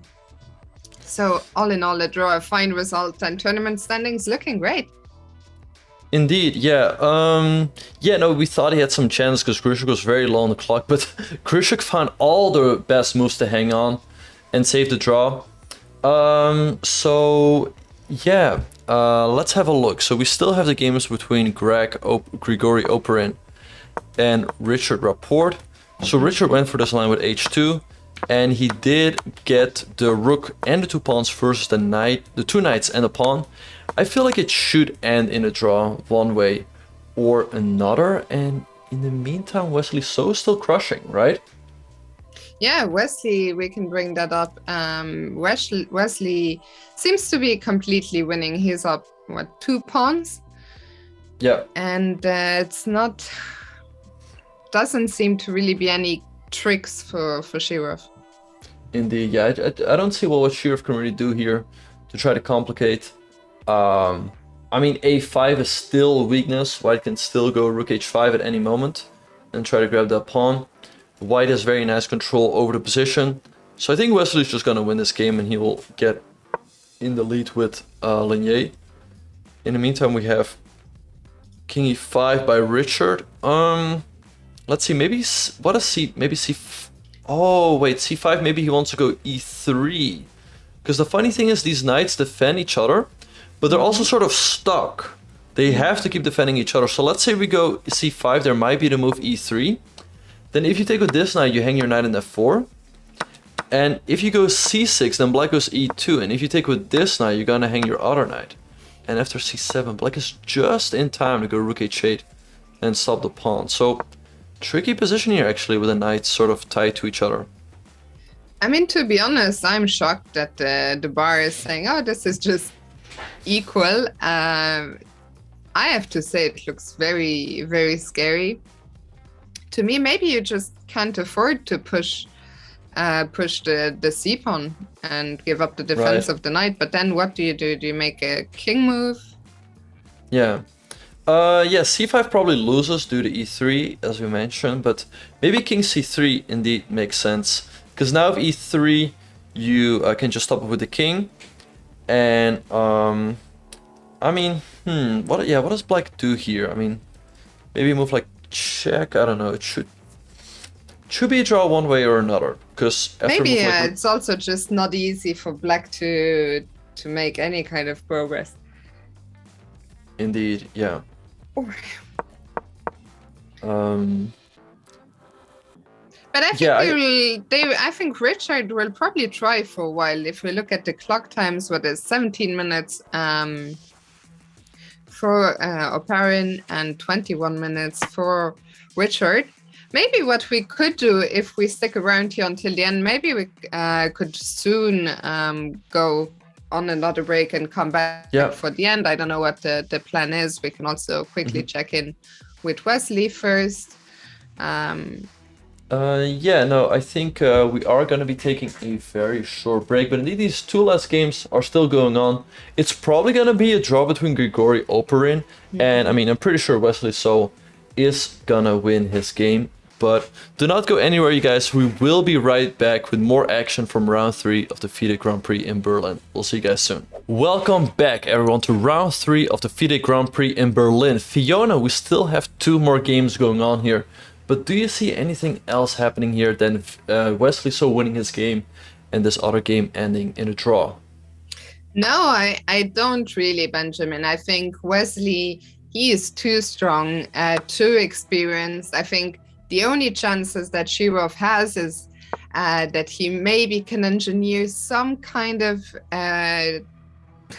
some tricks with the knight, finding either a fork or a skewer. Wesley has enough time on the clock at the moment that he can keep everything under control quite easily. And in the other game, I think it's what we just looked at. It's just very difficult for either side to make any progress. Yeah, I think so too. Wesley should have this under control. He's up 2 pawns in the current position. F6 is weak. You could maybe just start pushing the H pawn. So I'd be shocked if he does not win this game. And yeah, in the other games, so let's see. So after King E5, Knight E2 was played by Oparin, Rook H2 and the other Knight F4. So these knights are actually nicely blocking the E and F pawns. And I was wondering, what does he plan to do after Rook F2? But I guess he still has the move C5, because if you take the knight here, then at the end of it all, the king is outside of the square and he cannot stop this pawn. Black could actually still push his own pawn though. But I guess after C7, E2, C8 queen, E1 queen, there's queen C4, and all ends peacefully. So that's probably what Grigori has calculated. Queen C4 is actually important at the end, because if you give a check on C7, there's the move Queen E5. You block with a counter check.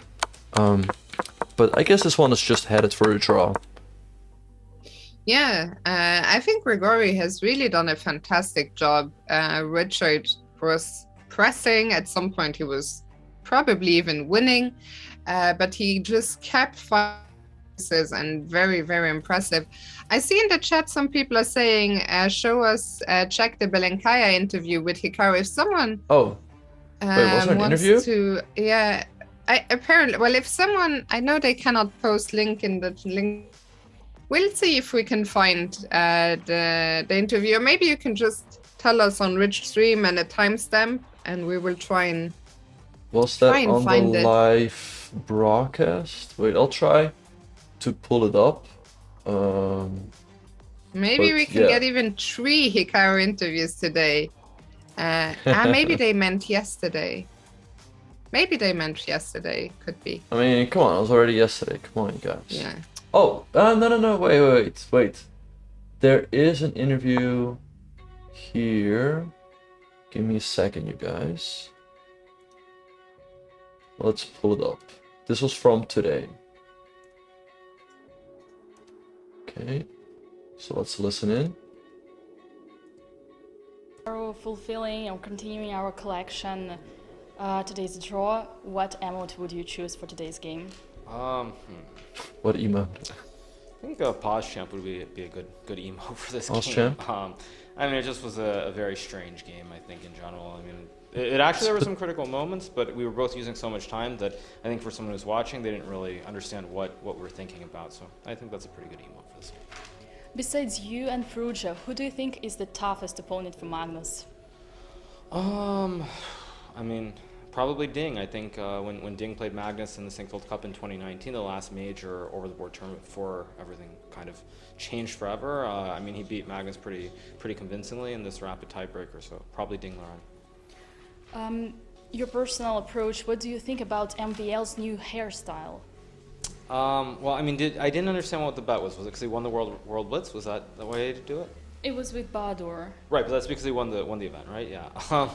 Well, I mean, hey, I think he won't mind dyeing his hair because he won the tournament, and I mean, hey, everybody's got to change it up. Maybe he'll also start playing some new openings as well.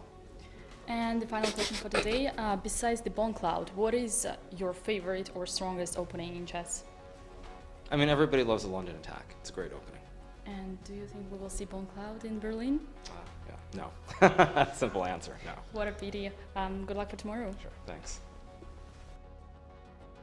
All right, you guys. So yeah, that was the interview.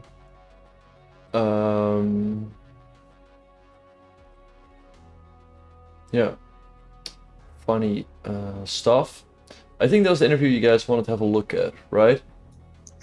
Sorry, I couldn't find the button to unmute myself. It's been a long day. I was like, I had all these windows open and I was like, no, that's not, where is the Zoom call? I mean, Hikaru there showing some shade at MVL's opening repertoire.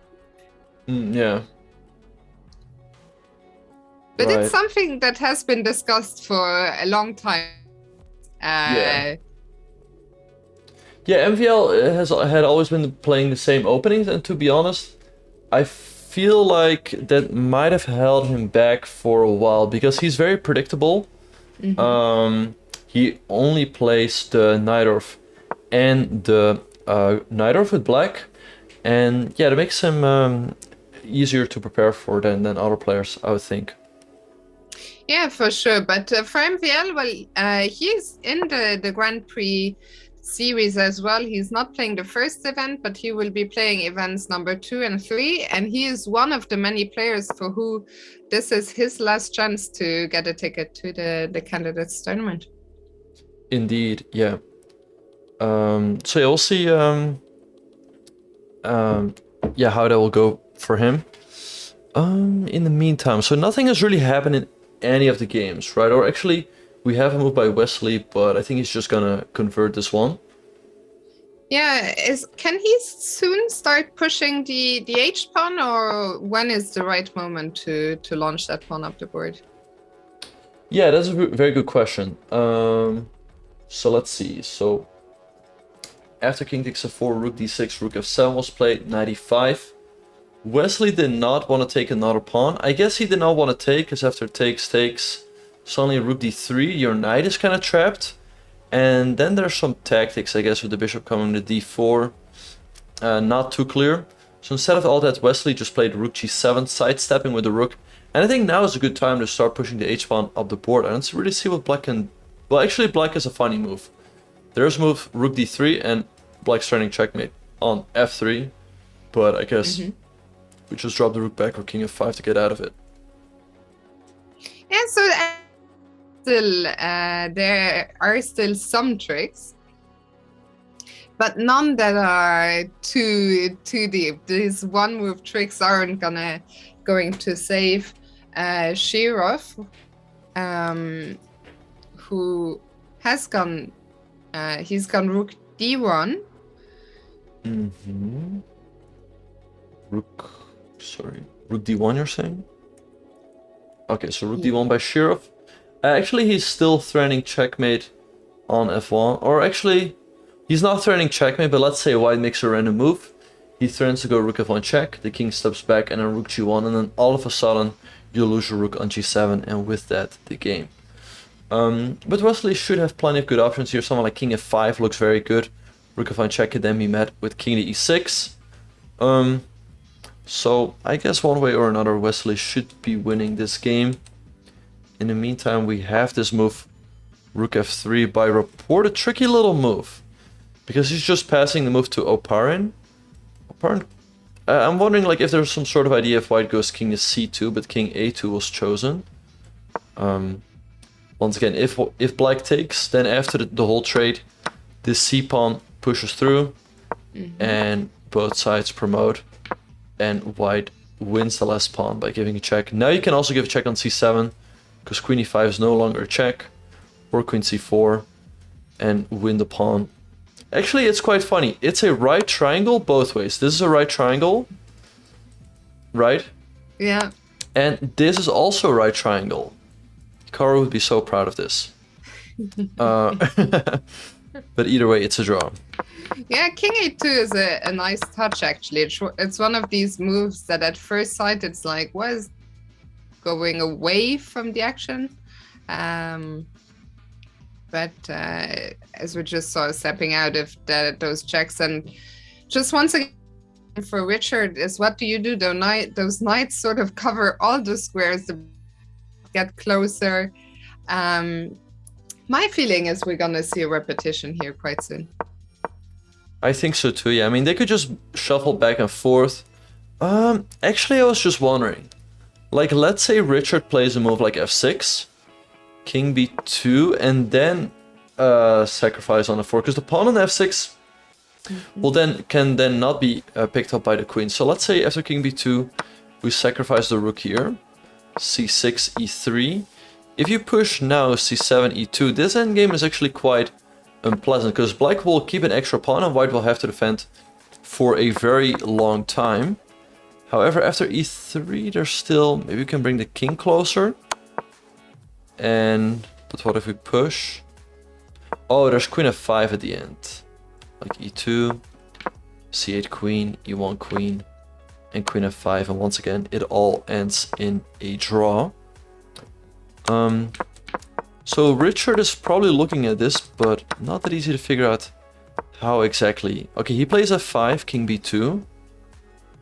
So basically, Oparin is saying, okay, I'm just gonna wait with King A2, King B2, and what are you gonna do? Indeed, yeah. I think if we sacrifice the rook here, white is probably still just in time, because the pawn on F5 will probably hang at the end. So I guess what Richard would like to do here is, you know, pass the move to Oparin, but he cannot do that. He cannot just press the clock and be like, it's your move. But I guess it should be a draw either way. There's also no move King C2 if white wants to wait. So...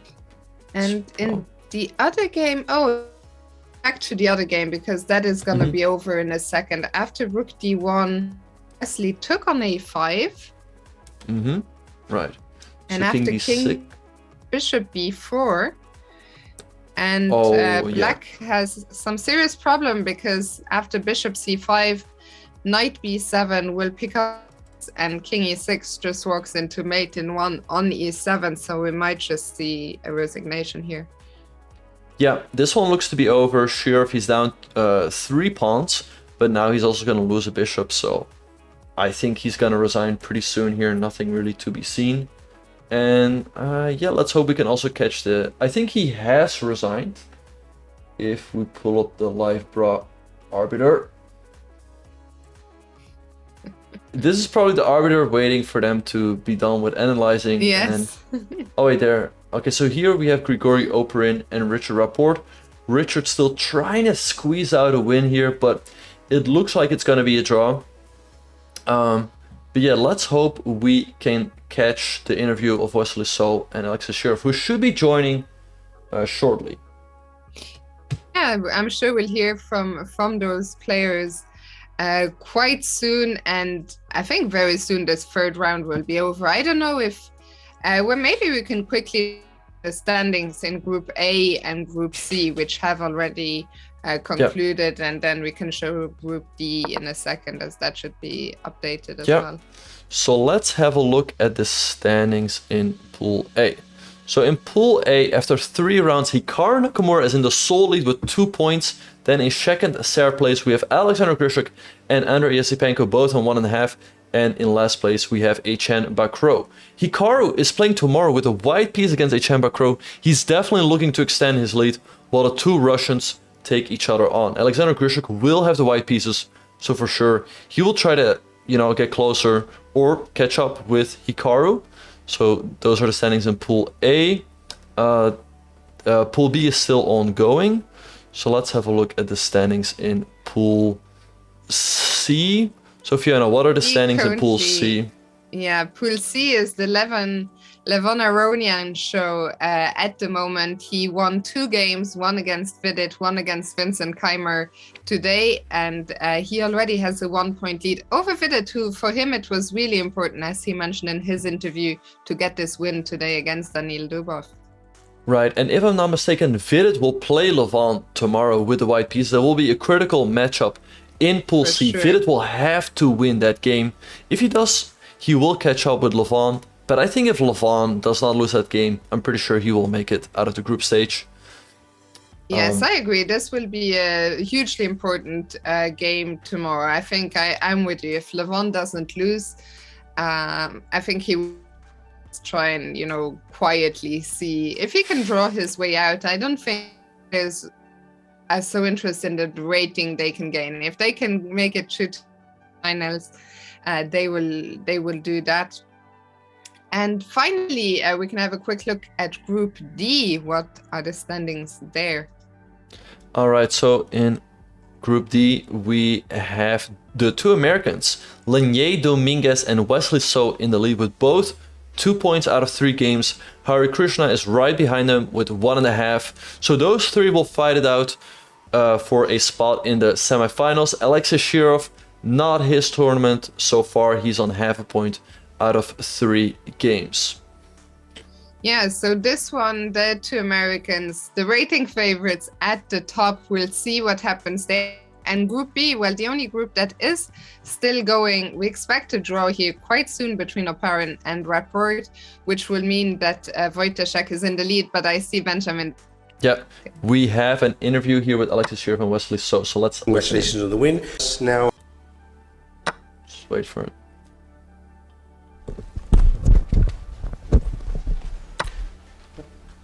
So joining us now are Grandmasters Wesley So and Shirov. They have just finished their game with a fine win by Wesley. Congratulations on the win. Could you take us through the game and tell us a bit what happened, please? No, it wasn't fine at all. I think I was playing for equality for most of the game. But then I think Alexei tried to force the issues too much. And let's see, in the opening, he played Bishop D3, which was very good. So after B5, I think I should take on G6 first, followed by Bishop B3. I just totally underestimated Bishop D3, after which my knight on H4 is very badly placed in my pawn structure. Very poorly placed. So I had to defend at all times. And it seems black has absolutely no problems. But in the endgame, I was getting very short on time, but so was Alexei a little bit. And I think he had full compensation for the pawn. And in fact, when I played Bishop B4, I was considering King E2 and tried to hold the draw there.